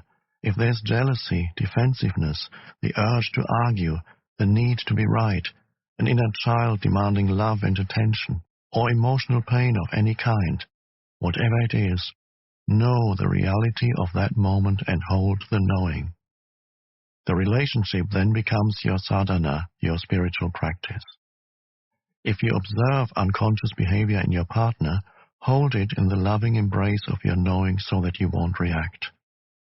Unconsciousness and knowing cannot coexist for long, even if the knowing is only in the other person and not in the one who is acting out the unconsciousness. The energy form that lies behind hostility and attack finds the presence of love absolutely intolerable.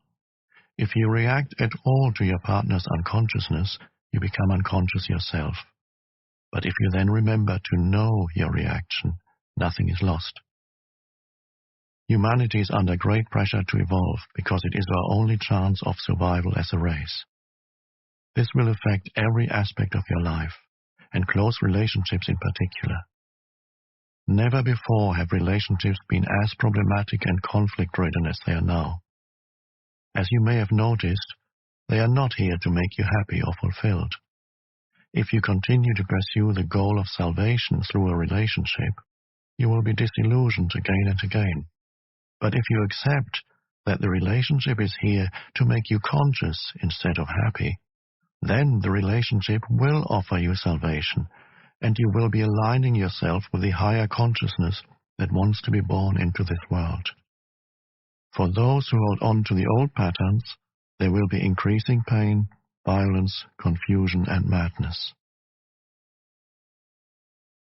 I suppose that it takes two to make a relationship into a spiritual practice, as you suggest. For example, my partner is still acting out his old patterns of jealousy and control. I have pointed this out many times, but he is unable to see it. How many people does it take to make your life into a spiritual practice? Never mind if your partner will not cooperate. Sanity, consciousness, can only come into this world through you. You do not need to wait for the world to become sane or for somebody else to become conscious before you can be enlightened. You may wait forever. Do not accuse each other of being unconscious. The moment you start to argue, you have identified with a mental position and are now defending not only that position, but also your sense of self. The ego is in charge. You have become unconscious. At times, it may be appropriate to point out certain aspects of your partner's behavior. If you're very alert, very present, you can do so without ego involvement, without blaming, accusing, or making the other wrong. When your partner behaves unconsciously, relinquish all judgment. Judgment is either to confuse someone's unconscious behavior with who they are, or to project your own unconsciousness onto another person and mistake that for who they are. To relinquish judgment does not mean that you do not recognize dysfunction and unconsciousness when you see it. It means being the knowing rather than being the reaction and the judge. You will then either be totally free of reaction, or you may react and still be the knowing, the space in which the reaction is watched and allowed to be. Instead of fighting the darkness, you bring in the light. Instead of reacting to delusion, you see the delusion, yet at the same time look through it. Being the knowing creates a clear space of loving presence that allows all things and all people to be as they are. No greater catalyst for transformation exists. If you practice this, your partner cannot stay with you and remain unconscious. If you both agree that the relationship will be your spiritual practice, so much the better. You can then express your thoughts and feelings to each other as soon as they occur, or as soon as a reaction comes up, so that you do not create a time gap in which an unexpressed or unacknowledged emotion or grievance can fester and grow. Learn to give expression to what you feel without blaming. Learn to listen to your partner in an open, non-defensive way. Give your partner space for expressing himself or herself. Be present. Accusing, defending, attacking, all those patterns that are designed to strengthen or protect the ego or to get its needs met will then become redundant. Giving space to others and to yourself is vital. Love cannot flourish without it. When you have removed the two factors that are destructive of relationships, when the pain body has been transmuted, and you are no longer identified with mind and mental positions, and if your partner has done the same, you will experience the bliss of the flowering of relationship. Instead of mirroring to each other your pain and your unconsciousness, instead of satisfying your mutual addictive ego needs, you will reflect back to each other the love that you feel deep within. the love that comes with the realization of your oneness with all that is. This is the love that has no opposite. If your partner is still identified with the mind and the pain body while you are already free, this will represent a major challenge, not to you, but to your partner. It is not easy to live with an enlightened person, or rather it is so easy that the ego finds it extremely threatening. Remember that the ego needs problems, conflict, and enemies to strengthen the sense of separateness on which its identity depends. The unenlightened partner's mind will be deeply frustrated because its fixed positions are not resisted, which means they will become shaky and weak, and there's even the danger that they may collapse altogether, resulting in loss of self. The pain body is demanding feedback and not getting it. The need for argument, drama, and conflict is not being met. But beware. Some people who are unresponsive, withdrawn, insensitive, or cut off from their feelings may think and try to convince others that they are enlightened, or at least that there's nothing wrong with them and everything wrong with their partner. Men tend to do that more than women. They may see their female partners as irrational or emotional. But if you can feel your emotions, you're not far from the radiant inner body just underneath. If you're mainly in your head, the distance is much greater, and you need to bring consciousness into the emotional body before you can reach the inner body. If there isn't an emanation of love and joy, complete presence and openness towards all beings, then it is not enlightenment. Another indicator is how a person behaves in difficult or challenging situations, or when things go wrong.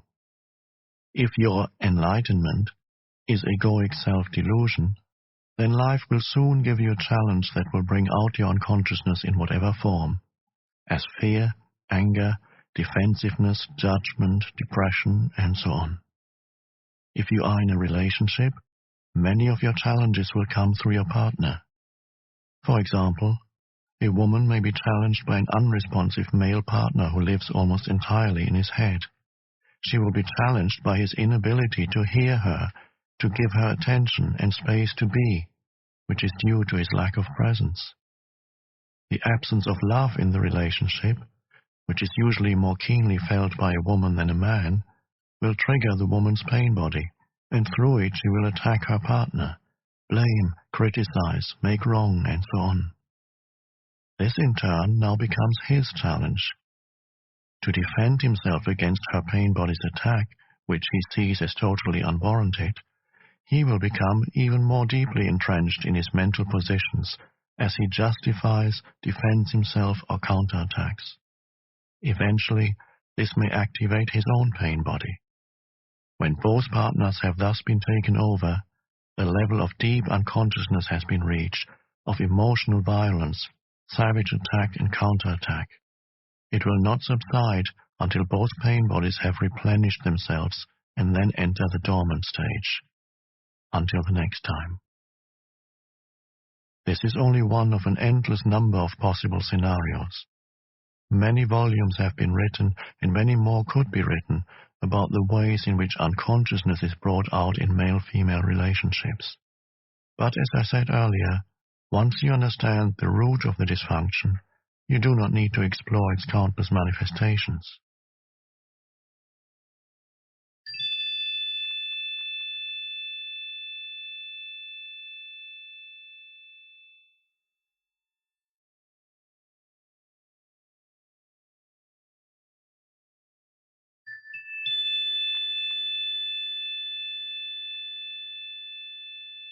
Let's briefly look again at the scenario I've just described.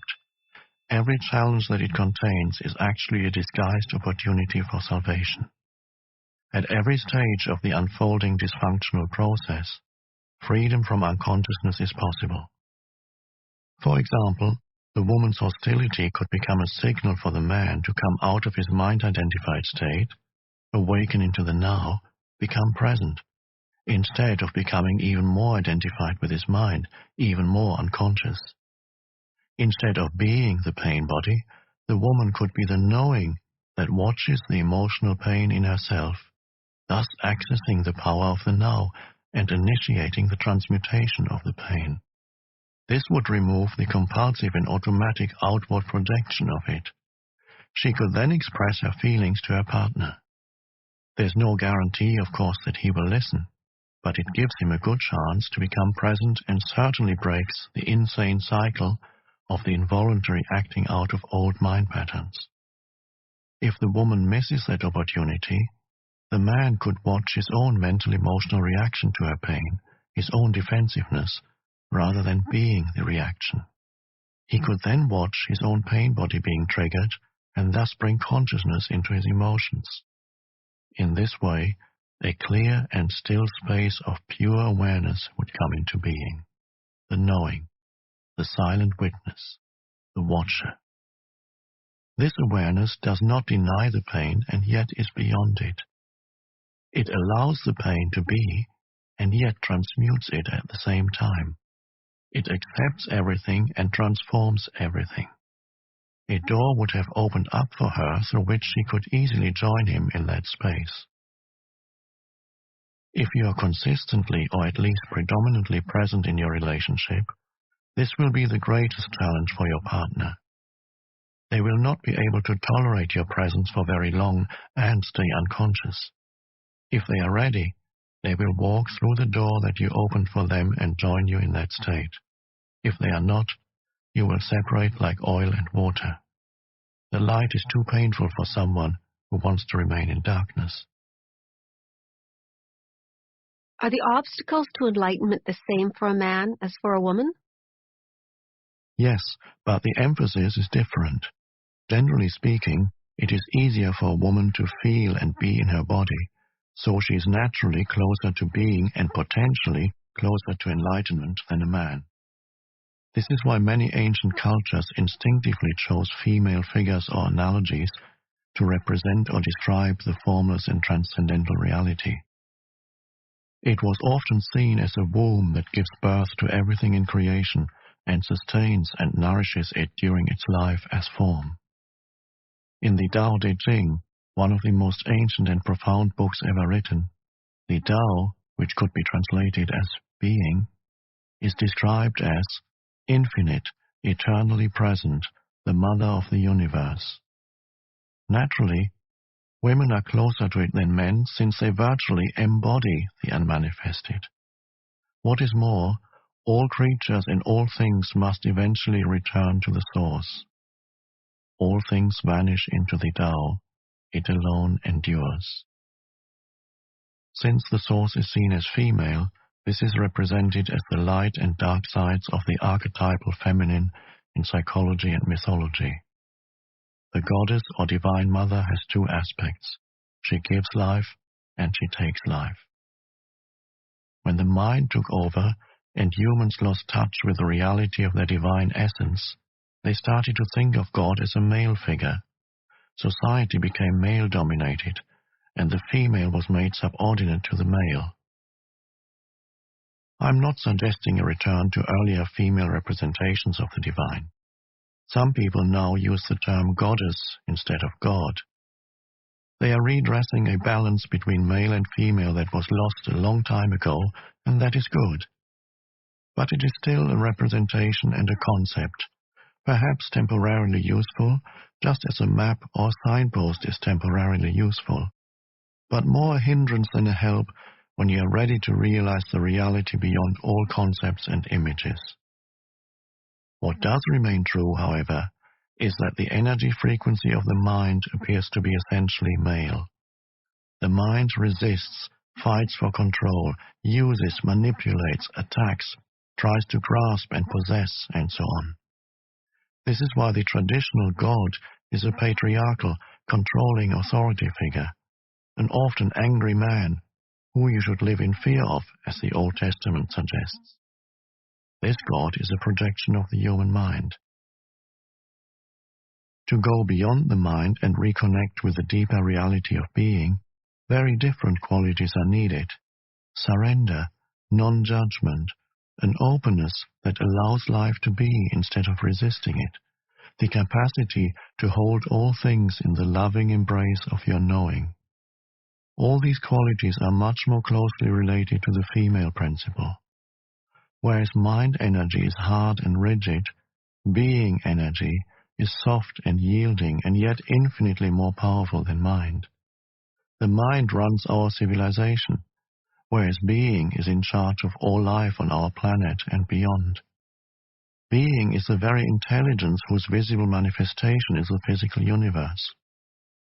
Although women are potentially closer to it, men can also access it within themselves.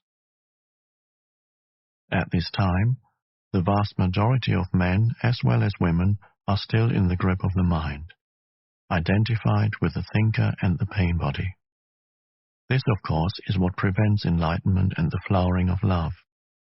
As a general rule, the major obstacle for men tends to be the thinking mind, and the major obstacle for women the pain body, although in certain individual cases the opposite may be true, and in others the two factors may be equal.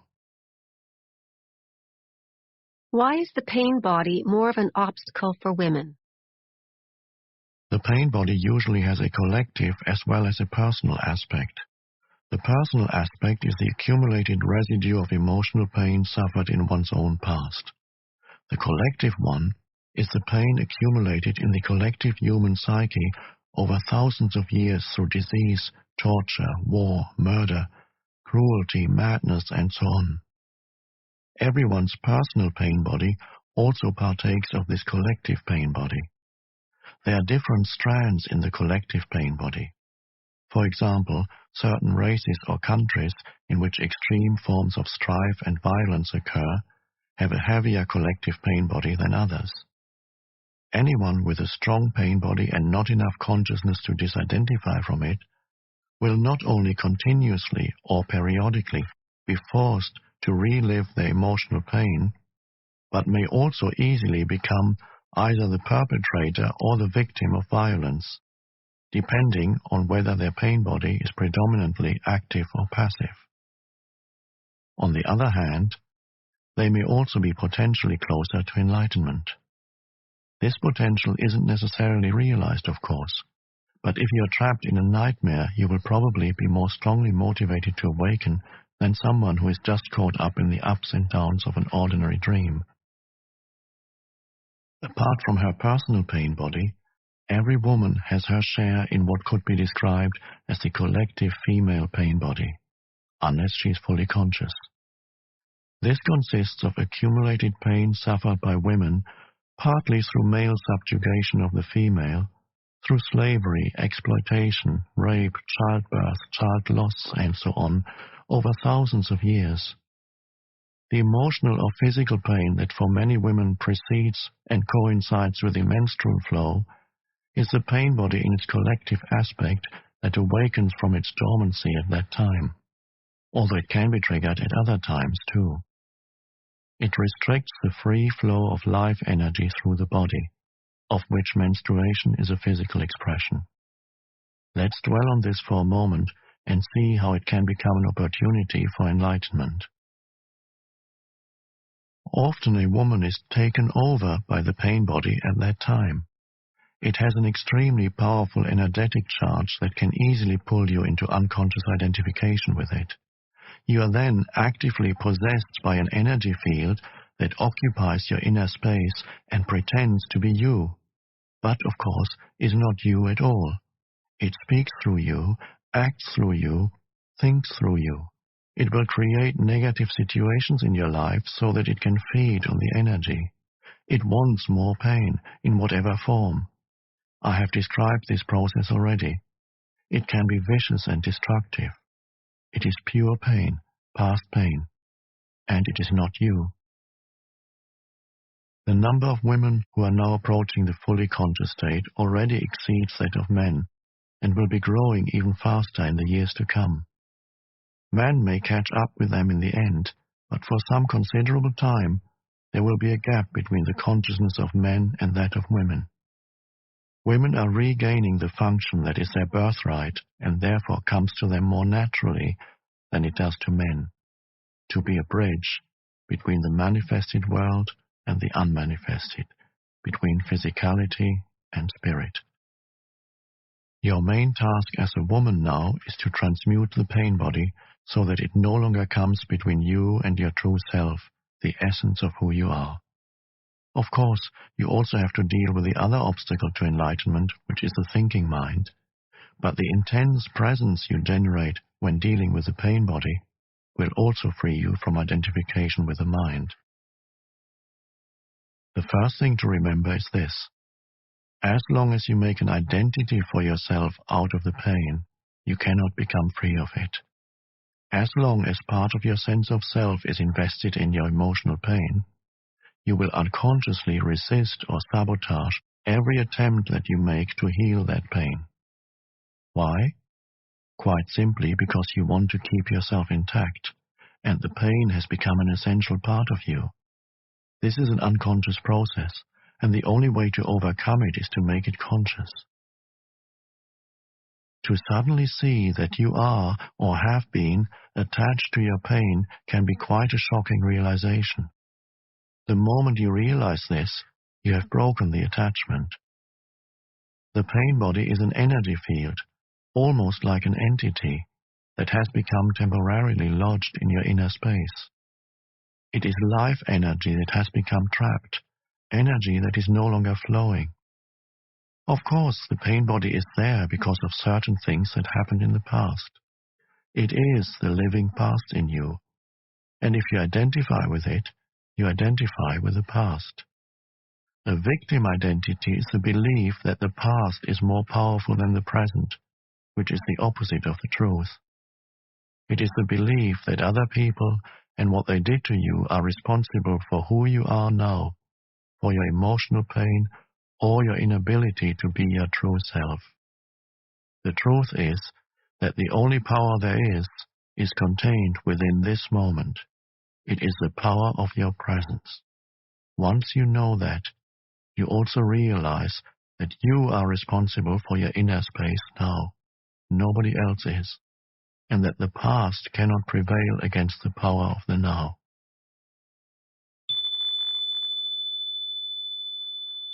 So identification prevents you from dealing with the pain body. Some women who are already conscious enough to have relinquished their victim identity on the personal level are still holding on to a collective victim identity. What men did to women. They are right, and they are also wrong. They are right inasmuch as the collective female pain body is, in large part, due to male violence inflicted on women and repression of the female principle throughout the planet over millennia. They are wrong if they derive a sense of self from this fact and thereby keep themselves imprisoned in a collective victim identity. If a woman is still holding on to anger, resentment, or condemnation, she is holding on to her pain body. This may give her a comforting sense of identity, of solidarity with other women, but it is keeping her in bondage to the past and blocking full access to her essence and true power. If women exclude themselves from men, that fosters a sense of separation and therefore a strengthening of the ego. And the stronger the ego, the more distant you are from your true nature. So do not use the pain body to give you an identity. Use it for enlightenment instead. Transmute it into consciousness. One of the best times for this is during menses. I believe that, in the years to come, many women will enter the fully conscious state during that time. Usually, it is a time of unconsciousness for many women, as they are taken over by the collective female pain body. Once you have reached a certain level of consciousness, however, you can reverse this, so instead of becoming unconscious, you become more conscious. I have described the basic process already, but let me take you through it again, this time with special reference to the collective female pain body. When you know that the menstrual flow is approaching, before you feel the first signs of what is commonly called premenstrual tension, the awakening of the collective female pain body, become very alert and inhabit your body as fully as possible. When the first sign appears, you need to be alert enough to catch it before it takes you over. For example, The first sign may be a sudden strong irritation or a flash of anger, or it may be a purely physical symptom. Whatever it is, catch it before it can take over your thinking or behavior. This simply means putting the spotlight of your attention on it. If it is an emotion, feel the strong energy charge behind it. Know that it is the pain body. At the same time, be the knowing.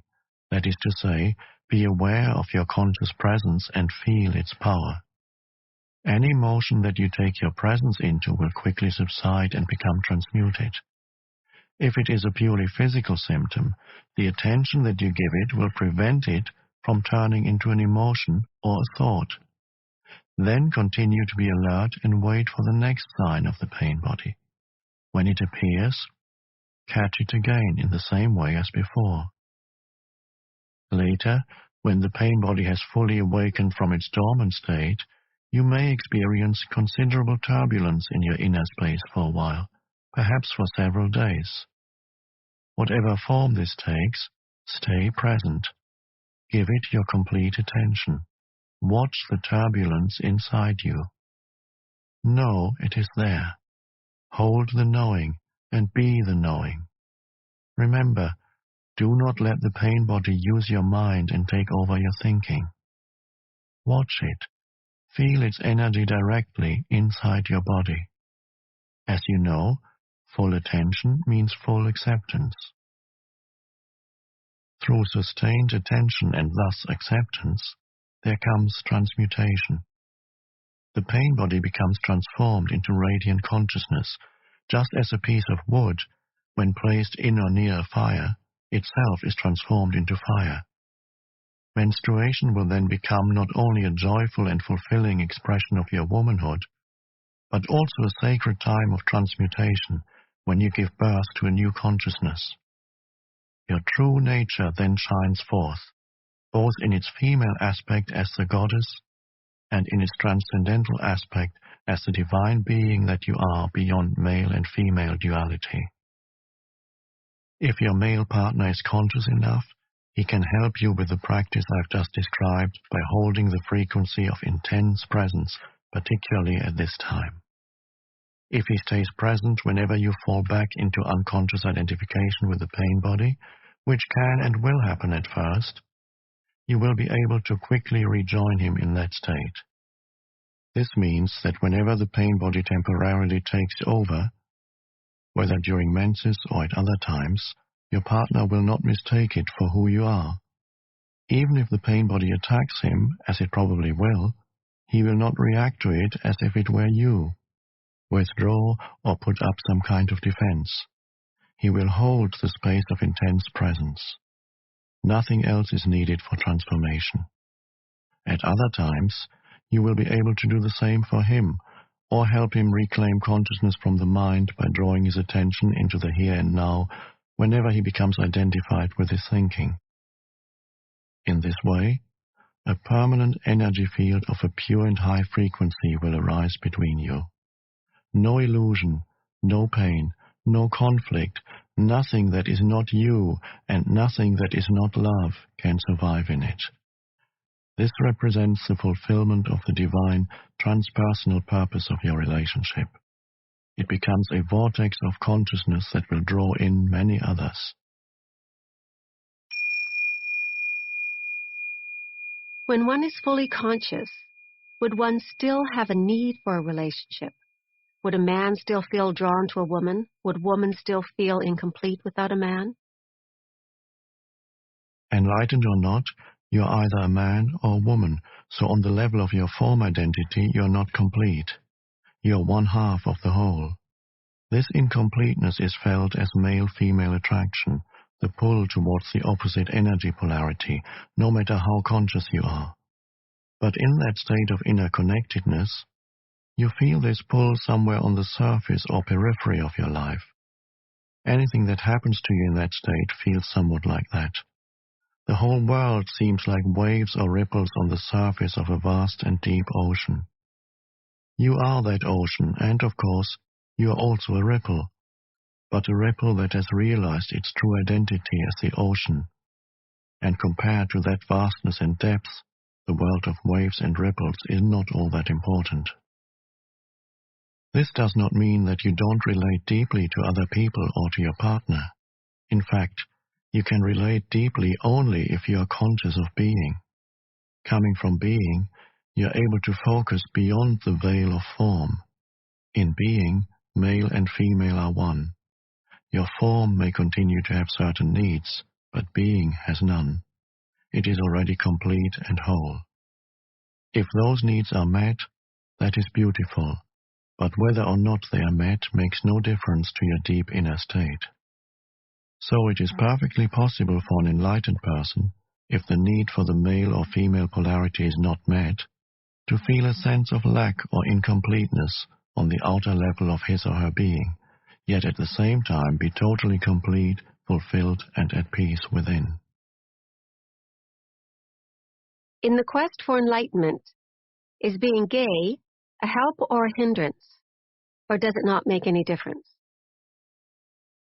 As you approach adulthood, uncertainty about your sexuality, followed by the realization that you are different from others, may force you to disidentify from socially conditioned patterns of thought and behavior. This will automatically raise your level of consciousness above that of the unconscious majority, whose members unquestioningly take on board all inherited patterns. In that respect, being gay can be a help. Being an outsider to some extent, someone who does not fit in with others or is rejected by them for whatever reason, makes life difficult, but it also places you at an advantage as far as enlightenment is concerned. It takes you out of unconsciousness almost by force.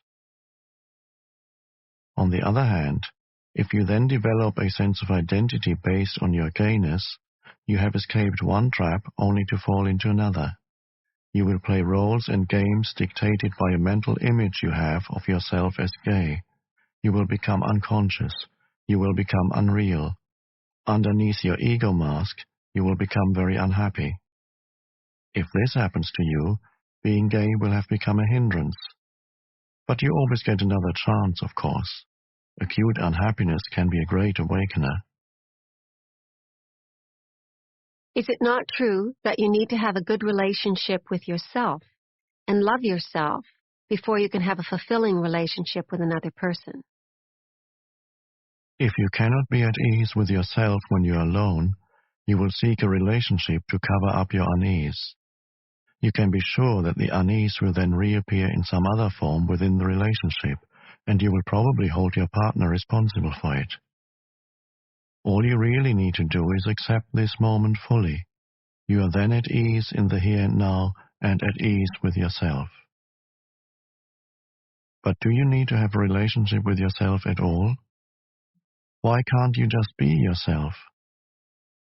When you have a relationship with yourself, you have split yourself into two, I and myself, subject and object. That mind-created duality is the root cause of all unnecessary complexity, of all problems and conflict in your life. In the state of enlightenment, you are yourself. You and yourself merge into one. You do not judge yourself. You do not feel sorry for yourself. You are not proud of yourself. You do not love yourself. You do not hate yourself, and so on. The split caused by self-reflective consciousness is healed, its curse removed. There is no self that you need to protect, defend, or feed anymore. When you are enlightened, there is one relationship that you no longer have, the relationship with yourself. Once you have given that up, all your other relationships will be love relationships.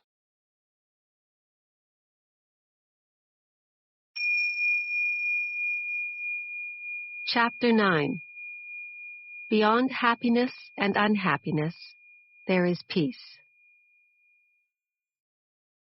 Is there a difference between happiness and inner peace? Yes. Happiness depends on conditions being perceived as positive. Inner peace does not. Isn't it possible to attract only positive conditions into our life? If our attitude and our thinking are always positive, we would manifest only positive events and situations, wouldn't we? Do you truly know what is positive and what is negative? Do you have the total picture? There have been many people for whom limitation, failure, loss, illness, or pain in whatever form turned out to be their greatest teacher. It taught them to let go of false self-images and superficial, ego-dictated goals and desires. It gave them depth, humility, and compassion. It made them more real. Whenever anything negative happens to you, there's a deep lesson concealed within it, although you may not see it at the time. Even a brief illness or an accident can show you what is real and unreal in your life, what ultimately matters and what doesn't. Seen from a higher perspective, conditions are always positive. To be more precise, they are neither positive nor negative. They are as they are. And when you live in complete acceptance of what is, which is the only sane way to live, there's no good or bad in your life anymore. There's only a higher good, which includes the bad. Seen from the perspective of the mind, however, there's good, bad, like, dislike, love, hate. Hence, in the book of Genesis, it is said that Adam and Eve were no longer allowed to dwell in paradise when they ate of the tree of the knowledge of good and evil. This sounds to me like denial and self-deception. When something dreadful happens to me or someone close to me, accident, illness, pain of some kind, or death, I can pretend that it isn't bad, but the fact remains that it is bad, so why deny it? You're not pretending anything. You're allowing it to be as it is, that's all. This allowing to be takes you beyond the mind with its resistance patterns that create the positive-negative polarities. It is an essential aspect of forgiveness. Forgiveness of the present is even more important than forgiveness of the past. If you forgive every moment, allow it to be as it is, then there will be no accumulation of resentment that needs to be forgiven at some later time. Remember that we are not talking about happiness here. For example, when a loved one has just died, or you feel your own death approaching, you cannot be happy. It is impossible. But you can be at peace. There may be sadness and tears, but provided that you have relinquished resistance, underneath the sadness you will feel a deep serenity, a stillness, a sacred presence. This is the emanation of being. This is inner peace, the good that has no opposite. What if it's a situation that I can do something about? How can I allow it to be and change it at the same time? Do what you have to do. In the meantime, accept what is. Since mind and resistance are synonymous, acceptance immediately frees you from mind dominance and thus reconnects you with being. As a result, the usual ego motivations for doing, fear, greed, control, defending or feeding the false sense of self, will cease to operate. An intelligence much greater than the mind is now in charge, and so a different quality of consciousness will flow into your doing. Accept whatever comes to you woven in the pattern of your destiny, for what could more aptly fit your needs? This was written 2,000 years ago by Marcus Aurelius, one of those exceedingly rare humans who possessed worldly power as well as wisdom. It seems that most people need to experience a great deal of suffering before they will relinquish resistance and accept, before they will forgive. As soon as they do, one of the greatest miracles happens, the awakening of being consciousness through what appears as evil, the transmutation of suffering into inner peace. The ultimate effect of all the evil and suffering in the world is that it will force humans into realizing who they are beyond name and form. Thus, what we perceive as evil from our limited perspective is actually part of the higher good that has no opposite. This, however, does not become true for you except through forgiveness. Until that happens, Evil has not been redeemed and therefore remains evil. Through forgiveness, which essentially means recognizing the insubstantiality of the past and allowing the present moment to be as it is, the miracle of transformation happens not only within but also without. A silent space of intense presence arises both in you and around you. Whoever or whatever enters that field of consciousness will be affected by it, sometimes visibly and immediately, sometimes at deeper levels with visible changes appearing at a later time. You dissolve discord, heal pain, dispel unconsciousness without doing anything, simply by being and holding that frequency of intense presence.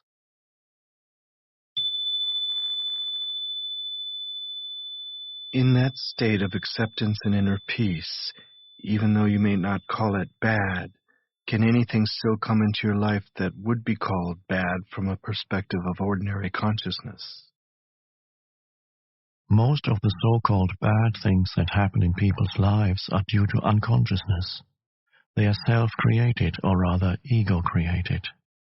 I sometimes refer to those things as drama.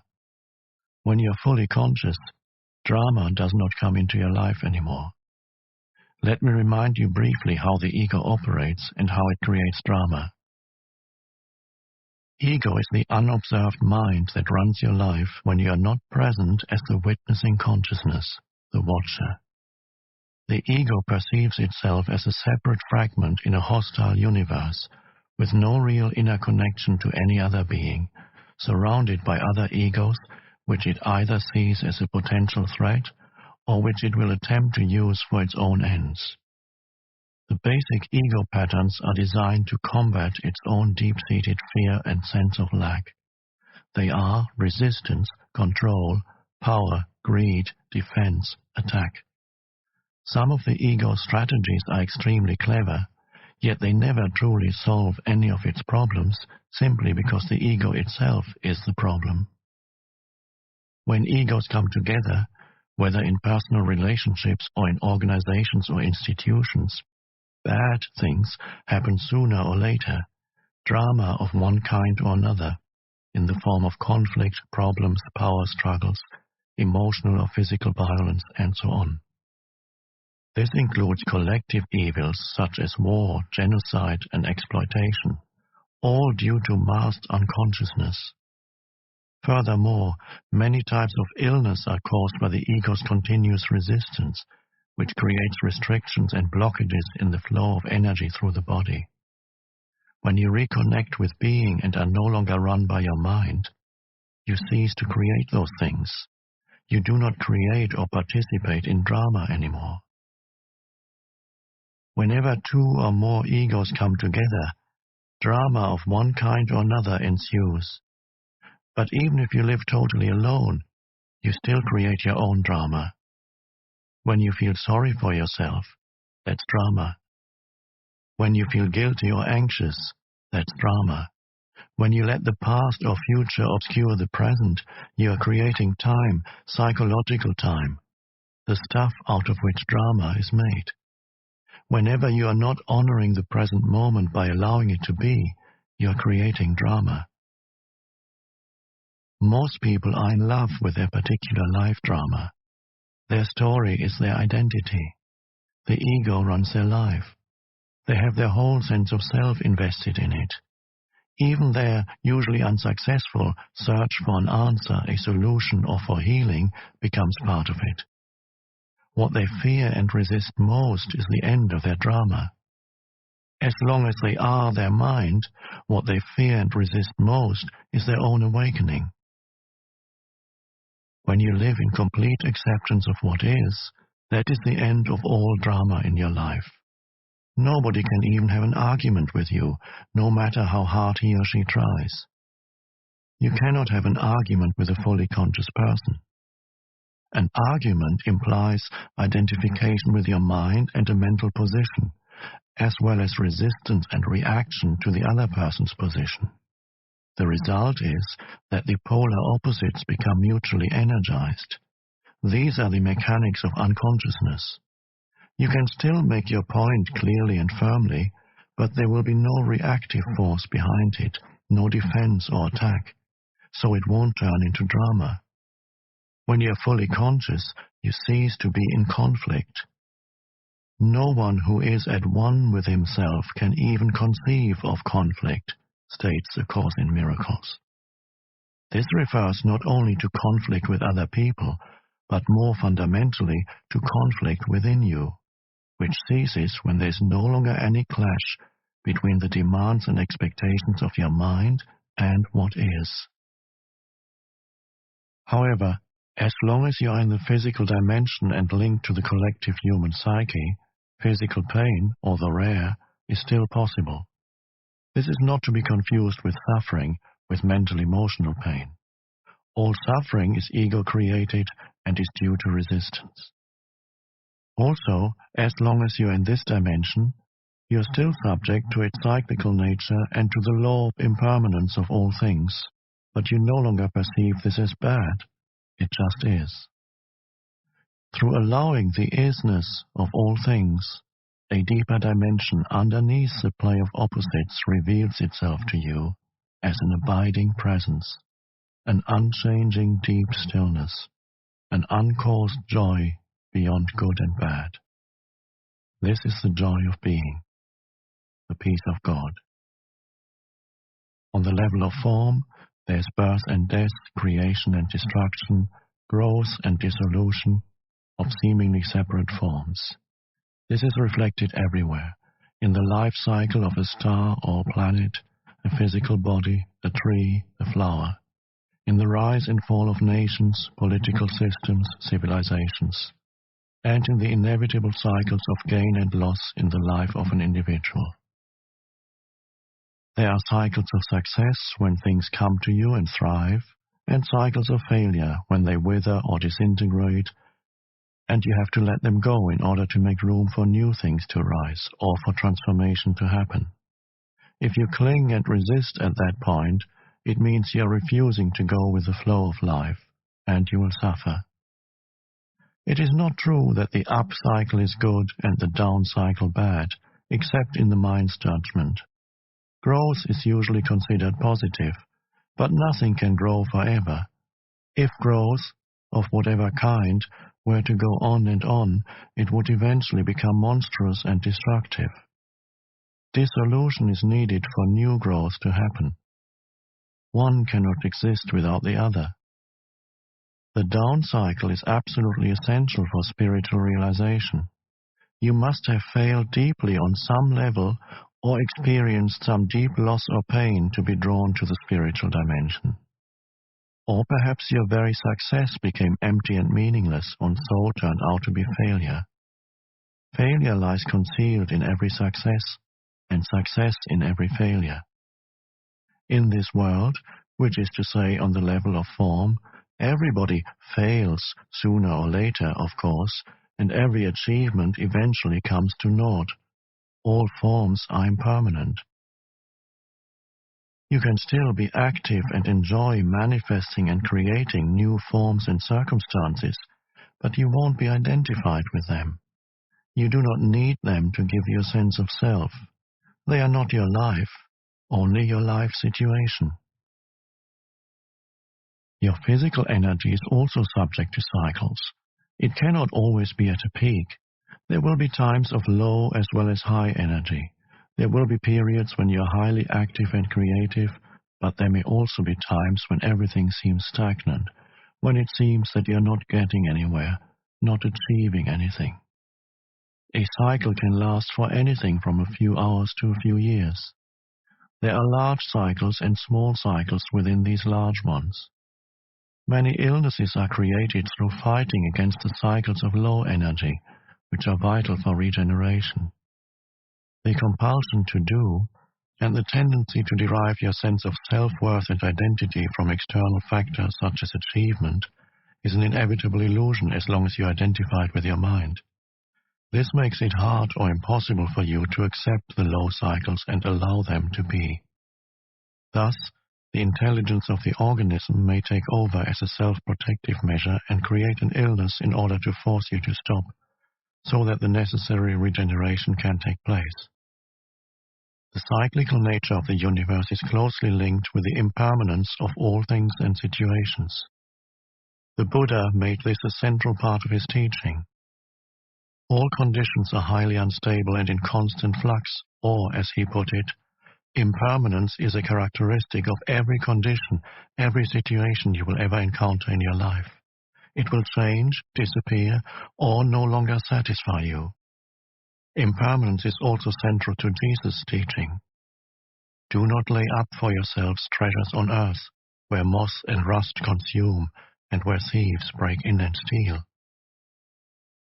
As long as a condition is judged as good by your mind, whether it be a relationship, a possession, a social role, a place, or your physical body, the mind attaches itself to it and identifies with it. It makes you happy, makes you feel good about yourself, and it may become part of who you are or think you are. But nothing lasts in this dimension where moth and rust consume. Either it ends or it changes, or it may undergo a polarity shift. The same condition that was good yesterday or last year has suddenly or gradually turned into bad.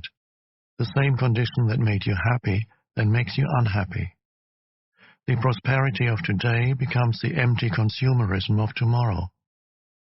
The happy wedding and honeymoon become the unhappy divorce or the unhappy coexistence. Or a condition disappears, so its absence makes you unhappy.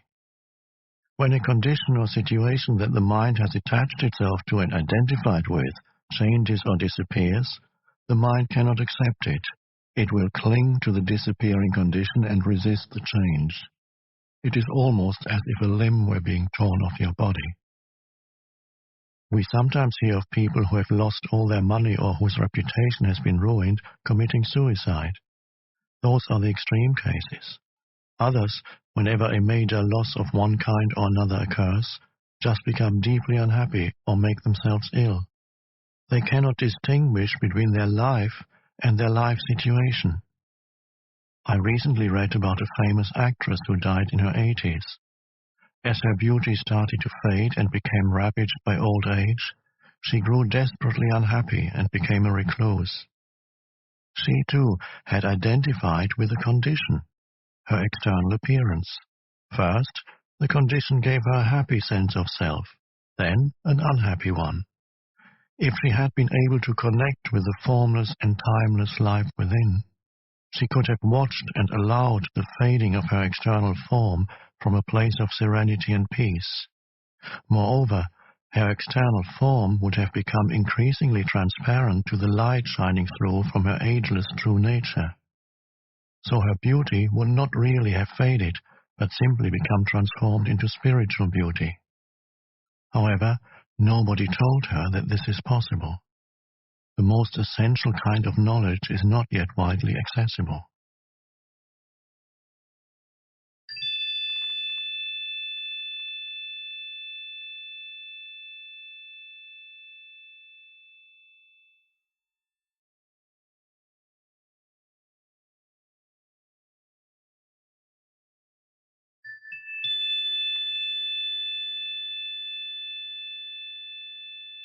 The Buddha taught that even your happiness is dukkha, a Pali word meaning suffering or unsatisfactoriness. It is inseparable from its opposite. This means that your happiness and unhappiness are in fact one. Only the illusion of time separates them. This is not being negative. It is simply recognizing the nature of things so that you don't pursue an illusion for the rest of your life. Nor is it saying that you should no longer appreciate pleasant or beautiful things or conditions, but to seek something through them that they cannot give, an identity, a sense of permanency and fulfillment, is a recipe for frustration and suffering. The whole advertising industry and consumer society would collapse if people became enlightened and no longer sought to find their identity through things. The more you seek happiness in this way, the more it will elude you. Nothing out there will ever satisfy you except temporarily and superficially, But you may need to experience many disillusionments before you realize that truth. Things and conditions can give you pleasure, but they will also give you pain. Things and conditions can give you pleasure, but they cannot give you joy. Nothing can give you joy. Joy is uncaused and arises from within as the joy of being. It is an essential part of the inner state of peace, the state that has been called the peace of God. It is your natural state, not something that you need to work hard for or struggle to attain. Many people never realize that there can be no salvation in anything they do, possess, or attain. Those who do realize it often become world-weary and depressed. If nothing can give you true fulfillment, what is there left to strive for? What is the point in anything? The Old Testament prophet must have arrived at such a realization when he wrote, "I have seen everything that is done under the sun, and behold, all is vanity and a striving after wind." When you reach this point, you are one step away from despair, and one step away from enlightenment. A Buddhist monk once told me, "All I have learned in the 20 years that I've been a monk I can sum up in one sentence. All that arises passes away. This I know." What he meant, of course, was this: I have learned to offer no resistance to what is. I have learned to allow the present moment to be and to accept the impermanent nature of all things and conditions. Thus have I found peace. To offer no resistance to life is to be in a state of grace, ease, and lightness. This state is then no longer dependent upon things being in a certain way, good or bad. It seems almost paradoxical, yet when your inner dependency on form is gone, the general conditions of your life, the outer forms, tend to improve greatly. Things, people, or conditions that you thought you needed for your happiness now come to you with no struggle or effort on your part, and you are free to enjoy and appreciate them while they last. All those things, of course, will still pass away. Cycles will come and go, but with dependency gone, there's no fear of loss anymore. Life flows with ease. The happiness that is derived from some secondary source is never very deep. It is only a pale reflection of the joy of being, the vibrant peace that you find within as you enter the state of non-resistance. Being takes you beyond the polar opposites of the mind and frees you from dependency on form.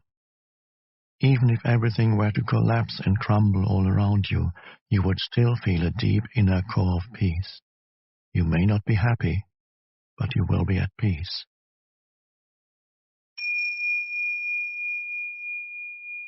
All inner resistance is experienced as negativity in one form or another. All negativity is resistance. In this context, the two words are almost synonymous. Negativity ranges from irritation or impatience to fierce anger, from a depressed mood or sullen resentment to suicidal despair. Sometimes the resistance triggers the emotional pain body, in which case even a minor situation may produce intense negativity such as anger, depression, or deep grief. The ego believes that through negativity it can manipulate reality and get what it wants. It believes that through it can attract a desirable condition or dissolve an undesirable one. A Course in Miracles rightly points out that whenever you are unhappy, there's the unconscious belief that the unhappiness buys you what you want. If you, the mind, did not believe that unhappiness works, why would you create it? The fact is, of course, that negativity does not work. Instead of attracting a desirable condition, it stops it from arising. Instead of dissolving an undesirable one, it keeps it in place. Its only useful function is that it strengthens the ego, and that is why the ego loves it. Once you have identified with some form of negativity, you do not want to let go, and on a deeply unconscious level, you do not want positive change. It would threaten your identity as a depressed, angry, or hard-done-by person. You will then ignore, deny, or sabotage the positive in your life. This is a common phenomenon. It is also insane. Negativity is totally unnatural.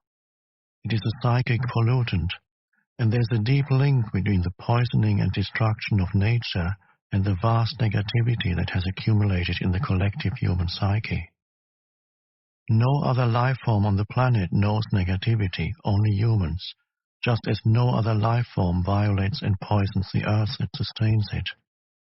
Have you ever seen an unhappy flower or a stressed oak tree?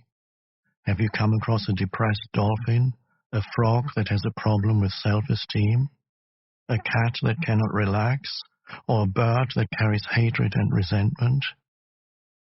The only animals that may occasionally experience something akin to negativity or show signs of neurotic behavior are those that live in close contact with humans, and so link into the human mind and its insanity. Watch any plant or animal and let it teach you acceptance of what is, surrender to the now. Let it teach you being. Let it teach you integrity, which means to be one, to be yourself, to be real. Let it teach you how to live and how to die, and how not to make living and dying into a problem. I have lived with several Zen masters, all of them cats. Even ducks have taught me important spiritual lessons. Just watching them is a meditation. How peacefully they float along, at ease with themselves, totally present in the now, dignified and perfect as only a mindless creature can be. Occasionally, however, two ducks will get into a fight, sometimes for no apparent reason, or because one duck has strayed into another's private space. The fight usually lasts only for a few seconds, and then the ducks separate, swim off in opposite directions, and vigorously flap their wings a few times. They then continue to swim on peacefully as if the fight had never happened. When I observed that for the first time, I suddenly realized that by flapping their wings, they were releasing surplus energy, thus preventing it from becoming trapped in their body and turning into negativity.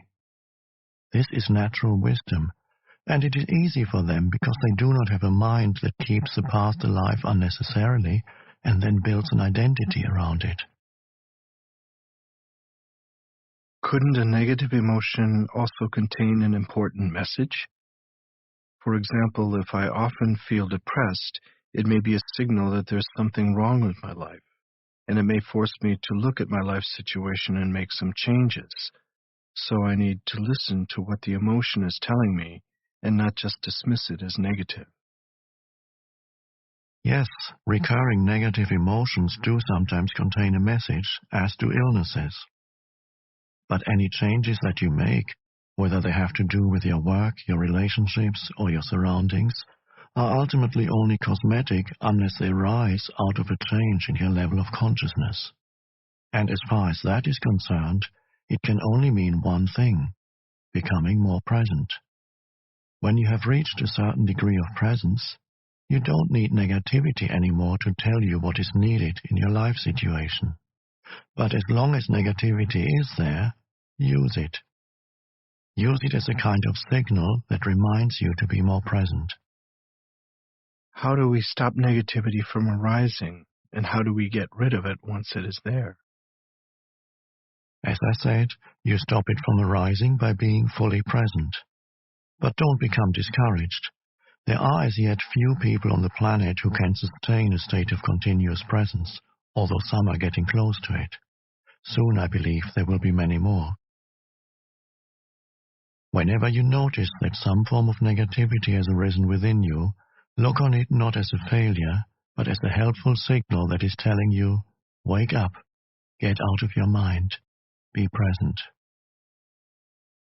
There's a novel by Aldous Huxley called Island, written in his later years when he became very interested in spiritual teachings. It tells the story of a man shipwrecked on a remote island cut off from the rest of the world. This island contains a unique civilization. The unusual thing about it is that its inhabitants, unlike those of the rest of the world, are actually sane. The first thing that the man notices are the colorful parrots perched in the trees, and they seem to be constantly croaking the words, "Attention, here and now. Attention, here and now." We later learn that the islanders taught them these words in order to be reminded continuously to stay present. So whenever you feel negativity arising within you, whether caused by an external factor, a thought, or even nothing in particular that you are aware of, look on it as a voice saying, "Attention, here and now, wake up." Even the slightest irritation is significant and needs to be acknowledged and looked at. Otherwise, there will be a cumulative build-up of unobserved reactions. As I said before, you may be able to just drop it once you realize that you don't want to have this energy field inside you and that it serves no purpose. But then make sure that you drop it completely. If you cannot drop it, just accept that it is there and take your attention into the feeling, as I pointed out earlier. As an alternative to dropping a negative reaction, you can make it disappear by imagining yourself becoming transparent to the external cause of the reaction. I recommend that you practice it with little, even trivial things first. Let's say that you are sitting quietly at home. Suddenly, there's the penetrating sound of a car alarm from across the street. Irritation arises. What is the purpose of the irritation? None whatsoever. Why did you create it? You didn't. The mind did. It was totally automatic, totally unconscious. Why did the mind create it? Because it holds the unconscious belief that its resistance, which you experience as negativity or unhappiness in some form, will somehow dissolve the undesirable condition. This, of course, is a delusion. The resistance that it creates, the irritation or anger in this case, is far more disturbing than the original cause that it is attempting to dissolve. All this can be transformed into spiritual practice. Feel yourself becoming transparent, as it were, without the solidity of a material body. Now allow the noise, or whatever causes a negative reaction, to pass right through you. It is no longer hitting a solid wall inside you. As I said, practice with little things first. The car alarm, the dog barking, the children screaming, the traffic jam. Instead of having a wall of resistance inside you that gets constantly and painfully hit by things that should not be happening, let everything pass through you. Somebody says something to you that is rude or designed to hurt. Instead of going into unconscious reaction and negativity, such as attack, defense, or withdrawal, you let it pass right through you. Offer no resistance. It is as if there is nobody there to get hurt anymore. That is forgiveness. In this way, you become invulnerable. You can still tell that person that his or her behavior is unacceptable if that is what you choose to do. But that person no longer has the power to control your inner state. You are then in your power, not in someone else's, nor are you run by your mind. Whether it is a car alarm, a rude person, a flood, an earthquake, or the loss of all your possessions, the resistance mechanism is the same.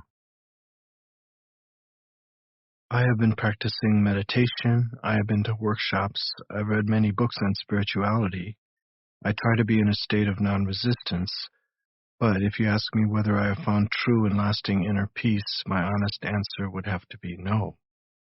Why haven't I found it? What else can I do? You are still seeking outside, and you cannot get out of the seeking mode. Maybe the next workshop will have the answer. Maybe that new technique. To you, I would say, don't look for peace. Don't look for any other state than the one you are in now. Otherwise, you will set up inner conflict and unconscious resistance. Forgive yourself for not being at peace. The moment you completely accept your non-peace becomes transmuted into peace.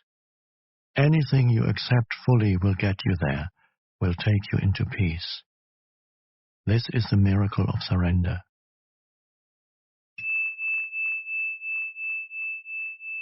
You may have heard the phrase, "turn the other cheek," which a great teacher of enlightenment used 2,000 years ago. He was attempting to convey symbolically the secret of non-resistance and non-reaction. In this statement, as in all his others, he was concerned only with your inner reality, not with the outer conduct of your life.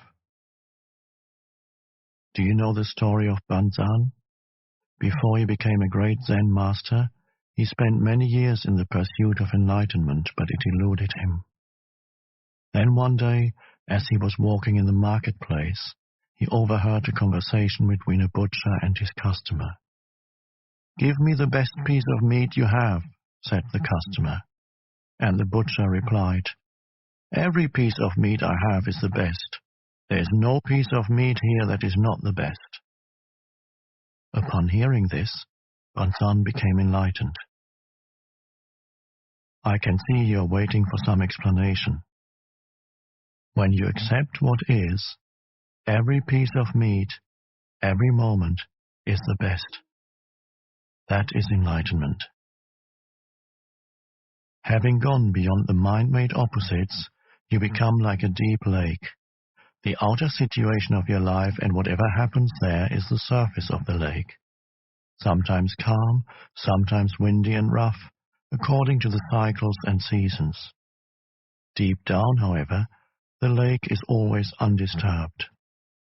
You are the whole lake, not just the surface, and you are in touch with your own depth, which remains absolutely still. You don't resist change by mentally clinging to any situation. Your inner peace does not depend on it. You abide in being, unchanging, timeless, deathless, and you are no longer dependent for fulfillment or happiness on the outer world of constantly fluctuating forms. You can enjoy them, play with them, create new forms, appreciate the beauty of it all, but there will be no need to attach yourself to any of it. When you become this detached, doesn't it mean that you also become remote from other human beings? On the contrary, as long as you are unaware of being, the reality of other humans will elude you because you have not found your own. Your mind will like or dislike their form, which is not just their body, but includes their mind as well. True relationship becomes possible only when there's an awareness of being. Coming from being, you will perceive another person's body and mind as just a screen, as it were, behind which you can feel their true reality, as you feel yours.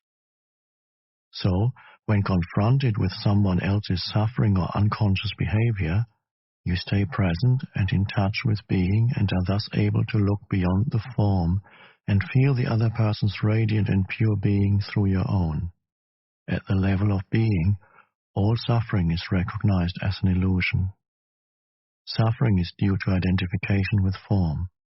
Miracles of healing sometimes occur through this realization, by awakening being consciousness in others, if they are ready.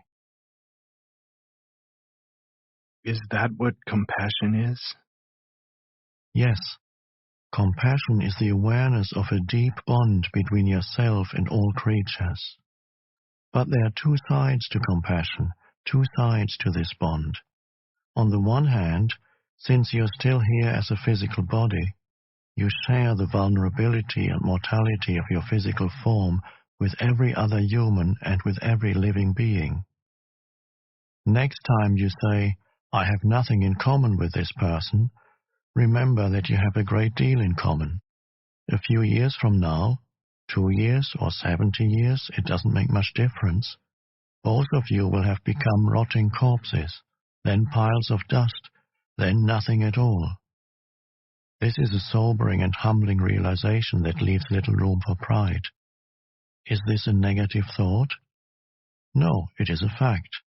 Why close your eyes to it? In that sense, there is total equality between you and every other creature. One of the most powerful spiritual practices is to meditate deeply on the mortality of physical forms, including your own. This is called die before you die. Go into it deeply. Your physical form is dissolving, is no more. Then a moment comes when all mind forms or thoughts also die. Yet you are still there, the divine presence that you are, radiant, fully awake.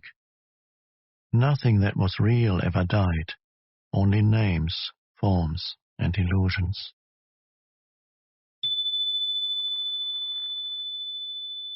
The realization of this deathless dimension, your true nature, is the other side of compassion. On a deep feeling level, you now recognize not only your own immortality, but through your own, that of every other creature as well. On the level of form, you share mortality and the precariousness of existence. On the level of being, you share eternal, radiant life. These are the two aspects of compassion.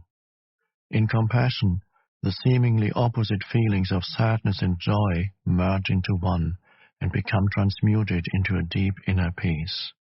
This is the peace of God. It is one of the most noble feelings that humans are capable of, and it has great healing and transformative power.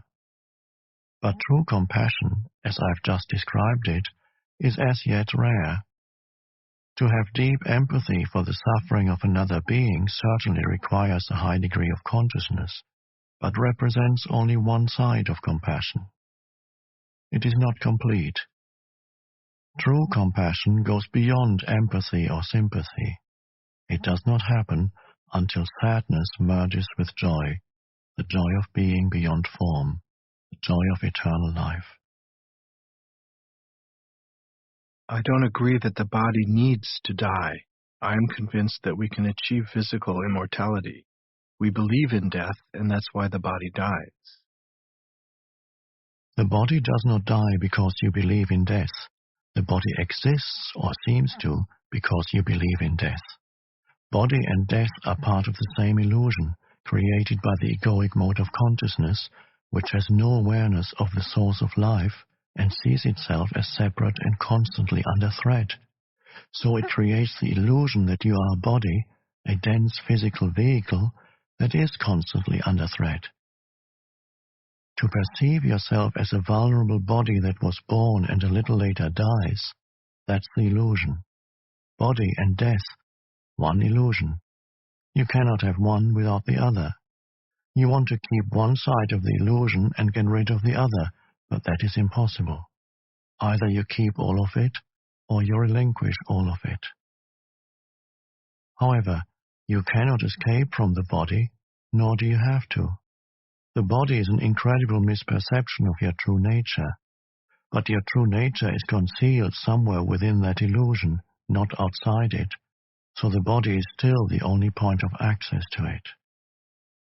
If you saw an angel but mistook it for a stone statue, all you would have to do is adjust your vision and look more closely at the stone statue, not start looking somewhere else.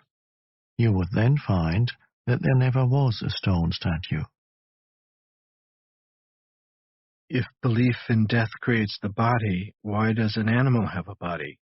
An animal doesn't have an ego, and it doesn't believe in death.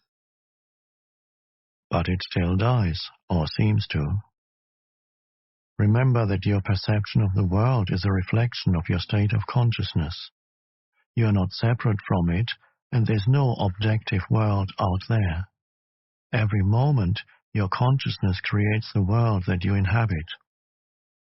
One of the greatest insights that has come out of modern physics is that of the unity between the observer and the observed. The person conducting the experiment, the observing consciousness, cannot be separated from the observed phenomena, and a different way of looking causes the observed phenomena to behave differently.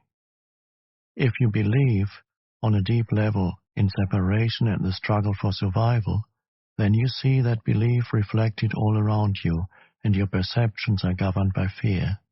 You inhabit a world of death and of bodies fighting, killing, and devouring each other. Nothing is what it seems to be.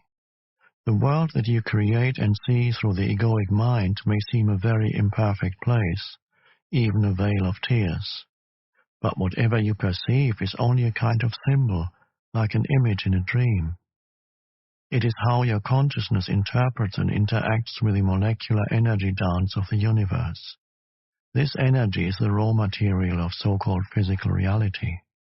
You see it in terms of bodies and birth and death, or as a struggle for survival. An infinite number of completely different interpretations, completely different worlds is possible and, in fact, exists, all depending on the perceiving consciousness. Every being is a focal point of consciousness, and every such focal point creates its own world, although all those worlds are interconnected. There's a human world, an ant world, a dolphin world, and so on. There are countless beings whose consciousness frequency is so different from yours that you are probably unaware of their existence, as they are of yours. Highly conscious beings who are aware of their connectedness with the Source and with each other would inhabit a world that to you would appear as a heavenly realm, and yet all worlds are ultimately one. Our collective human world is largely created through the level of consciousness we call mind. Even within the collective human world, there are vast differences, many different sub-worlds, depending on the perceivers or creators of their respective worlds. Since all worlds are interconnected, when collective human consciousness becomes transformed, nature and the animal kingdom will reflect their transformation. Hence the statement in the Bible that in the coming age, the lion shall lie down with the lamb. This points to the possibility of a completely different order of reality. The world as it appears to us now is, as I said, largely a reflection of the egoic mind. Fear being an unavoidable consequence of egoic delusion, it is a world dominated by fear. Just as the images in a dream are symbols of inner states and feelings, so our collective reality is largely a symbolic expression of fear and of the heavy layers of negativity that have accumulated in the collective human psyche. We are not separate from our world, so when the majority of humans become free of egoic delusion, this inner change will affect all of creation. You will literally inhabit a new world. It is a shift in planetary consciousness. The strange Buddhist saying that every tree and every blade of grass will eventually become enlightened points to the same truth. According to St. Paul, the whole of creation is waiting for humans to become enlightened.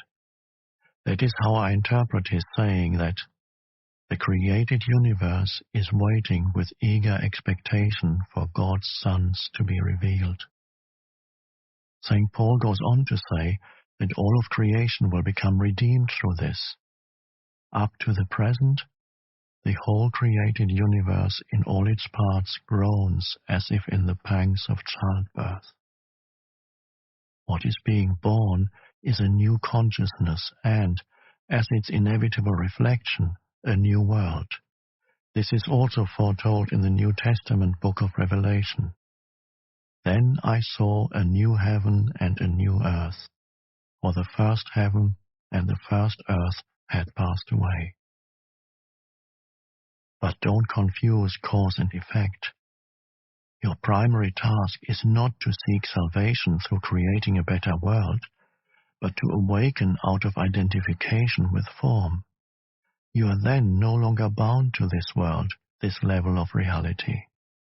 You can feel your roots in the unmanifested and so are free of attachment to the manifested world. You can still enjoy the passing pleasures of this world, but there is no fear of loss anymore, so you don't need to cling to them. Although you can enjoy sensory pleasures, the craving for sensory experience is gone, as is the constant search for fulfillment through psychological gratification, through feeding the ego. You are in touch with something infinitely greater than any pleasure, greater than any manifested thing. In a way, you then don't need the world anymore. You don't even need it to be different from the way it is. It is only at this point that you begin to make a real contribution towards bringing about a better world, towards creating a different order of reality. It is only at this point that you are able to feel true compassion and to help others at the level of cause. Only those who have transcended the world can bring about a better world. You may remember that we talked about the dual nature of true compassion, which is awareness of a common bond of shared mortality and immortality. At this deep level, compassion becomes healing in the widest sense. In that state, your healing influence is primarily based not on doing, but on being. Everybody you come in contact with will be touched by your presence and affected by the peace that you emanate, whether they are conscious of it or not. When you are fully present and people around you manifest unconscious behavior, you won't feel the need to react to it, so you don't give it any reality. Your peace is so vast and deep that anything that is not peace disappears into it as if it had never existed. This breaks the karmic cycle of action and reaction. Animals, trees, flowers will feel your peace and respond to it. You teach through being, through demonstrating the peace of God. You become the light of the world, an emanation of pure consciousness, and so you eliminate suffering on the level of cause. You eliminate unconsciousness from the world.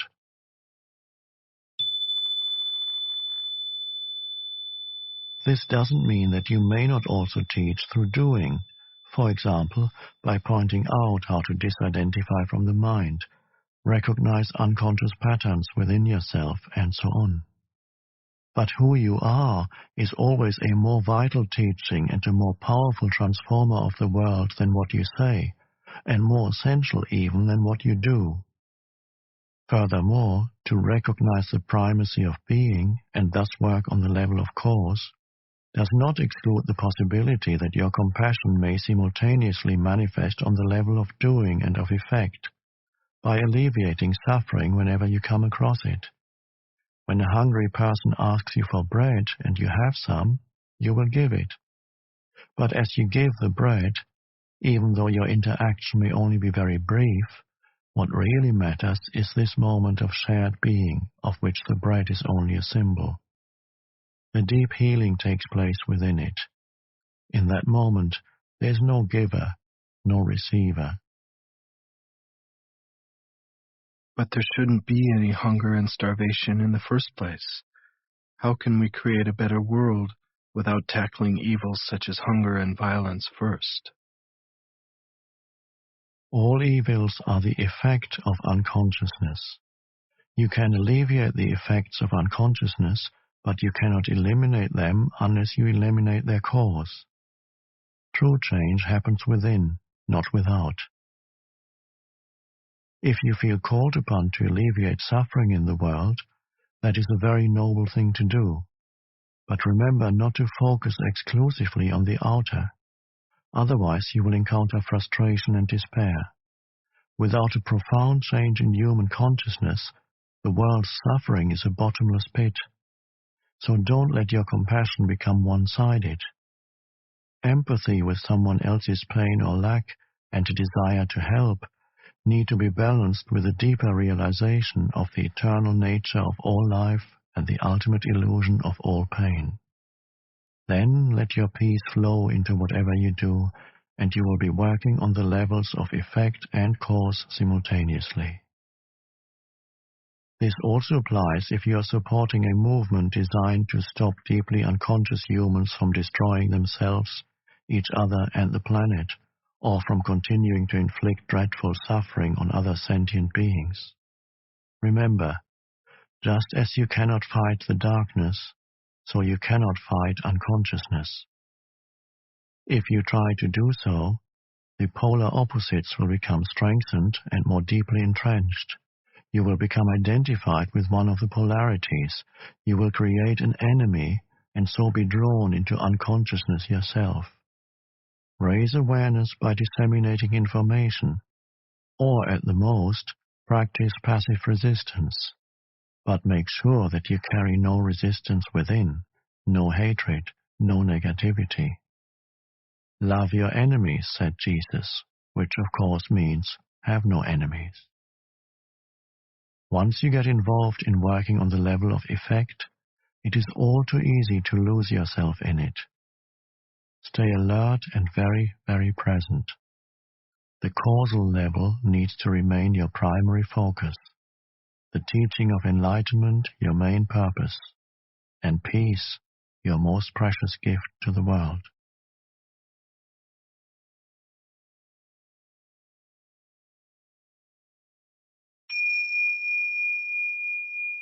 Chapter 10. The Meaning of Surrender. You mentioned surrender a few times. I don't like that idea.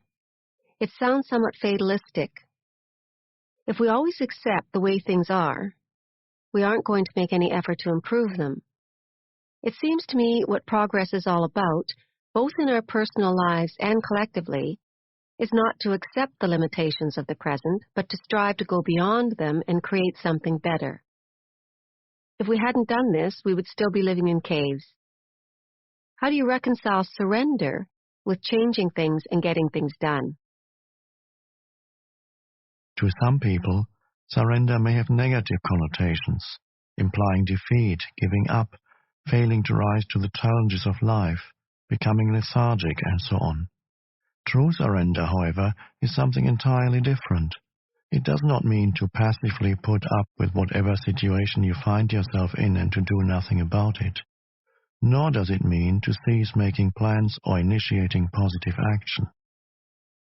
Surrender is the simple but profound wisdom of yielding to, rather than opposing, the flow of life. The only place where you can experience the flow of life is the now. So to surrender is to accept the present moment unconditionally and without reservation. It is to relinquish inner resistance to what is. Inner resistance is to say no to what is, through mental judgments and emotional negativity. It becomes particularly pronounced when things go wrong, which means that there's a gap between the demands or rigid expectations of your mind and what is. That is the pain gap. If you have lived long enough, you will know that things go wrong quite often.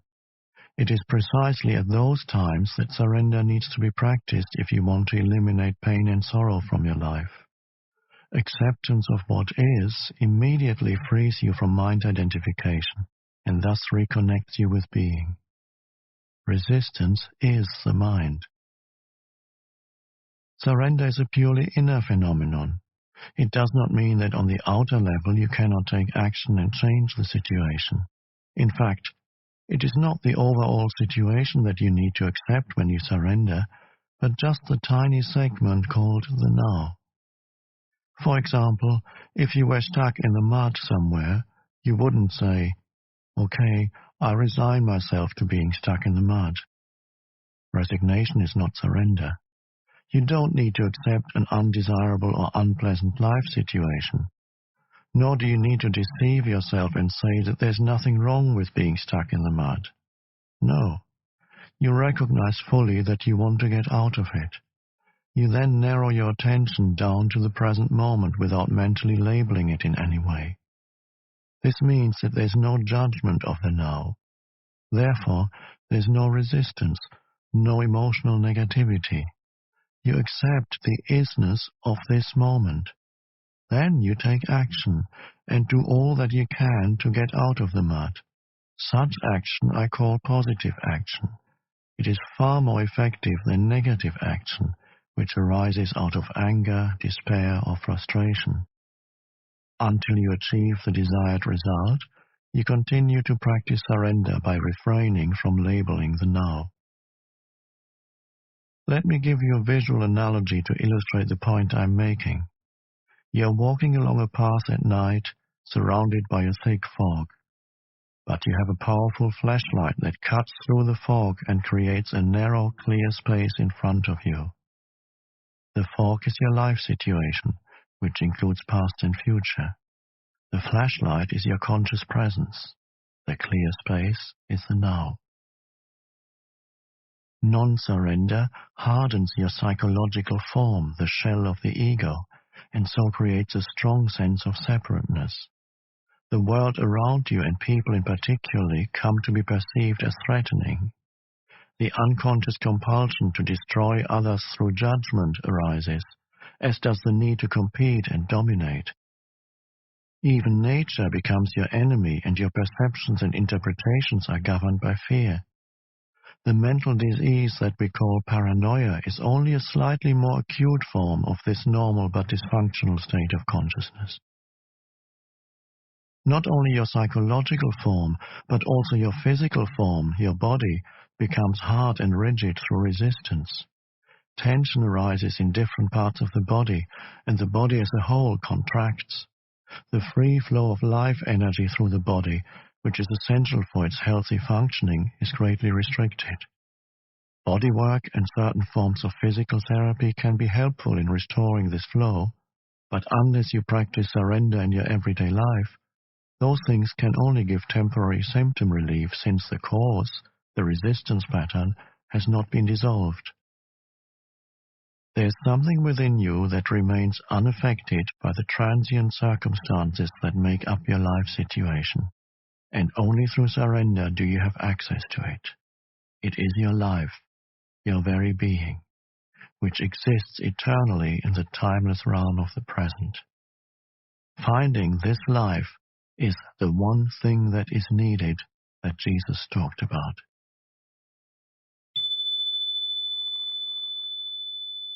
If you find your life situation unsatisfactory or even intolerable, it is only by surrendering first that you can break the unconscious resistance pattern that perpetuates that situation.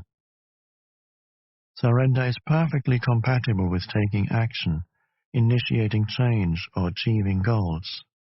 But in the surrendered state, a totally different energy, a different quality flows into your doing. Surrender reconnects you with the source energy of being, and if your doing is infused with being, it becomes a joyful celebration of life energy that takes you more deeply into the now. Through non-resistance, the quality of your consciousness, and therefore the quality of whatever you are doing or creating, is enhanced immeasurably. The results will then look after themselves and reflect that quality. We could call this surrendered action. It is not work as we have known it for thousands of years.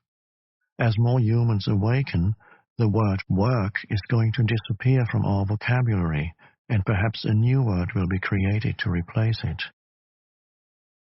It is the quality of your consciousness at this moment that is the main determinant of what kind of future you will experience. So to surrender is the most important thing you can do to bring about positive change.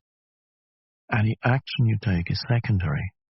No truly positive action can arise out of an unsurrendered state of consciousness.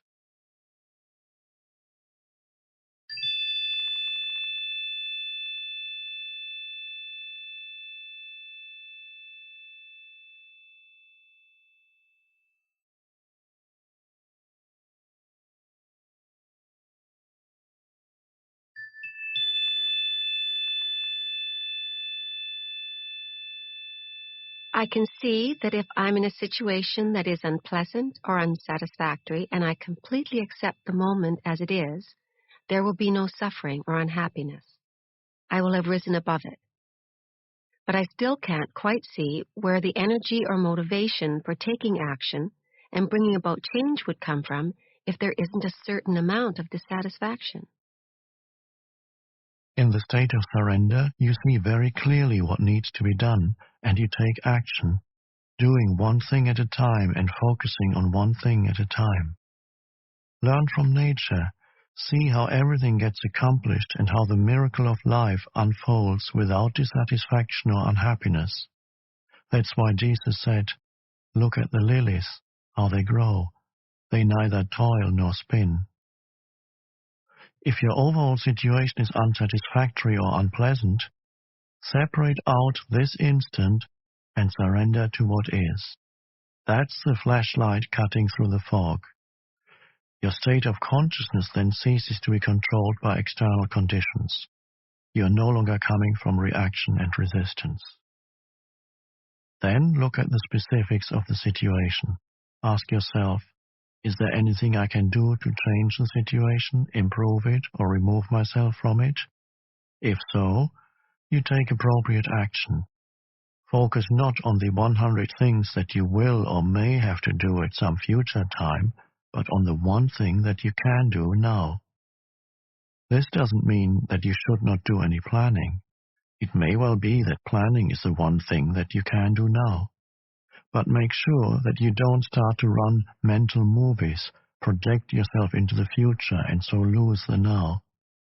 Any action you take may not bear fruit immediately. Until it does, do not resist what is. If there's no action you can take, and you cannot remove yourself from the situation, then use the situation to make you go more deeply into surrender, more deeply into the now, more deeply into being. When you enter this timeless dimension of the present, change often comes about in strange ways without the need for a great deal of doing on your part. Life becomes helpful and cooperative. If inner factors such as fear, guilt, or inertia prevented you from taking action, they will dissolve in the light of your conscious presence. Do not confuse surrender with an attitude of, "I can't be bothered anymore," or "I just don't care anymore." If you look at it closely, you will find that such an attitude is tainted with negativity, in the form of hidden resentment, and so is not surrender at all, but masked resistance. As you surrender, direct your attention inward to check if there's any trace of resistance left inside you. Be very alert when you do so. Otherwise, a pocket of resistance may continue to hide in some dark corner in the form of a thought or an unacknowledged emotion. Letting go of resistance is easier said than done. I still don't see clearly how to let go. If you say it is by surrendering, the question remains, how? Start by acknowledging that there is resistance. Be there when it happens, when the resistance arises. Observe how your mind creates it, how it labels the situation, yourself or others. Look at the thought process involved. Feel the energy of the emotion. By witnessing the resistance, you will see that it serves no purpose. By focusing all your attention on the now, the unconscious resistance is made conscious, and that is the end of it. You cannot be conscious and unhappy, conscious and in negativity. Negativity, unhappiness, or suffering in whatever form means that there's resistance, and resistance is always unconscious. Surely I can be conscious of my unhappy feelings. Would you choose unhappiness? If you did not choose it, how did it arise? What is its purpose? Who is keeping it alive? You say that you are conscious of your unhappy feelings, but the truth is that you are identified with them and keep the process alive through compulsive thinking. All that is unconscious. If you were conscious, that is to say, totally present in the now, all negativity would dissolve almost instantly. It could not survive in your presence. It can only survive in your absence. Even the pain body cannot survive for long in your presence. You keep your unhappiness alive by giving it time. That is its lifeblood. Remove time through intense present moment awareness and it dies. But do you want it to die? Have you truly had enough? Who would you be without it? Until you practice surrender, the spiritual dimension is something you read about, talk about, get excited about, write books about, think about, believe in, or don't, as the case may be. It makes no difference. Not until you surrender does it become a living reality in your life. When you do, the energy that you emanate and which then runs your life is of a much higher vibrational frequency than the mind energy that still runs our world. The energy that created the existing social, political, and economic structures of our civilization, and which also continuously perpetuates itself through our educational systems and the media. Through surrender, spiritual energy comes into this world. It creates no suffering for yourself, for other humans, or any other life form on the planet. Unlike mind energy, it does not pollute the earth, and it is not subject to the law of polarities, which dictates that nothing can exist without its opposite, that there can be no good without bad. Those who run on mind energy, which is still the vast majority of the Earth's population, remain unaware of the existence of spiritual energy.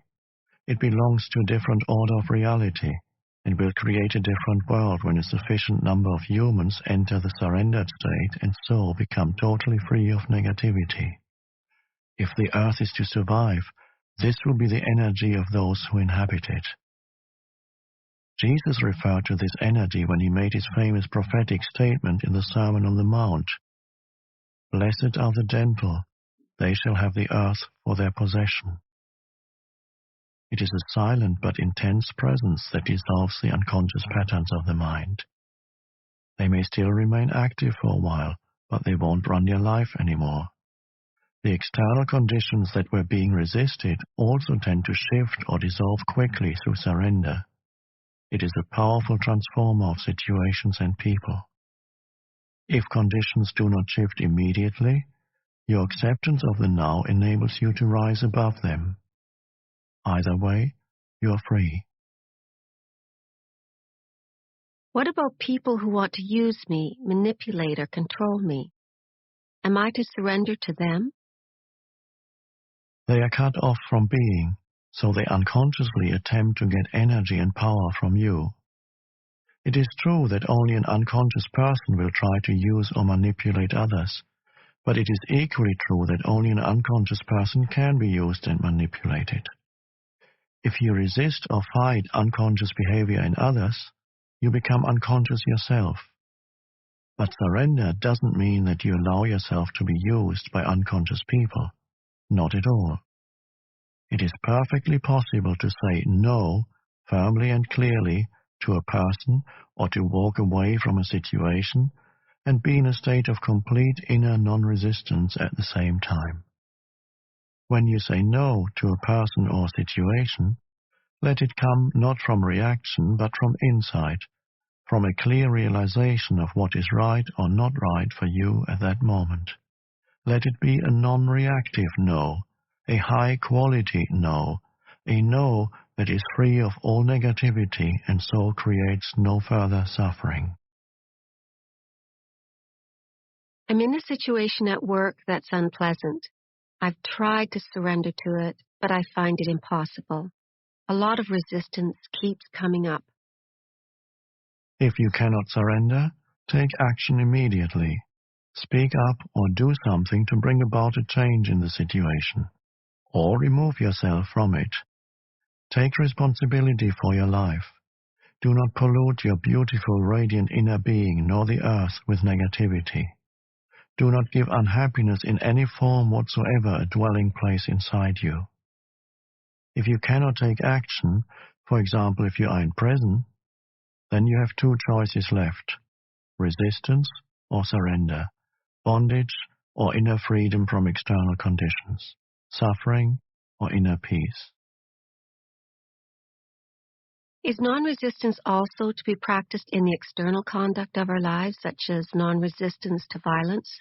Or is it something that just concerns our inner life? You only need to be concerned with the inner aspect. That is primary. Of course, that will also transform the conduct of your outer life, your relationships, and so on. Your relationships will be changed profoundly by surrender. If you can never accept what is, by implication, you will not be able to accept anybody the way they are. You will judge, criticize, label, reject, or attempt to change people. Furthermore, if you continuously make the now into a means to an end in the future, you will also make every person you encounter or relate with into a means to an end. The relationship, the human being, is then of secondary importance to you or of no importance at all. What you can get out of the relationship is primary, be it material gain, a sense of power, physical pleasure, or some form of ego gratification. Let me illustrate how surrender can work in relationships. When you become involved in an argument or some conflict situation, perhaps with a partner or someone close to you, start by observing how defensive you become as your own position is attacked, or feel the force of your own aggression as you attack the other person's position. Observe the attachment to your views and opinions. Feel the mental emotional energy behind your need to be right and make the other person wrong. That's the energy of the egoic mind. You make it conscious by acknowledging it, by feeling it as fully as possible. Then one day, in the middle of an argument, you will suddenly realize that you have a choice, and you may decide to drop your own reaction, just to see what happens. You surrender. I don't mean dropping the reaction just verbally by saying, "Okay, you're right," with a look on your face that says, "I'm above all this childish unconsciousness." That's just displacing the resistance to another level, with the egoic mind still in charge, claiming superiority. I'm speaking of letting go of the entire mental-emotional energy field inside you that was fighting for power. The ego is cunning, so you have to be very alert, very present, and totally honest with yourself to see whether you have truly relinquished your identification with a mental position, and so freed yourself from your mind. If you suddenly feel very light, clear, and deeply at peace, that is an unmistakable sign that you have truly surrendered. Then observe what happens to the other person's mental position as you no longer energize it through resistance. When identification with mental positions is out of the way, true communication begins. What about non-resistance in the face of violence, aggression, and the like? Non-resistance doesn't necessarily mean doing nothing. All it means is that any doing becomes non-reactive. Remember the deep wisdom underlying the practice of Eastern martial arts. Don't resist the opponent's force. Yield to overcome. Having said that, doing nothing when you're in a state of intense presence is a very powerful transformer and healer of situations and people. In Taoism, there's a term called Wu Wei, which is usually translated as actionless activity, or sitting quietly doing nothing. In ancient China, this was regarded as one of the highest achievements or virtues. It is radically different from inactivity in the ordinary state of consciousness, or rather unconsciousness, which stems from fear, inertia, or indecision. The real doing nothing implies inner non-resistance and intense alertness. On the other hand, if action is required, you will no longer react from your conditioned mind, but you will respond to the situation out of your conscious presence. In that state, your mind is free of concepts, including the concept of non-violence. So who can predict what you will do? The ego believes that in your resistance lies your strength, whereas in truth, resistance cuts you off from being, the only place of true power. Resistance is weakness and fear masquerading as strength. What the ego sees as weakness is your being in its purity, innocence, and power. What it sees as strength is weakness. So the ego exists in a continuous resistance mode and plays counterfeit roles to cover up your weakness, which in truth is your power. Until there's surrender, unconscious role-playing constitutes a large part of human interaction. In surrender, you no longer need ego defenses and false masks. You become very simple, very real. That's dangerous, says the ego. You'll get hurt. You'll become vulnerable. What the ego doesn't know, of course, is that only through the letting go of resistance, through becoming vulnerable, can you discover your true and essential invulnerability. If someone's seriously ill and completely accepts their condition and surrenders to the illness, would they not have given up their will to get back to health? The determination to fight the illness would not be there anymore, would it? Surrender is inner acceptance of what is without any reservations. We are talking about your life, this instant, not the conditions or circumstances of your life, not what I call your life situation. We have spoken about this already. With regard to illness, this is what it means. Illness is part of your life situation. As such, it has a past and a future. Past and future form an uninterrupted continuum unless the redeeming power of the now is activated through your conscious presence. As you know, underneath the various conditions that make up your life situation, which exists in time, there is something deeper, more essential. Your life, your very being in the timeless now. As there are no problems in the now, there is no illness either. The belief in a label that someone attaches to your condition keeps the condition in place, empowers it, and makes a seemingly solid reality out of a temporary imbalance. It gives it not only reality and solidity, but also a continuity in time that it did not have before. By focusing on this instant and refraining from labeling it mentally, illness is reduced to one or several of these factors: physical pain, weakness, discomfort, or disability. That is what you surrender to now. You do not surrender to the idea of illness. Allow the suffering to force you into the present moment, into a state of intense conscious presence. Use it for enlightenment. Surrender does not transform what is, at least not directly. Surrender transforms you. When you are transformed, your whole world is transformed, because the world is only a reflection. We spoke about this earlier. If you looked in the mirror and did not like what you saw, you would have to be mad to attack the image in the mirror. That is precisely what you do when you're in a state of non-acceptance. And of course, if you attack the image, it attacks you back. If you accept the image, no matter what it is, if you become friendly towards it, it cannot not become friendly towards you. That is how you change the world. Illness is not the problem. You are the problem, as long as the egoic mind is in control. When you are ill or disabled, do not feel that you have failed in some way. Do not feel guilty. Do not blame life for treating you unfairly, but do not blame yourself either. All that is resistance. If you have a major illness, use it for enlightenment. Anything bad that happens in your life, use it for enlightenment. Withdraw time from the illness. Do not give it any past or future.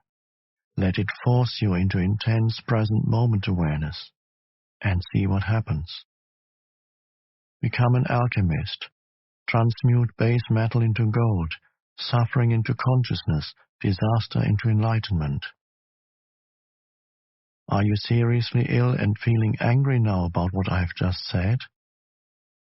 Then that is a clear sign that the illness has become part of your sense of self, and that you are now protecting your identity, as well as protecting the illness. The condition that is labeled illness has nothing to do with who you truly are. As far as the still unconscious majority of the population is concerned, only a critical limit situation has the potential to crack the hard shell of ego and force them into surrender and so into the awakened state. A limit situation arises when through some disaster, drastic upheaval, deep loss or suffering, your whole world is shattered and doesn't make sense anymore. It is an encounter with death, be it physical or psychological. The egoic mind, the creator of this world, collapses.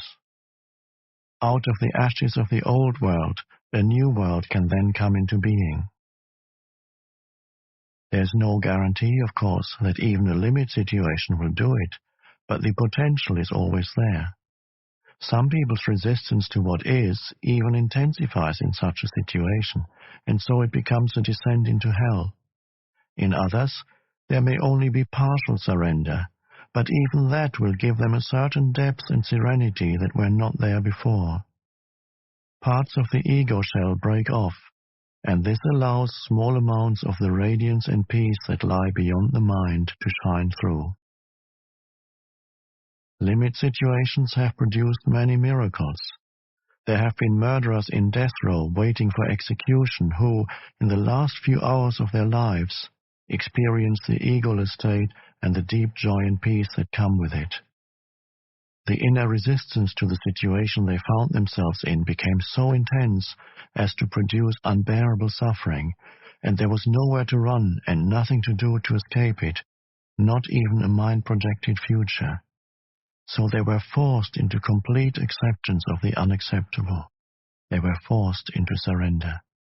In this way, they were able to enter the state of grace with which comes redemption, complete release from the past. Of course, it is not really the limit situation that makes room for the miracle of grace and redemption, but the act of surrender.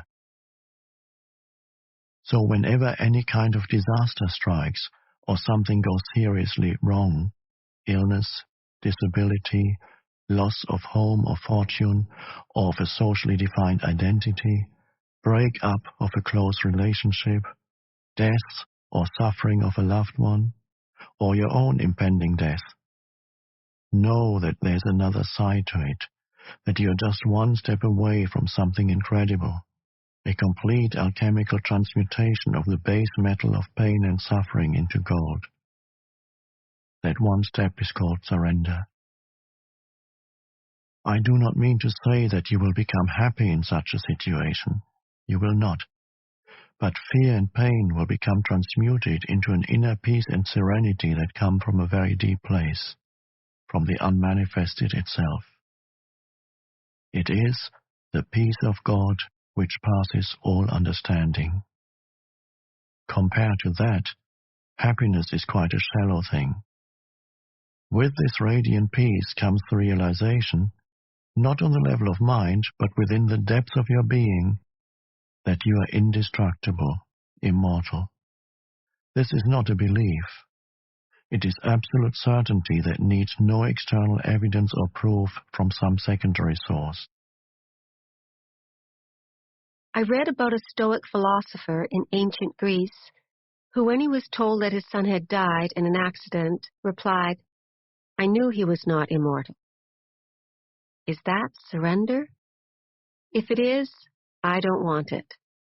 There are some situations in which surrender seems unnatural and inhuman. Being cut off from your feelings is not surrender, but we don't know what his inner state was when he said those words. In certain extreme situations, it may still be impossible for you to accept the now. But you always get a second chance at surrender. Your first chance is to surrender each moment to the reality of that moment, knowing that what is cannot be undone because it already is. You say yes to what is, or accept what isn't. Then you do what you have to do, whatever the situation requires. If you abide in this state of acceptance, you create no more negativity, no more suffering, no more unhappiness. You then live in a state of non-resistance, a state of grace and lightness, free of struggle.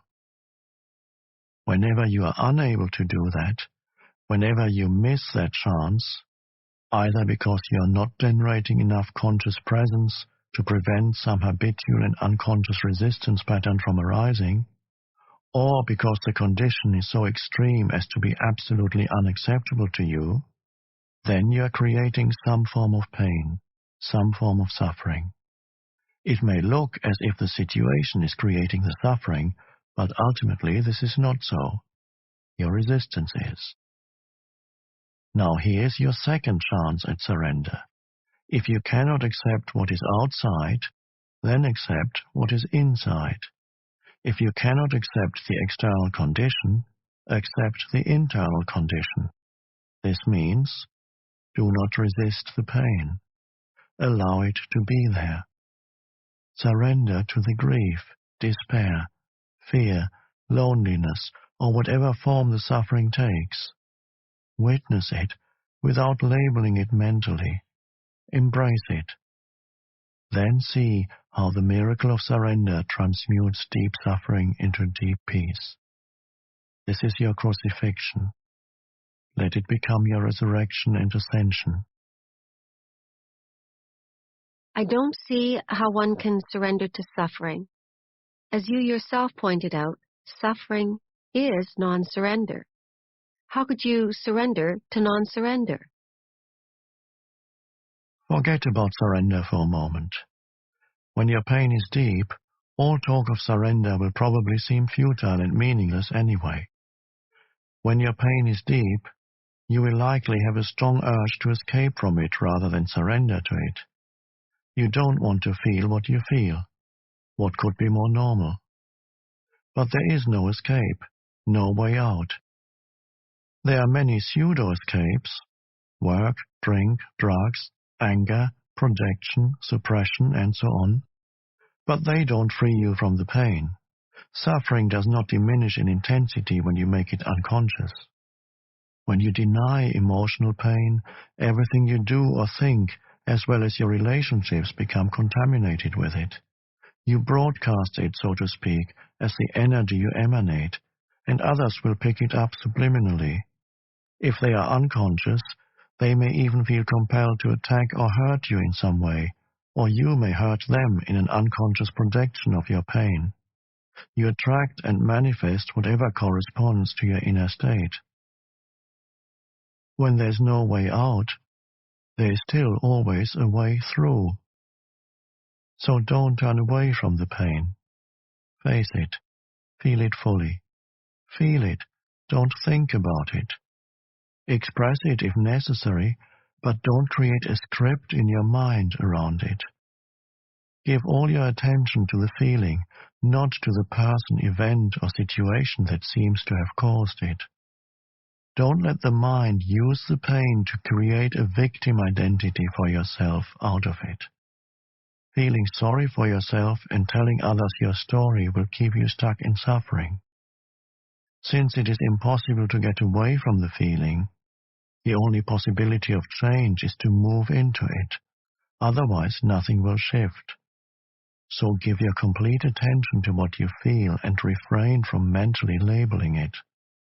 As you go into the feeling, be intensely alert. At first, it may seem like a dark and terrifying place, and when the urge to turn away from it comes, observe it but don't act on it. Keep putting your attention on the pain. Keep feeling the grief, the fear, the dread, the loneliness, whatever it is. Stay alert. Stay present. Present with your whole being, with every cell of your body. As you do so, you are bringing a light into this darkness. This is the flame of your consciousness. At this stage, you don't need to be concerned with surrender anymore. It has happened already. How? Full attention is full acceptance, is surrender. By giving full attention, you use the power of the now, which is the power of your presence. No hidden pocket of resistance can survive in it. presence removes time. Without time, no suffering, no negativity can survive. The acceptance of suffering is a journey into death. Facing deep pain, allowing it to be, taking your attention into it, is to enter death consciously. When you have died this death, you realize that there is no death, and there's nothing to fear. Only the ego dies.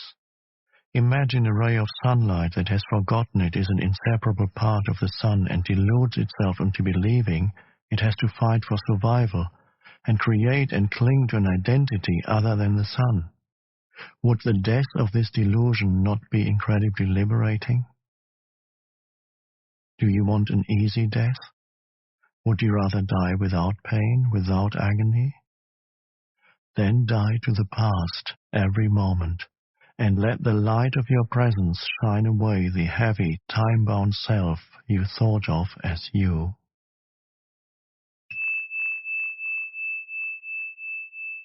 There are many accounts of people who say they have found God through their deep suffering. And there is the Christian expression, the way of the cross, which I suppose points to the same thing. We are concerned with nothing else here. Strictly speaking, they did not find God through their suffering, because suffering implies resistance.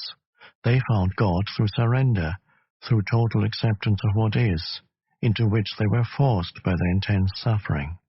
They must have realized on some level that their pain was self-created. How do you equate surrender with finding God?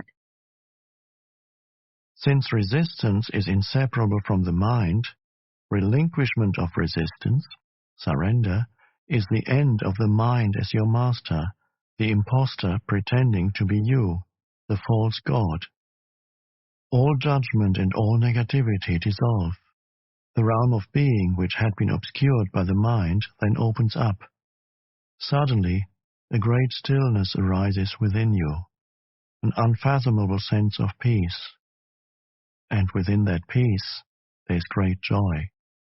And within that joy, there's love. And at the innermost core, there's the sacred, the immeasurable, that which cannot be named.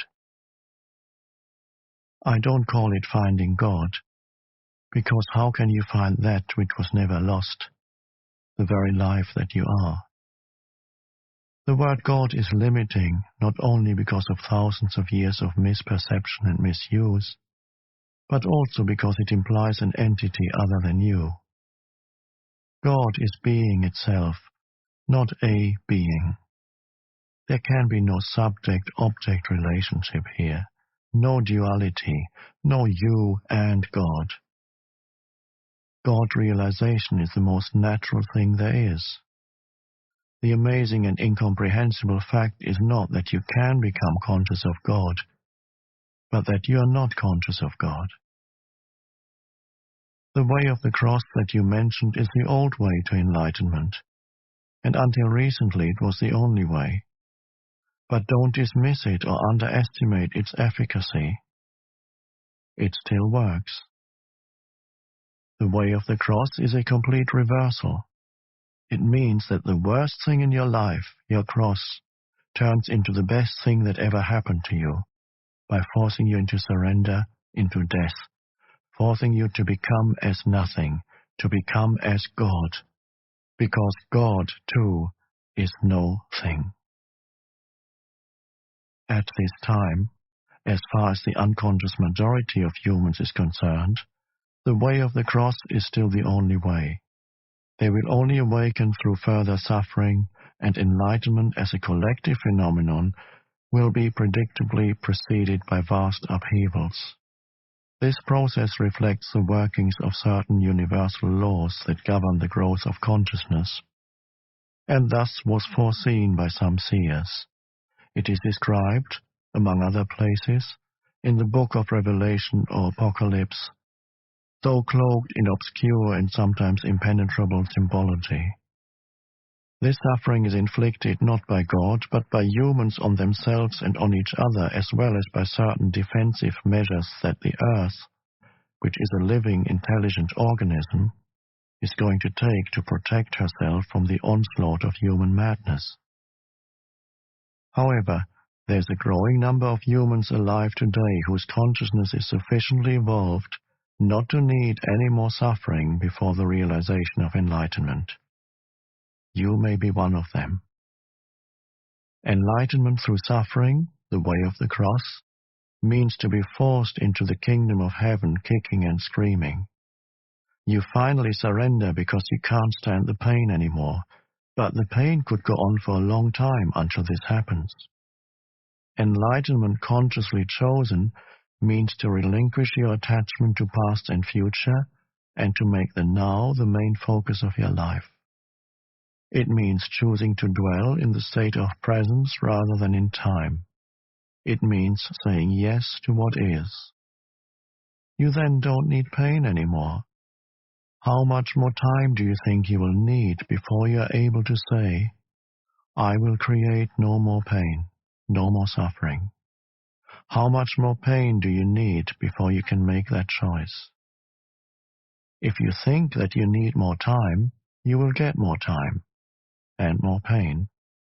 Time and pain are inseparable. What about all those people who, it seems, actually want to suffer?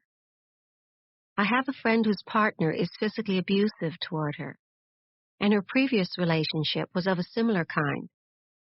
Why does she choose such men? And why is she refusing to get out of that situation now? Why do so many people actually choose pain? I know that the word choose is a favorite New Age term, but it isn't entirely accurate in this context. It is misleading to say that somebody chose a dysfunctional relationship or any other negative situation in his or her life. Choice implies consciousness, a high degree of consciousness. Without it, you have no choice. Choice begins the moment you disidentify from the mind and its conditioned patterns, the moment you become present. Until you reach that point, you are unconscious, spiritually speaking. This means that you are compelled to think, feel, and act in certain ways according to the conditioning of your mind. That is why Jesus said, "Forgive them, for they know not what they do." This is not related to intelligence in the conventional sense of the word. I have met many highly intelligent and educated people who were also completely unconscious, which is to say completely identified with their mind. In fact, if mental development and increased knowledge are not counterbalanced by a corresponding growth in consciousness, the potential for unhappiness and disaster is very great. Your friend is stuck in a relationship with an abusive partner and not for the first time. Why? No choice.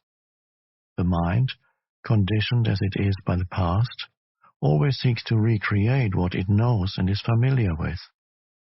Even if it is painful, at least it is familiar. The mind always adheres to the known. The unknown is dangerous because it has no control over it. That is why the mind dislikes and ignores the present moment. Present moment awareness creates a gap not only in the stream of mind, but also in the past-future continuum.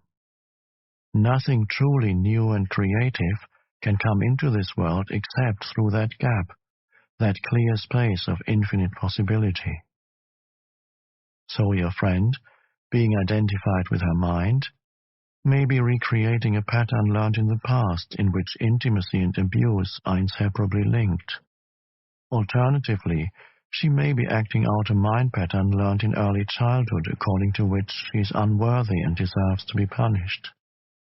It is possible, too, that she lives a large part of her life through the pain body, which always seeks more pain on which to feed. Her partner has his own unconscious patterns which complement hers. Of course her situation is self-created, but who or what is the self that is doing the creating? A mental-emotional pattern from the past, no more. Why make a self out of it? If you tell her that she has chosen her condition or situation, you are reinforcing her state of mind identification. But is her mind pattern who she is? Is it herself?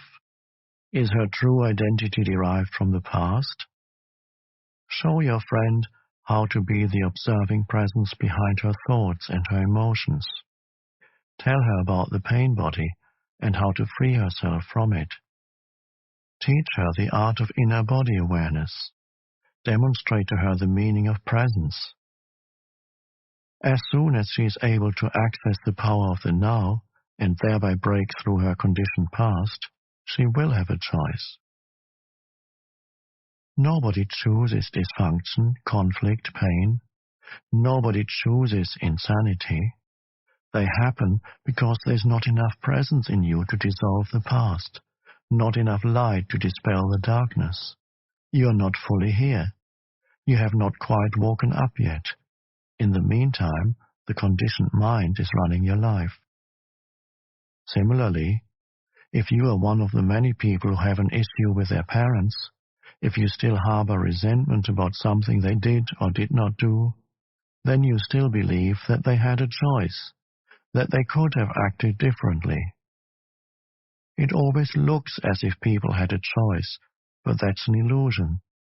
As long as your mind with its conditioned patterns runs your life, as long as you are your mind, what choice do you have? None. You are not even there. The mind-identified state is severely dysfunctional. It is a form of insanity. Almost everyone is suffering from this illness in varying degrees. The moment you realize this, there can be no more resentment. How can you resent someone's illness? The only appropriate response is compassion. So that means nobody is responsible for what they do? I don't like that idea. If you are run by your mind, although you have no choice, you will still suffer the consequences of your unconsciousness, and you will create further suffering. You will bear the burden of fear, conflict, problems, and pain. The suffering thus created will eventually force you out of your unconscious state. What you say about choice also applies to forgiveness, I suppose. You need to be fully conscious and surrender before you can forgive. Forgiveness is a term that has been in use for 2,000 years, but most people have a very limited view of what it means. You cannot truly forgive yourself or others as long as you derive your sense of self from the past. Only through accessing the power of the now, which is your own power, can there be true forgiveness. This renders the past powerless, and you realize deeply that nothing you ever did or that was ever done to you could touch even in the slightest the radiant essence of who you are. The whole concept of forgiveness then becomes unnecessary. And how do I get to that point of realization? When you surrender to what is and so become fully present, the past ceases to have any power.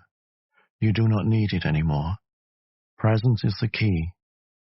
The now is the key. How will I know when I have surrendered? When you no longer need to ask the question.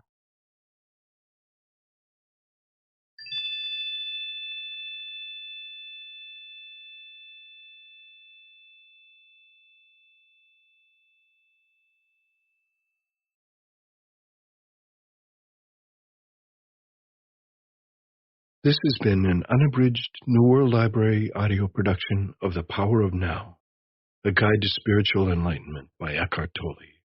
Read by the author, with contributions from Constance Kello and Mark Allen.